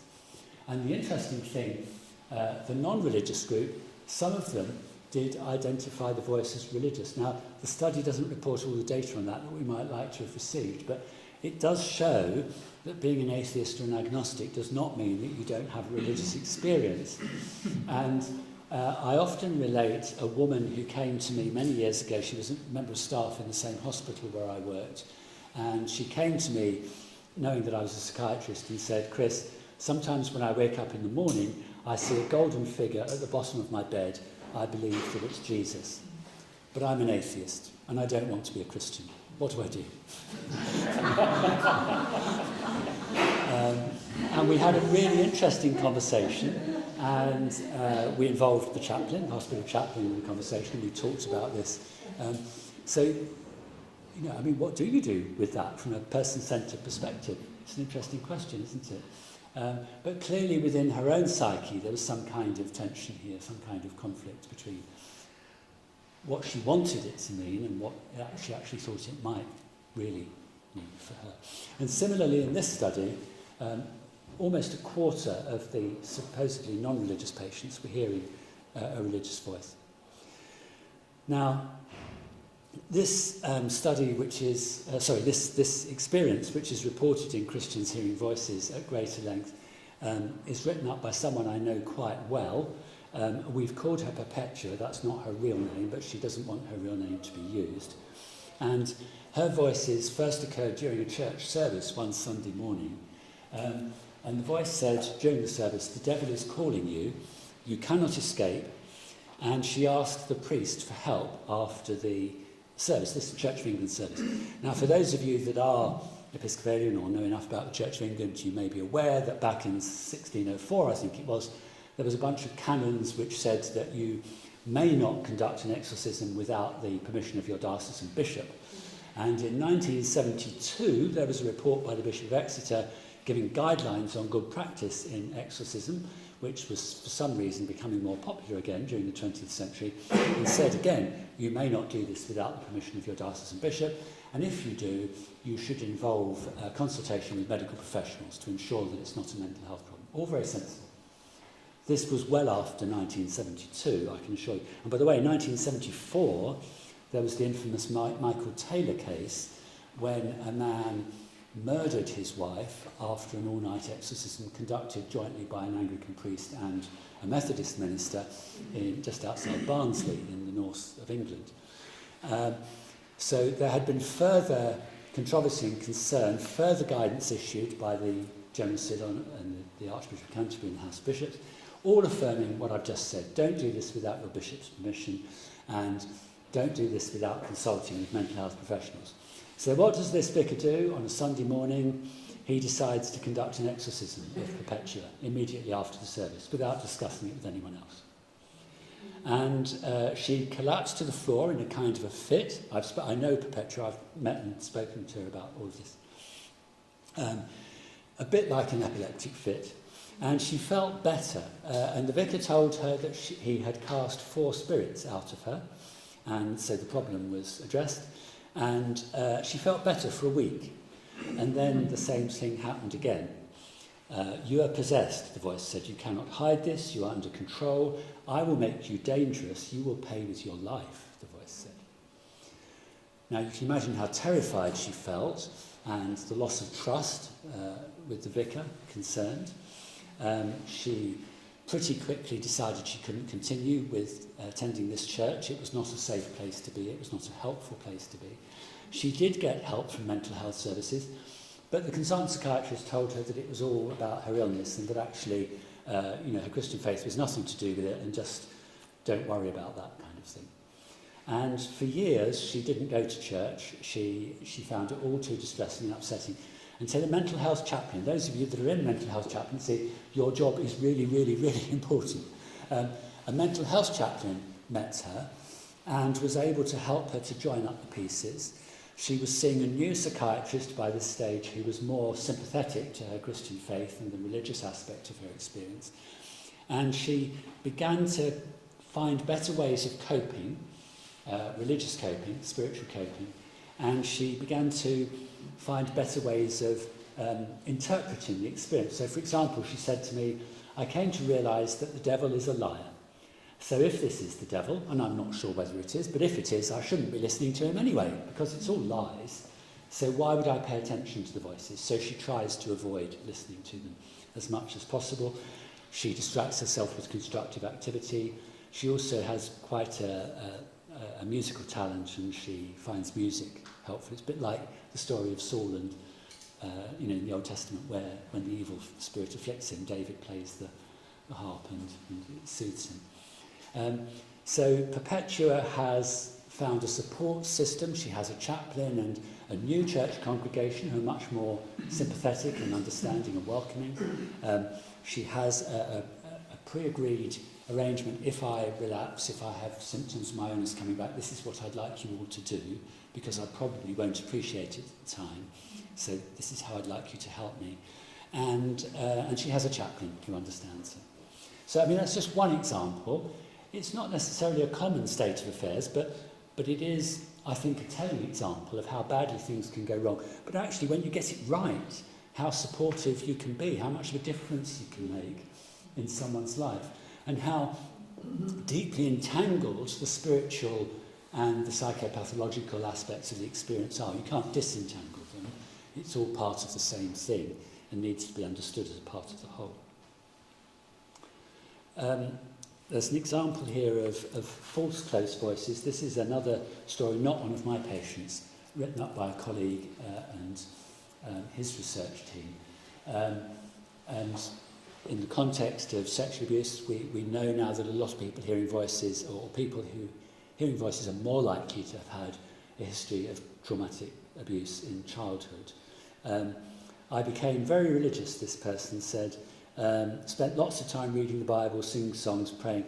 That's good and it's bad at the same time, because I felt close to the Lord, but it was also a false close. His words. It was a false close. Like right now, if I spent a lot of time reading the Bible and praying, I would feel close to the Lord too. But I wouldn't think that God was talking to me 24/7. So this person came to distinguish the experiences of hearing God when they were well from the experience of hearing God when they were not well. And they felt that the illness experiences were a kind of false close. It wasn't real closeness to God in their view. So what have we learned? Well, I've often said at this point in the talk, you might not have learned much, but I hope you have. I think I've learned a lot over the last 10 years. And I've learned that there are continuities and discontinuities. So spiritually significant voices, if you're happy to use that term, and psychopathology and hearing voices more widely in the community, they all have a lot of things in common, actually. They're quite similar experiences in some ways. They overlap. But there are also discontinuities. And typically, the spiritual voices, the spiritually significant voices, tend to be less frequent. They're more often a single voice, usually identified as a spiritual person, if not God, then a saint or an angel. Often God, most commonly God. They're associated with positive emotions, and they're spiritually meaningful. They're life-enriching, life-enhancing. The voices associated with psychopathology, the people on the psychiatric inpatient unit, they tend to be more frequent, multiple voices. They're associated with stigma. They're often demons, spirits, self-destructive kind of voices associated with negative emotions, and at least by the ward staff, they're often described as meaningless. That's not necessarily the experience of the patient, who might say that they're very meaningful, but if they are meaningful, that meaning is often wrapped up in a delusional system of interpretation, which is difficult to manage, as some of you have said. I can't affirm this because I don't believe that. It's not what I think it all means, but for them, it has a kind of chaotic, destructive meaning. And then there's the Hearing Voices Network, about which I haven't said a lot, but there are lots of people out there who are hearing voices. There's a Hearing Voices Network. You can go to Hearing Voices groups and meet others with similar experiences. And they're mostly not spiritual experiences. These tend to be frequent and multiple voices too.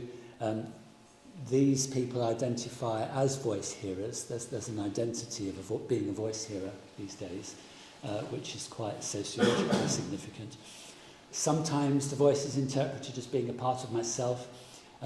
Sometimes, as I mentioned earlier, it can be demonic. And the interesting thing is that the evil, nasty voices in this group, when they do occur, seem to be a more common occurrence than our spiritually significant voices group, if that makes any sense to you. So when they are spiritually significant, they're more often nasty and evil. And they are almost always personally meaningful, sometimes because they are identified in an autobiographical sense. For example, it's the voice of the man who abused me when I was 8 or 9 years old. That's something you hear quite frequently. But it might be another figure. It might be some other character from their life and history. So there are continuities and discontinuities. And some people argue that you can distinguish between the spiritual experiences and the psychopathology on the basis of checklists of criteria, sometimes 8, 9, 10 criteria. And if you go through these questions, you can work out which of the religious voices and which of the mental illness voices. Now, as I mentioned to you earlier, based on Eva Erhan's research, we know that that can't be true, because very often the voices are both. They're both spiritually meaningful and they're a feature of mental illness. But the kinds of things that people look at are the nature of the psychopathology, the cultural and religious context, the life course of the person, and one of my colleagues says, well, simply it's common sense, isn't it? Sometimes you just know. I don't know. But generally speaking, I'd encourage against this sort of, determining whether someone else's experience is illness or spiritually significant. You wouldn't do that if it was a cancer patient. Why would you do it if it's someone with a mental health diagnosis? It's a kind of epistemic injustice. It's kind of devaluing of their ability to know about their own experience because they've got a particular diagnosis. Of course, within the Christian tradition, we do have all sorts of different ways of discerning these things, and I'm conscious that time is against me, so I don't want to spend a lot of time on this. But for example, within the Ignatian exercises, which I know at least some of you are familiar with, there are different ways of discerning the good spirits and the bad spirits in week 1 and week 2 of the exercises. And it all revolves around Ignatius's conceptions of desolation and consolation. So the consolation is drawing you closer to God, the desolation is drawing you away from God. And you discern the significance, the meaning of the voices on the basis of whether it's consolation or desolation. Now, that's slightly more complicated than it seems, because although generally with consolation you feel happier and more peaceful and good, sometimes experiences of consolation can be deeply distressing, and sometimes experiences of desolation can be kind of, well, good in a sense, in that you think you're happy and you think you've got what you want, but it's just a kind of blotting out, if you wish, of the divine voice, a flight from God, a sort of deceptive happiness. And the purpose of the exercises, as I'm sure Rosemary and others will tell you, is to discern, to learn to discern better the difference between these different movements of the spirit within. And I've seen very little of this applied to the voice-hearing literature, but I think we could do much more on that than we do at the moment. Interesting in Tanya Lerman's book, because she asks her subject in the charismatic churches in the United States, she asks them how they would tell the difference between God and someone or something else. How would they know if it's God or something evil or something deceptive? And the questions that people put to her, well, I'd ask myself, is it the kind of thing that I might have thought? And if it was the kind of thing that I might have thought, then I would know it was not God, which I find perverse. You know, I kind of hope that after being a Christian for 60 years or whatever it is, I might have got slightly closer to thinking the things that God wants me to think. Why would I imagine it just because I thought it, it's not God? It doesn't make sense. It's kind of all upside down. But anyway, within these churches, that's the rule that they use. Is it the kind of thing that God would say? And they might say, you know, is it scriptural? Well, yeah, but Scripture doesn't tell you whether to buy the strawberry or the raspberry jam. You know, I'm being trivial here, but there are some things that the Bible simply doesn't answer. So how do you know whether it's God or not? I mean, it's a difficult question. Circumstances are often said to be important. The prayers of other Christians, what do other Christians, having prayed about it, discern on your behalf?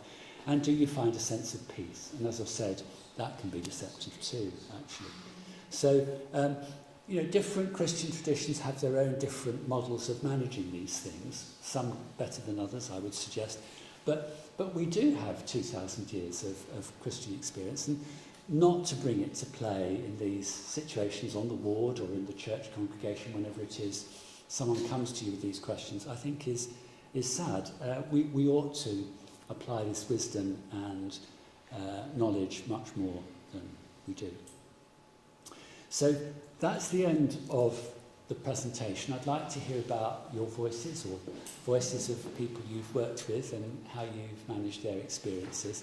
I continue to be fascinated by this whole world of research and experience, and I'm always hearing new stories, and you may have some to tell me today. So over to you, or any questions that you've got. Suppose I have one.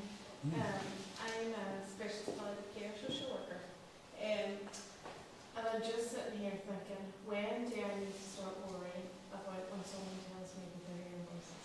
Yes. When, at what point? Because I'm not a mental health specialist. No. I'm a palliative care specialist. But Yes.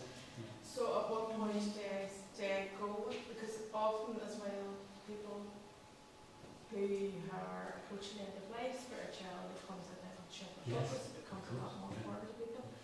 So I'm wondering, if I'm sitting there, at what point do I need to say I'm worried about these voices, or share with my team that I'm worried?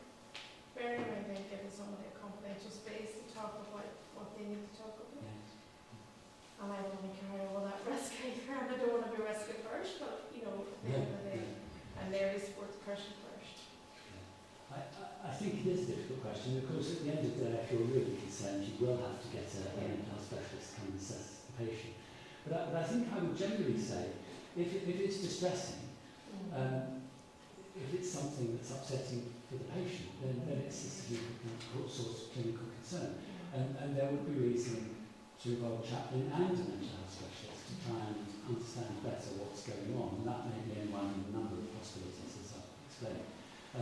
But I think if the person is saying to you, well, I feel really comforted by this experience, you know, it's helping me to prepare for death, then I would downplay that. I mean, not in terms of the significance, but in terms of the mental health aspect, you know, I wouldn't start diagnosing things and could be with psychiatrists. You don't need that. I suppose for me the rule of thumb is if it's doing you no harm and you're not causing any harm. Exactly.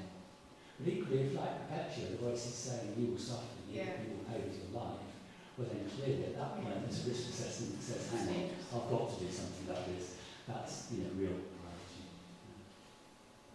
Thank you. I'd love to hear more about those voices at the end of life, because I don't tend to hear about them quite so much. Michael?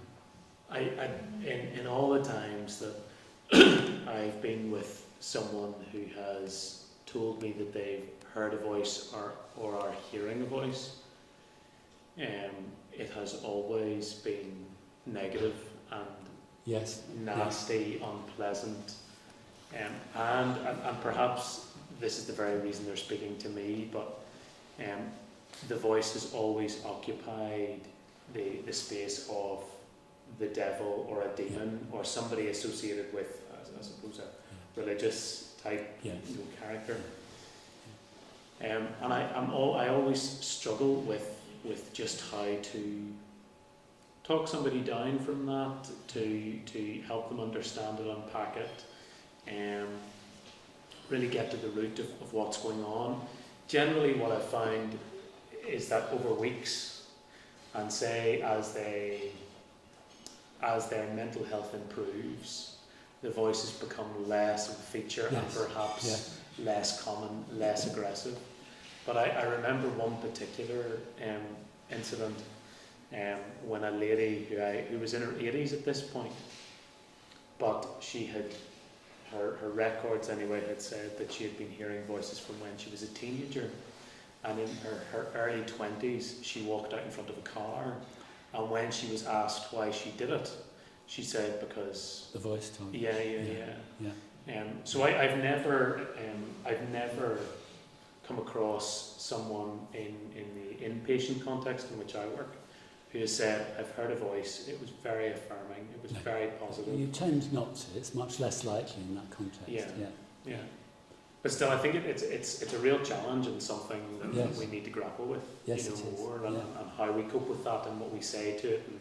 And, like my colleague here, who do we need to call in, when do we need to call them in, what do we need to say?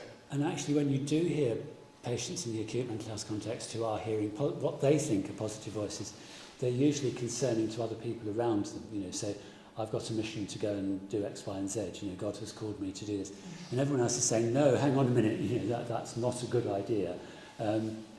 But because of the impaired insight and because of the elated mood, usually with mania, or maybe a schizoaffective state, they lose a sense of perspective on that, and so what they're not concerned about, everyone else is concerned about. How much is the voices part of the sort of ongoing Christian struggle or battle with the world flesh and devil? And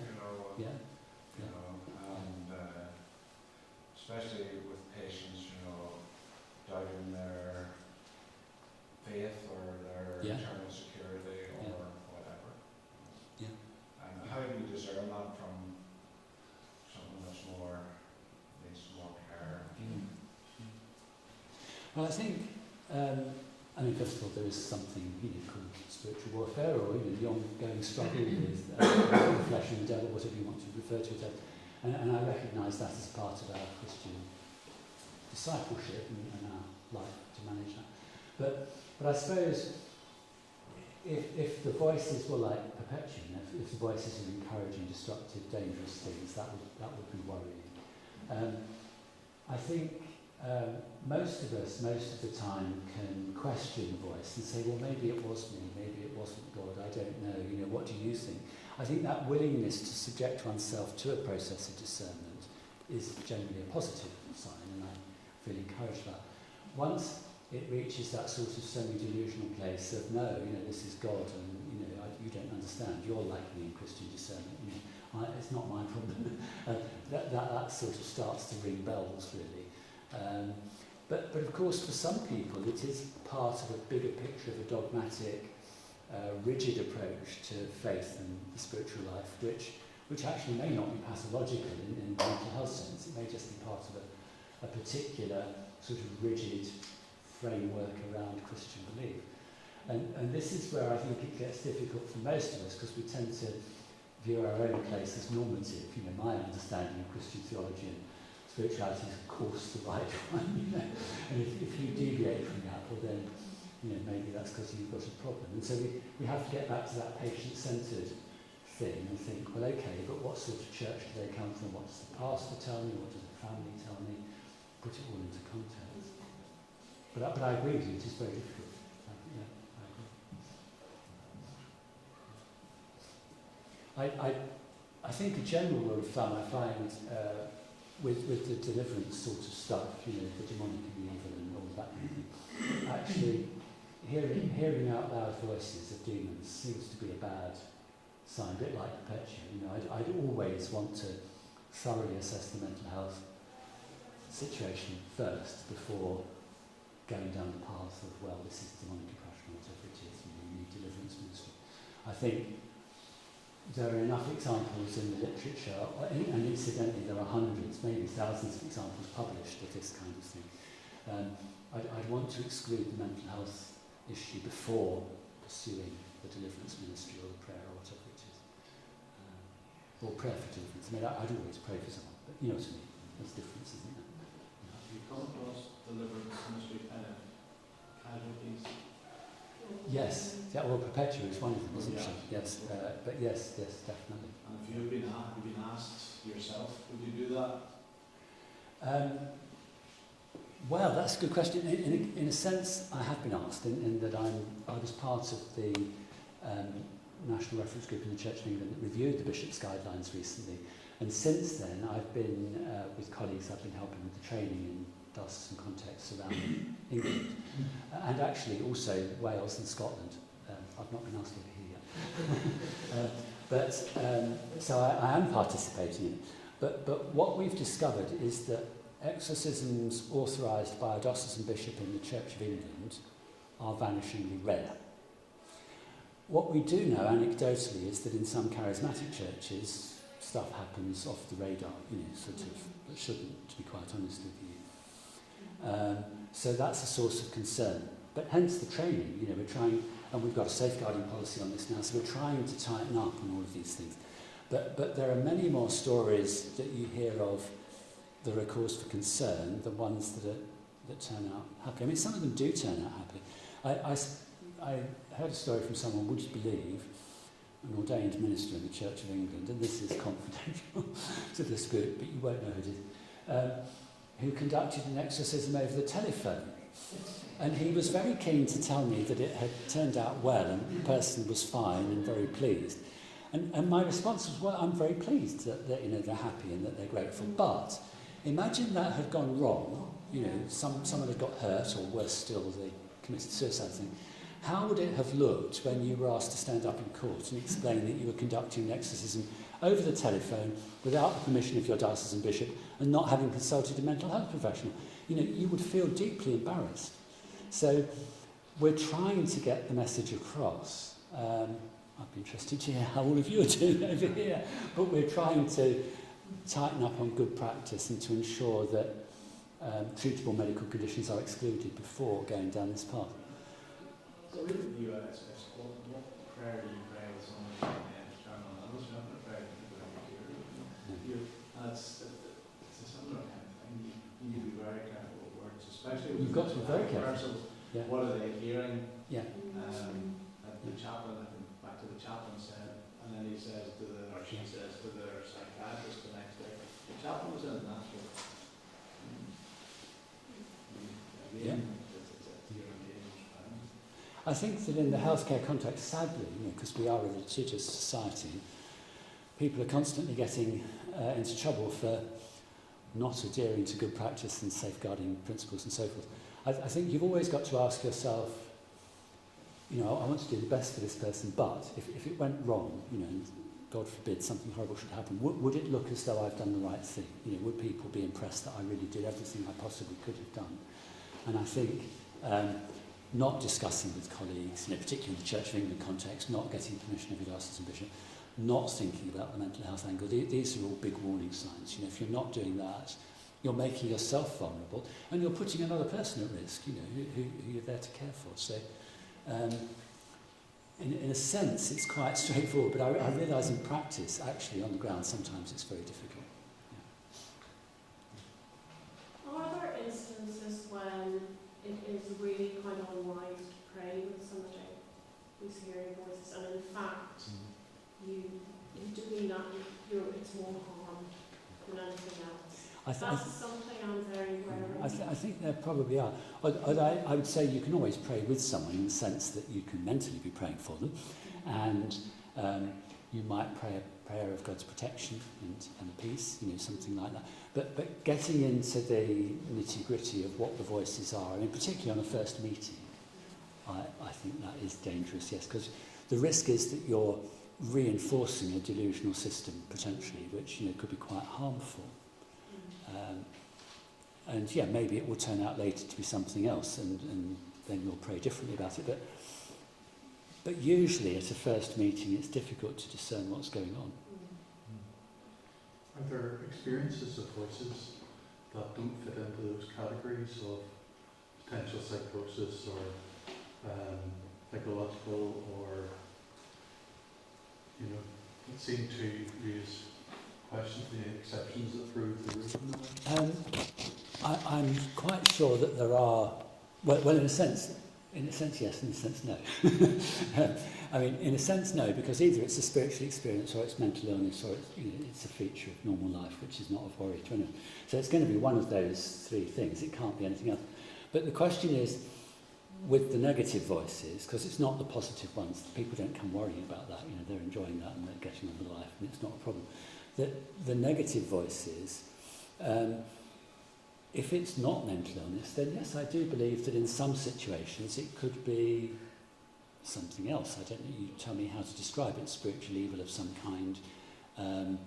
Or maybe if you don't want to reify it in the sense of something ontologically external to the person, maybe it's still an evil aspect of their own nature that they need to take responsibility for and repent of, and, you know, there needs to be a prayer of healing and deliverance from that.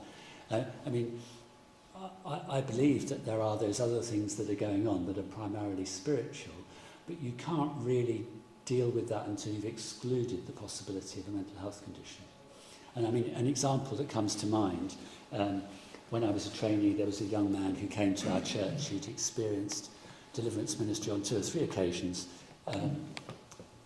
and without benefit. And when I spoke to him, it sounded to me, even as a junior psychiatrist, quite obvious that he was suffering from schizophrenia. Encouraged him to go through his GP to the local day hospital. He was started on chlorpromazine. It was chlorpromazine in those days because we didn't have so many drugs available. And he rapidly got better and was fine. So he'd been subjected to exorcisms 2 or 3 times by well-meaning Christians who didn't understand the mental health situation. And it turned out that it was easily treatable. You know, so there's always the possibility that that's going on, and unless you've excluded that, I think it's dangerous ground to start pressing spiritual interpretations which might actually be unhelpful, psychologically unhelpful. Most of this has been voices. What about visions? Voices and visions come together, or visions Yes, in London? Have you done a whole lot of stuff on that as well? Well, we wanted to have a follow-on project about visions. And we do still meet once a year, because the research group is broken up now since the funding finished. We do still meet once a year to talk about visions. And we haven't got any research grants for that, so we can't actually do a big study. But certainly if you look back in the Christian tradition, very often the experience of the voice is associated with a visionary experience. Not always, and sometimes it can be a vision without a voice, a bit like my colleague in the hospital who saw the figure of Christ. It didn't have a voice, it was just a visual experience. And some people have multimodal experiences, you know, not just visual and auditory, but there might be other aspects to somatic hallucinations. So they seem to be pretty rare, the sort of fully fledged thing, you know, with all 5 senses involved. So they're difficult to study in research way, scientific research way. But there are lots of recorded experiences. Yeah. We've worked with some people who've come from a drug addiction, and we've got them over the drug addiction, but they hear voices because the drugs have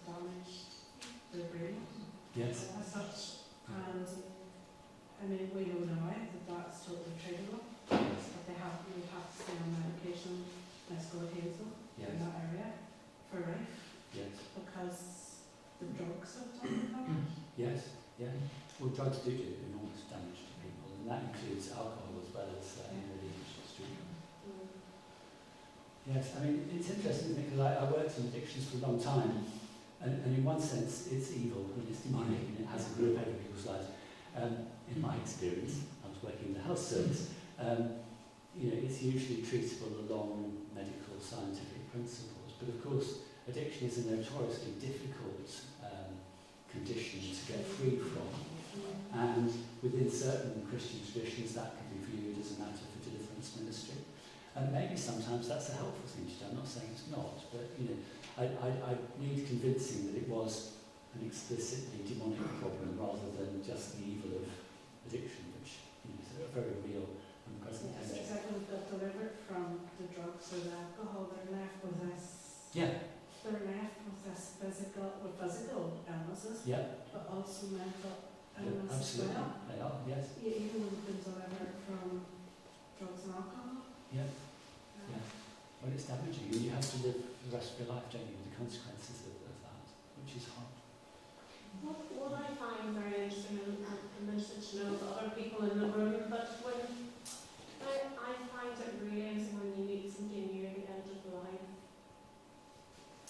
and it's the visual, it's what they see visually of people who they love, or this wonderful woman who said to me all her life being Methodist, I have this, I'm being invited to having a mug of tea with God, was her expression. Oh, that's lovely. And that's what she was seeing that, really, but she was holding herself back. Yes. So I suppose I don't know the way at the time I haven't quite gently saying to her, I wonder if you should say yes, because you're being invited. What a wonderful thing. Yes. Yes. But just how vivid some of them. Oh yes. Oh, very vivid. And some very vivid dreaming. Yes. Yes. A relative of mine was imaginative, like she was fascinating me. She had her grandchildren all in her head. She kind of had this very vivid what was going to good things happening for her. And I was intrigued by that. But that was completely real. Yes. And really comforting. I'm not aware, I'm sure there is a literature on this, I'm not aware of a lot being published on end-of-life voices and visions.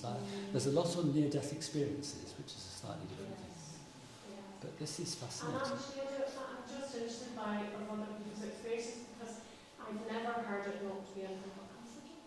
Really? Which is... Really? Yes. Like I said, I find an experience being spiritual. Yes, yeah. There's a lot of people, not always, not every death isn't wonderful, but there's some deaths that are absolutely amazing. Yeah. And spiritual. Yeah. And people can't wait to get to heaven.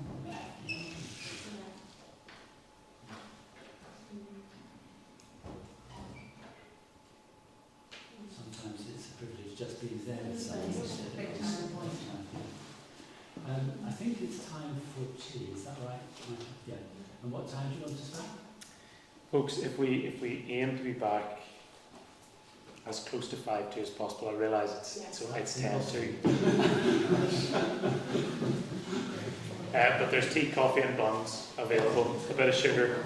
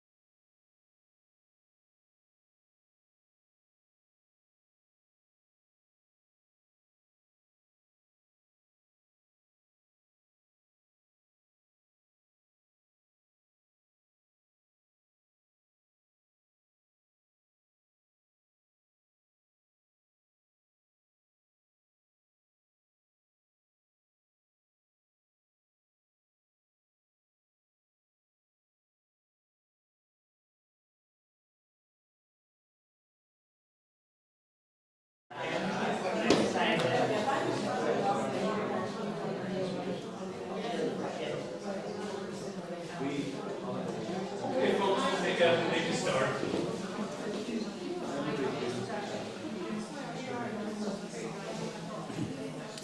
Okay, last session.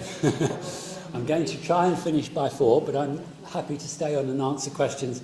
I know some of you have got to go to the train, and that's great. I'll expect you to slip out and do whatever you need to do. In a sense, we could have spent a whole day just on this one topic of spiritual struggles, and I feel like I've left it till the end, and now there's not going to be enough time to deal with it properly.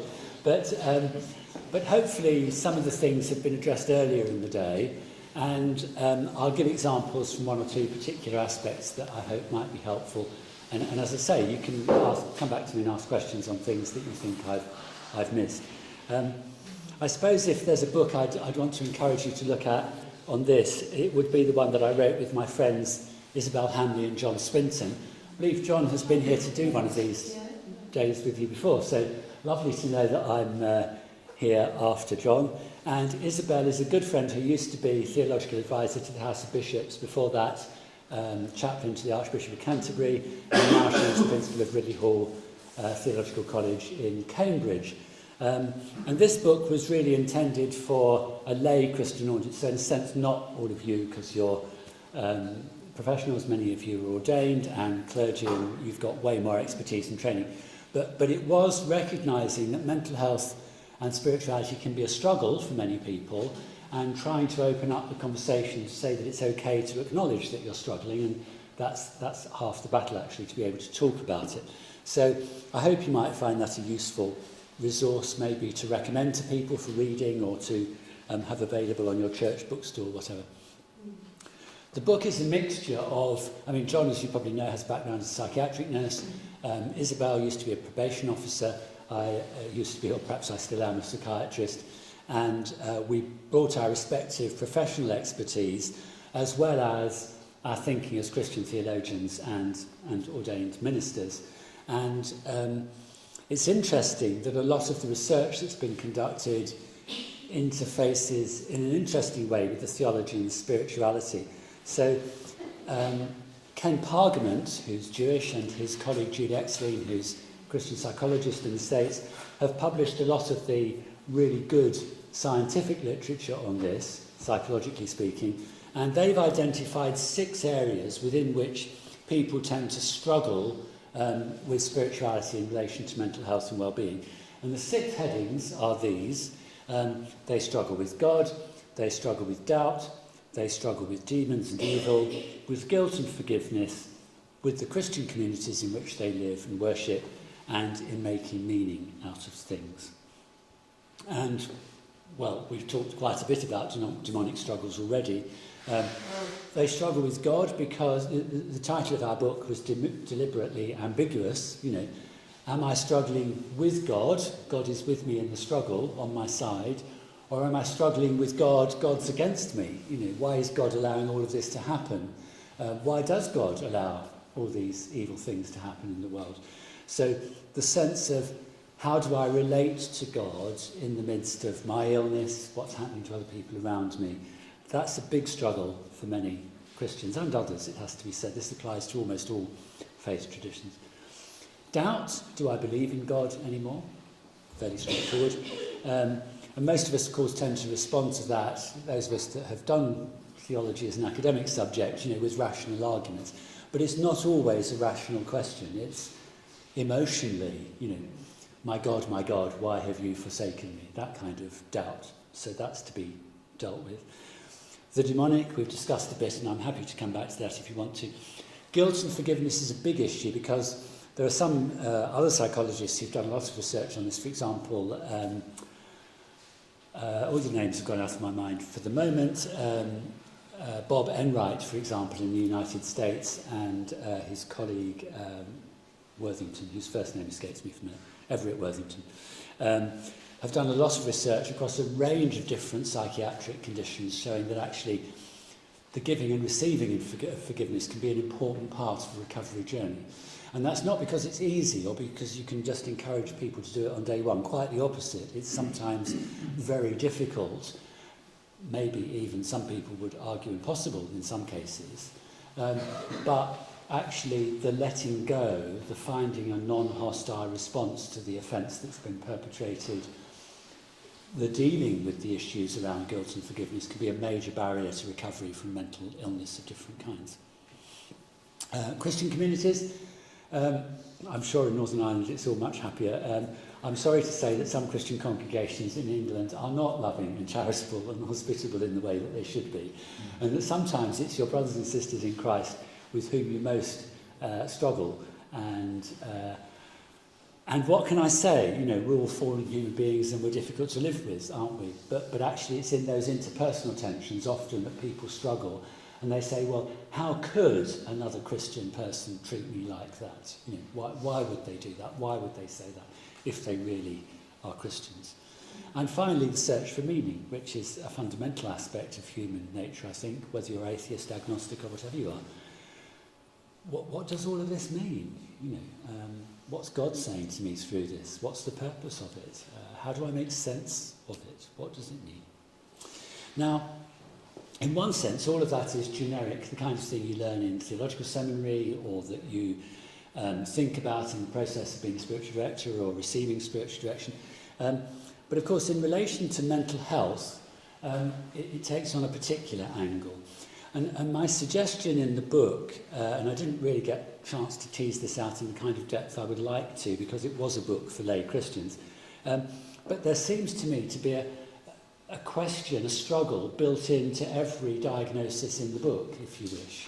You know, if you're suffering from psychosis, well, what is real and what's not real? You know, the voices sound real, but you're telling me that other people don't hear them. How do I know anymore what is real and what's not? I'm convinced that, I don't know, the Freemasons are chasing me or the demons are persecuting me. You tell me they're not. You know, how do I know? Because it seems very real to me. And you can frame some kind of a question of that sort around every diagnostic category. You know, I've suggested that for depression it's about finding hope when you feel hopeless. For anxiety, you know, why do I worry when I know I shouldn't? Jesus says I shouldn't worry. Am I a bad Christian because I'm worrying about stuff? And we could go on, the moral injury that's often associated with post-traumatic stress disorder, body image issues around eating disorders, the divided self. I've written a whole book on this one, so if you're interested in that, come back to me afterwards and I'll tell you more about it. But you know, the person who's come to me in my clinic many, many, many times and said, you know, I used to deny that I had a drinking problem, I realise now I do. I want to stop drinking, but I can't. You know, I've kept trying, but I can't. And what do you do when you recognise that one part of yourself wants to stop a pattern of destructive behaviour, but another part of yourself continues to will to engage in it? It's distressing, to say the least. The complex emotional needs around some personality disorders, and the question, my friend Julian Hughes, not to mention my daughter Rachel Cullen, who's an old age psychiatrist now in Newcastle, you know, the question that people working in the mental health of the elderly face all the time. Where is the person who no longer knows who they are? And how do you respond to that pastourally? And it's interesting that sometimes it's in the course of Christian ministry, when receiving Holy Communion, or when praying the Lord's Prayer, for example, that things come back that seem to have been lost. And there's a recognition of the person that you remember. So each particular diagnosis has its own set of spiritual struggles and mental health struggles, and we could have a whole day just on that. But I think the good news here is that within the Christian tradition, indeed with other faith traditions too, to be fair, that there are resources which enable us to cope with these things better. And I've singled out in the book just a few. I wrote a few paragraphs about each of these. I say it was actually me that drafted that bit of the book, but Isabel and John kindly agreed with me, and we produced a book that we could all sign up to. So 5 I've just proposed: prayer, lectio divina, positive reappraisals, I explain what that means, Christian belonging, and forgiveness. And each of these has a literature, so there's a scientific basis as well as a theological basis for thinking that these might be helpful things. prayer. A lot of the scientific research on prayer, up until, 20 years ago or something, focused around, can we prove that prayer works? So praying for people at a distance, do they get better or not? And there was one famous study, you may have come across the STEP study, where Christians admitted to hospital for heart disease, acute myocardial infarction were prayed for. One group knew that they were being prayed for, and another group didn't know that they were being prayed for. And another group weren't prayed for. And all groups did pretty much the same, except that the group that knew they were being prayed for did very slightly worse than the group that didn't know they were being prayed for. And there was a lot of discussion about this in the scientific literature. Now, some of us were saying, I could have told you that this was a waste of time in the first place. I mean, I don't know about you, but every time I see an ambulance on the road, with flashing lights, I'm praying, God, please be with the ambulance crew and bring healing to those, who are in need. And you cannot control for people not being prayed for. It's not a scientific possibility, because just about everyone in the world is being prayed for. And especially in Durham Cathedral, when we used to do the litany on a Friday morning, we'd pray for every conceivable group of people in need, physical illness and mental illness and just danger on a journey, etc., etc., etc. So everyone is being prayed for, and it's not like I was taught in pharmacology as a medical student, there's a dose-response relationship. You give more aspirin and you get better pain relief. You give more propranolol and it reduces your pulse even further. Prayer is not like that. Sure, I don't have to explain to this group. So the whole study design was hopelessly flawed in the first place. But what we do know is that if you pray with people face to face, direct contact in prayer, it is encouraging, reassuring, helpful for them. So prayer is a Christian coping resource, both when I'm praying for myself and my own needs, but also when I'm praying for others in their need, and not least when you're a chaplain sitting by the bedside and praying someone in case if they're dying, or whether they're in a mental health unit, and they're suffering from psychosis, whatever it is. So prayer does have an evidence base, and of course it's theologically mysterious and complicated, but we are called to do it as Christians, and we believe it's important. Lectio Divina is slightly different. John and Isabel laughed at me when I called this section in the book Texting God, and I think John wrote something in the margin about I didn't know God had a mobile phone. but you know what I mean. Within the text, there is a possibility of prayer that actually can be encouraging and calming and help with a sort of mindful meditation. I think it's more than just mindfulness, because it's about a belief that Scripture is inspired and that it's a way of approaching God in prayer, which has more to it than just the words on the page. But this has echoes in other traditions too. My Muslim colleagues tell me that they have a similar practice. And it seems that the focus on the text is a helpful thing to do when coping with distress and adversity, and of course in normal Christian life. Positive reappraisals are contrasted with negative reappraisals, which we know are not good for people and actually the opposite of good coping. But yes, okay, awful things have happened. I'm not well, my daughter's died, whatever it may be. But actually there are always positive ways of viewing this, that God was with me through this and enabled me to deal with it. I felt the presence of God's love and care. Or maybe I didn't, but you came to see me as a chaplain, and you are a sign of God's love for me. So I can be grateful for that.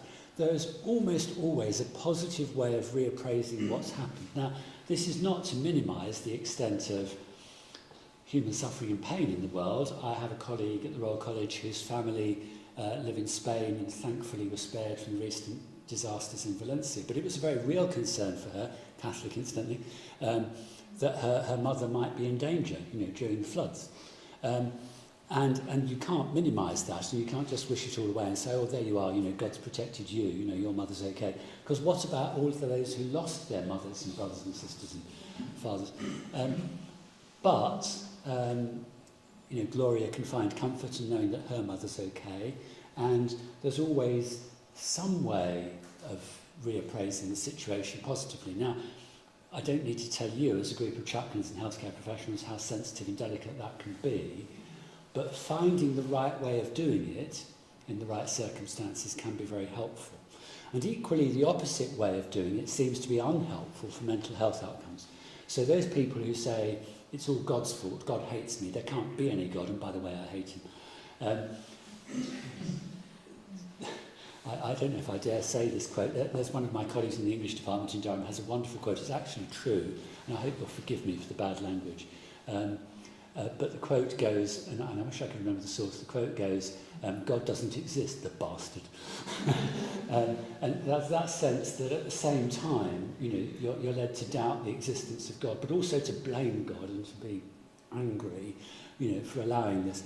So those kinds of negative appraisals of the situation seem to be associated with bad mental health outcomes. It's about finding the positive reappraisal that's helpful. I mentioned earlier about the dilemma for many Christians suffering from psychosis. They find their faith a really important coping resource in times of illness, and at the same time they find that their Christian community is not accepting or understanding of them. They're stigmatised and they're ostracised. And actually the Christian belonging, the social connectedness, the community support is really, really important in all forms of illness, physical and mental, but not least those who are suffering from anxiety or from psychosis or dementia. Belonging is good for our well-being. We are interconnected creatures. We belong to community. We belong to one another. And then I mentioned also the work that Bob Enright and others have undertaken with forgiveness therapy. I mean, it's actually been made into a therapy now, which is more available on the other side of the Atlantic than this, but helping people with the process of forgiveness and recognising that it is a process with a beginning and sometimes an end a long way down the line, actually is very helpful, and not, forcing people to forgive when they're not ready and not able to forgive. Forgiveness light, as some of my colleagues refer to it. So we've got resources within the Christian tradition and in other faith traditions that can help in dealing with stress and with mental illness and can make it less of a struggle and more of a working together with others within the community to manage adversity. And I increasingly recognise, I wish I'd realised this 20 or 30 years ago, but I increasingly encourage people these days to seek not just the psychological therapies and the medical therapies, all of which are very important, very good, but to have good spiritual direction. And we desperately need more spiritual directors who are well trained in challenges around mental health. A lady I've got to know very well in the Midlands, back in England, who has a long history of mental health, and she says, I've tried spiritual direction on a number of occasions, but they never understand my diagnosis. They just don't get it. And we need people who are able to offer spiritual direction to those who are facing struggles with their mental health and well-being. And why? Well, it comes back to all the things we've already mentioned. Listening well is good for people. Accompanying them, letting them know that they're not alone, that we are with them at this time. Offering wisdom of discernment, which is severely lacking in mental health services by and large. But what is the spiritual meaning that I derive from all of this? What is God saying to me through all of this? Forgiveness, we've talked about, the search for meaning, and of course prayer, knowing that others are praying with you and for you, but also that you've got someone you can go to and say, actually, I'm finding it a real struggle to pray about this one. I just do not know how to pray. How can you give me some ideas? Are there other ways I can pray? And it's often in the midst of this kind of crisis that people begin to realise that there are other ways of praying. What they were taught at Sunday school when they were 12 was fine, but actually now they're grown-ups and they're in the midst of a real struggle, and they need to experiment with different things, with contemplative prayer maybe, or with Lectio Divina, as I said earlier, or maybe Ignatian meditation, or maybe engaging with Carmelite spirituality, which I'll say a bit more about in a moment, in terms of reappraising the negative experiences that they're facing. So spiritual direction is a real neglected resource, I think, for those who are struggling with their mental health. And I think the big question that this poses for those of us in ministry, for those of us who study Christian theology, and indeed for a wider world that's looking on, is what does resilience look like in the midst of these challenges? Now, a lot of the psychological literature you read on resilience sounds a bit like the Arnold Schwarzenegger model. You know, you're bigger, better, stronger, bolder. You know, you always bounce back. You can always overcome whatever it is that comes your way. Actually, the Christian model of resilience that I read about in the New Testament is not like that. And it's about resilience amidst vulnerability, about sharing in the sufferings of Christ, if you wish to put it in a Pauline sense. And here's, you know, one of the many passages we could study on this if we wanted to. And if I'm assuming that most of us here are Christians. If you're not, my apologies, but we could talk about this in other faith contexts if you wanted to. But St. Paul says, we have this treasure in clay jars, so that it may be made clear that this extraordinary power belongs to God and does not come from us. We are afflicted in every way, but not crushed, perplexed, but not driven to despair, persecuted, but not forsaken, struck down, but not destroyed, always carrying in the body the death of Jesus, so that the life of Jesus may also be made visible in our bodies. This is Christian resilience. This is also positive reappraisal, by the way, going back to the last slide. But it's not easy. It's not cheap grace. This is about taking up your cross and following Christ. This is about finding resilience amidst vulnerability and woundedness and brokenness and pain. This is, in a sense, harking back to what I've already said about spiritual experience and psychopathology, and I'm telling you that I don't think that we should be making a differential diagnosis between the two. But there's another issue here, which is around what I mentioned briefly earlier on, epistemic injustice. And this is a term that's coming increasingly into the literature. I don't know if you've come across it, but if you haven't, you may well do. And the problem with epistemic injustice is that because of stigma and prejudice, people are treated differently, they're demeaned, their identity is marred, is spoiled, to use Erving Goffman's term, spoiled identity.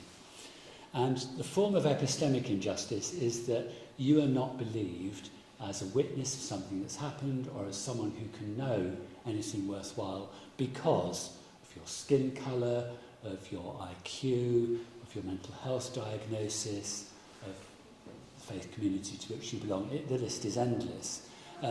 But commonly for people struggling with mental illness, because you've got that label, schizophrenia, let's say, what you say doesn't count. That wasn't God. You think it was God, but that's only because you're deluded. You don't really know what I know what God's saying and doing here. And so people are demeaned and treated as not knowing agents. And that's really insidious and undermining and detrimental to people's mental health, especially within a faith context where, church on Sunday, and it doesn't matter what denomination you are, if you identified as being the person whose faith is not real, doesn't matter, we won't listen to you, then actually that really gets under your skin. It's really hurtful, it's really mentally harmful to you. And it is difficult because, as some of you have said today, what do I do when the person tells me that it's God that's telling them this and I don't agree with them? Well, you've got to be honest, of course you have. But you've also got to be respectful and say why you don't agree, and that you still recognise that this is important to them and that you want to listen to them and understand better.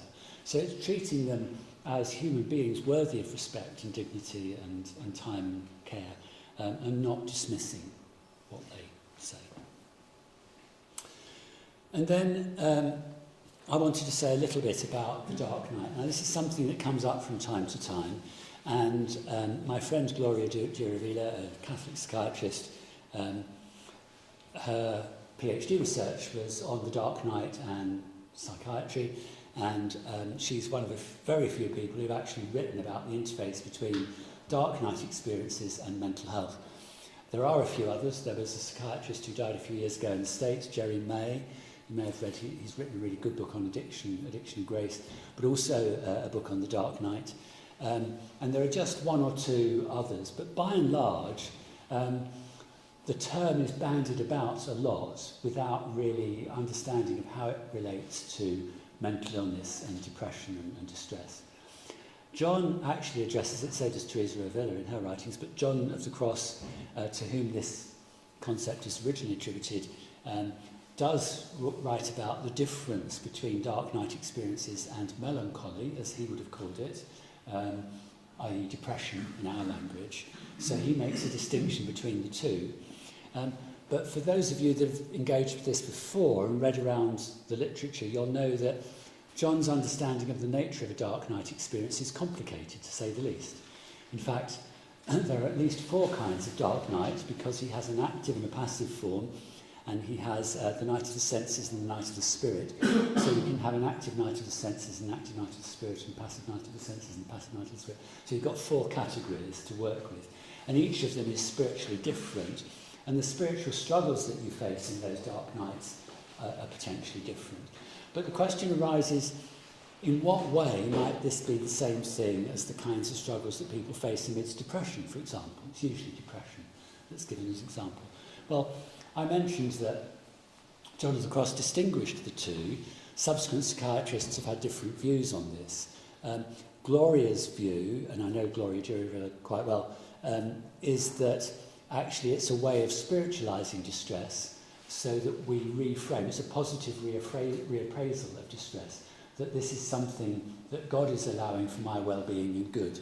So it's not a sign of God's lack of love for me, quite the opposite. It's a sign that I'm in the right place and that Christian faithfulness is what's called for.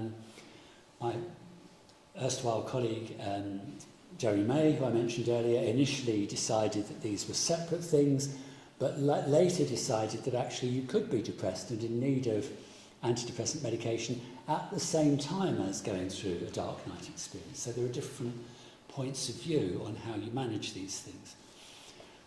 But it comes back to what I was saying earlier about the kinds of spiritual struggles that people face, about doubt, about the sense of the absence of God, about finding meaning amidst apparent experiences of desolation and desertion. I think, given the timing issues, I might be getting myself into trouble if I go into that in more detail, but you might want to come back to me on that, and I'm very happy to talk further about it if you would like to. So, spiritual struggles and mental illness. What kinds of struggles do those for whom you care describe? And do you respond differently to these struggles if associated with a diagnosis of psychosis? Now, I was thinking at this point that we might split up into small groups and have a bit of a discussion again. Maybe, I don't know, if that's something you would like to do, we can still do that. Or this might be a point at which to have a plenary discussion, or what would you like to do?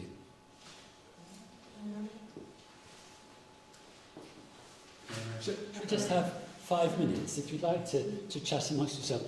What kinds of struggles do those whom you care for describe? So I'm thinking of those of you in chaplaincy or perhaps in nursing, patients, people who come to you.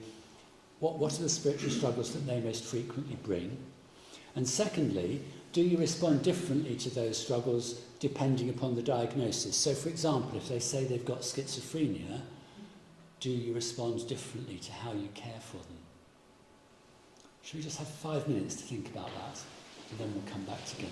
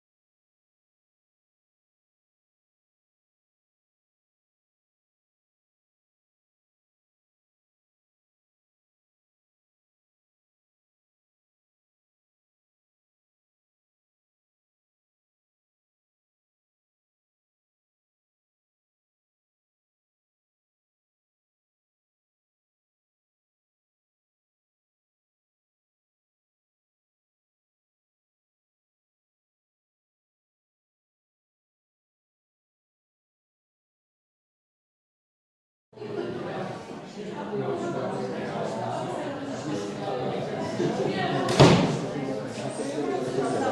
what was it? What was wrong?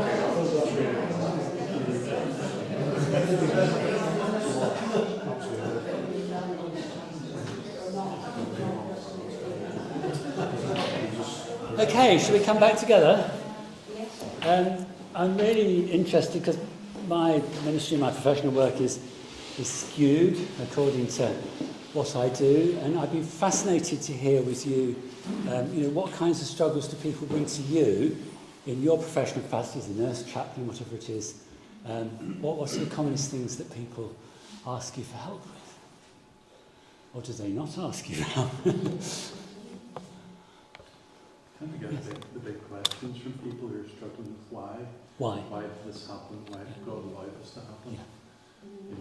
Those are the things I meet normally in chaplaincy. Yeah. If someone wants to ask the big questions. Yes. Yeah. And that's not an easy one to answer, is it? Well, I mean, the person has to find their own answer, don't they? And we have to journey with them and search for that. But it's not easy. You can't be facetious with them either. No. Where is God? Where is God? Yes. Especially from somebody who has a deep faith. Yes. And you know when you walk with them for a while how deep their faith is, and you just say, where's God? Where's God? I'm not getting any better here. Yeah.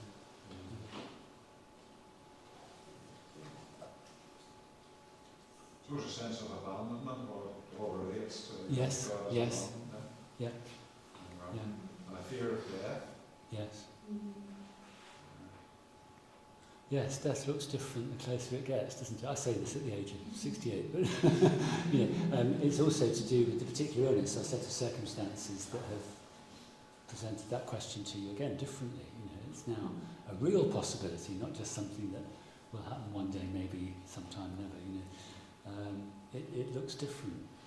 There was a member of my own family who had been, lifelong Christian, faithful worshipper, and all this kind of thing. And when she became ill with her own experience of carcinoma, suddenly she was really terrified. What's going to happen to me when I die? What's going to happen? What was heaven like? Yes. Yeah. What do I go on to? Yeah. We were talking about just, the people who believe they are on this earth to suffer and are refusing pain meds. I too believe it, and it's really distressing. Really, really. And you're watching them, you're thinking, no, this isn't not the way. And it's really ethically challenging for everybody who's involved. So that's a struggle for you as well as for them, isn't it? Yeah, because you've got to watch. Yes. Yes. Yes.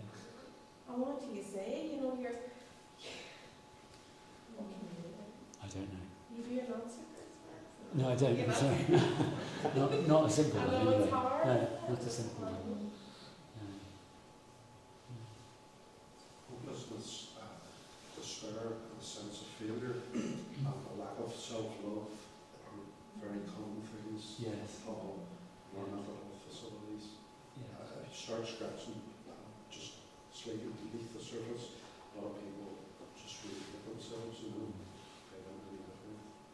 Need a lot of affirmation in their lives, who they are. Especially if something's happened to them, a crime or something like that, Yes. they just feel that's on their head and they live forever. Yes.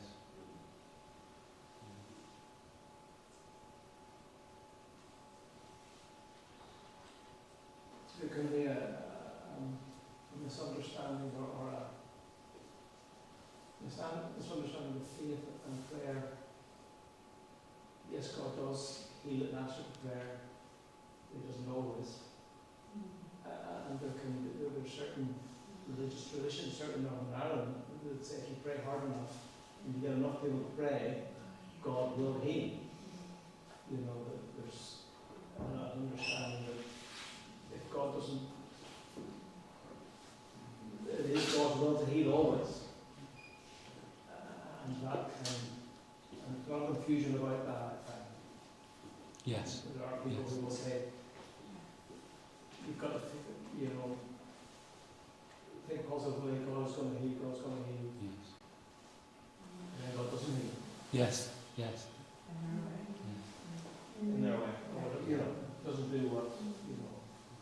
I knew a young woman many years ago, again, a member of a faithful Christian community in London, and she was in hospital being treated for leukemia, and she was an adult. I mean, generally with the acute leukemias, it's teenagers and children, but she was a young adult, and the treatment was horrific, you know, because the cytotoxic drugs and radiotherapy and so forth are horrible. And her family, because it was a charismatic church community, had a word of knowledge or prophecy which said this illness is not unto death. So the parents took the young woman home and she died.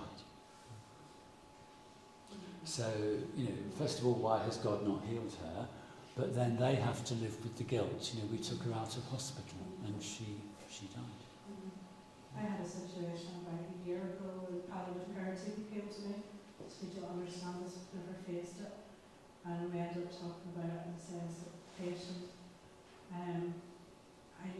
mother in her 30s, but it was her family, had said we can't mention the D word on the ward, and we don't mention the C word on the ward. And if this patient dies, Satan was taking her, not God. Oh, And a gosh. Christian family, and it was coming from an extreme group. I sat down and go through a bit Gosh, of, that's terrible, isn't it? yeah, and they were distraught for the children. Yes, yes, Who were like 10, 11, 12, not with their yes. if their mum dies, it was Satan that took her, it wasn't God. Gosh, why would anyone? Right? It's terrible. Or it's because you didn't have enough faith. Yes, yes. But for sure. And I've seen books with long lists of, you know, why God does not heal, lack of faith, doctrinal heresy, you know, I can't remember what they all are now, but there's lots of them. So again, it covers every eventuality. So it's actually your fault that your daughter was not healed, or whoever it was. Yeah. Terrible. Victim blame. Personally, I see that as damaging. Personally, It's I think abusive. that It's is spiritual damaging abuse. Yeah. religion. And when I did car crash age at 19 and I was a student nurse, this woman who this nurse came to see me who I didn't know but belonged to Christian Fellowship. And all she said was, you must be very wicked, you were involved in a very serious crash. No, she said that. Well, I did have serious injuries, but I remember asking her to leave. Yes, yes, yes. But I was 19, but now I'm nearly 60. It wouldn't take me that long to Yes. undo it and throw it in the sea. It took me years to undo that. Yeah. And I just think it took her moments to say those words, but a long time of damage. Just how damaging. Sometimes I think we can be naive that faith's always good. It's not. No, it's It not. really isn't. There are flip sides. Yeah. But I really think that is that view of, you haven't enough faith, So again, there's the faith and the doubt issue, but there's also this thing about the Christian community, you know, actually half the problem for you. You could cope if it weren't for Christians being helpful. It's all about you haven't enough faith, it's Yeah, your problem. Yeah. Do you wonder what kind of God is being promulgated from a pulpit that You do, don't you? those kind of You do. But then I think in the Western world we can have such a narrow, sometimes I can look at that and think, that's looking at healing in a tiny way. When it's vast. Yes. Lovely professor at theological college was blind, John Hull. Oh, I knew. And Well, he Metron, had yes. Yeah. Really, he said for me, I don't look at healing as an individual thing. Healing for me as a blind person is being socially included. It's a societal issue. So it's everywhere I go, work, church. I just want to be included. Yeah. So it's other people around me need to Yes. heal, Yes. but they see me. Yes. Because I am not going to be cured. So it's if you see healing narrowly as a cure, I just think some of the thinking healing isn't helpful. It's not. I've gone through a personal crisis. Yeah. There's an elder in my church who I hoped and prayed would be healed, wasn't, and he died, and it led me to do a master's in trying to look at how you minister to people at the end of life without giving them hope or trying to mislead them with Yes. hope. Yes. Yes. I still believe God heals, not Yes. necessarily at my command, but I do believe he does sometimes, but I often believe he meets people in their struggles. Yeah. And it's how you help people hold their faith in the middle of a crisis, and let God do what he's going to do. Yeah. That's a struggle for me. It is a struggle. And sometimes, and you all know this, you don't need me to tell you, but it's just about being there, isn't it? Because it is uncomfortable to be there at these moments and to sit with people amidst their struggles. But actually, our presence, is so significant. It is the presence of Christ, actually, amidst what's going on. Yeah. Which is a huge responsibility, but also a huge privilege, rather like the story I told earlier about, what did I call it? Sarah, yeah. Just being there is the privilege and the ministry. I'm just glad God is God. Yeah, absolutely. And my other question, none of us are going to say, well, of course, I discriminate against those who are suffering from major mental disorder. I don't treat them the same at all. But in what ways do we collectively find it easy to slip into treating people differently or to discriminating them against them on the basis of their diagnosis?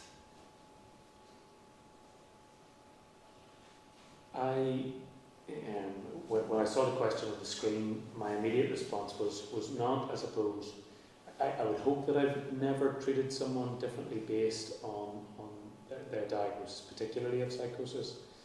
But I wonder if some staff working in inpatient mental health facilities, for all the reasons that we all know, staff shortages, lack of proper education and training, lack of resources, all of those things, I wonder if at times there's a bit of a fatigue.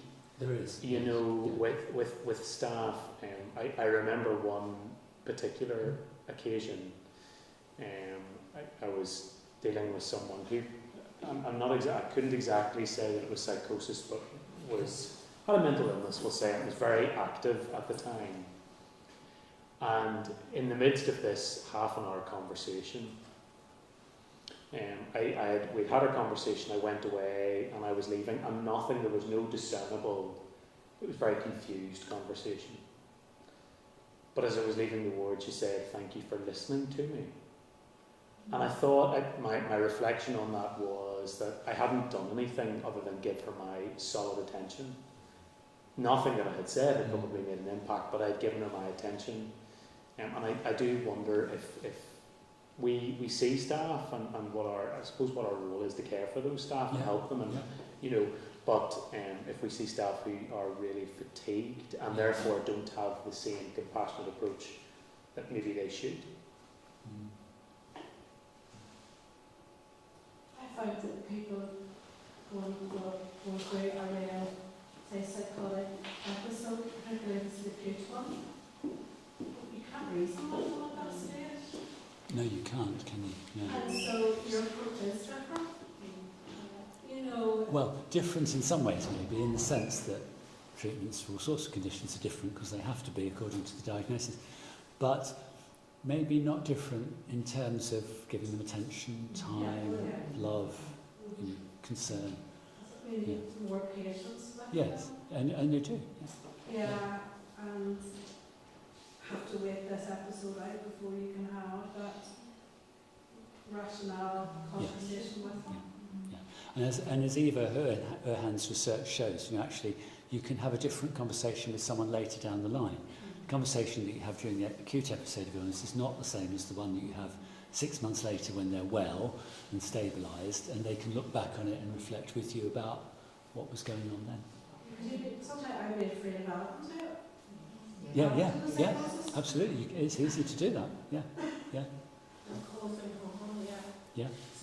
So my answer to that question is yes, I do approach differently because I hold this big fear of, oh gosh, will I cause someone? Yes, which you don't want to do. And do I have that when I visit people with other illnesses, problems as well? That's interesting. I need to go away and reflect on that normally. But there is a good sort of responding differently, isn't there? because it's different according to need.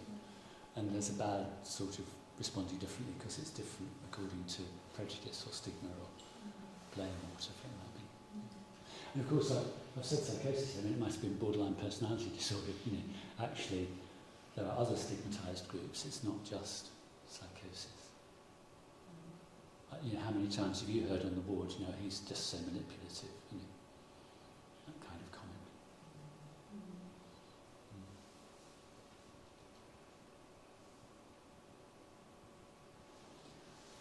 Well, thank you for your attention, and according to Simone Bale, that was a kind of prayer that you gave me, so thank you for that. I mean, if there are any other questions at this stage, I'm very happy to respond, or you may need to rush off and get your training or whatever you've got to do, that's absolutely fine. But I'm here for a bit longer if you've got anything at all arising from the course of the day that you would like to discuss. Otherwise, I'm going to hand back to Michael, and he's just going to say a few concluding things.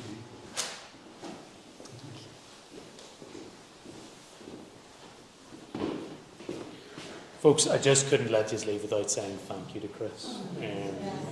And please do thank him individually.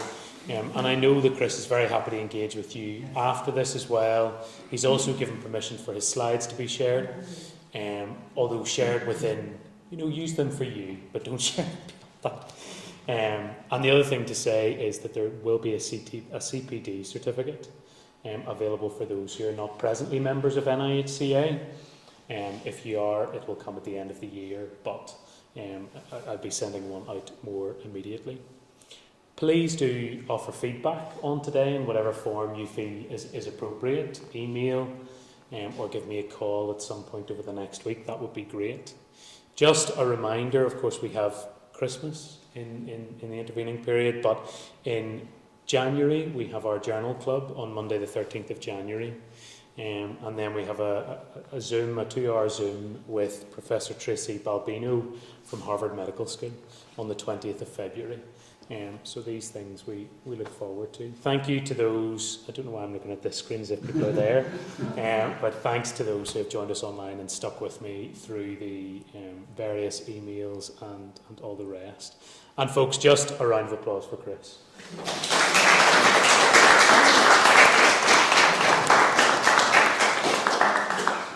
And thank you to each of you who have travelled, whatever distance, and go well and go safely. Thanks so much. All right.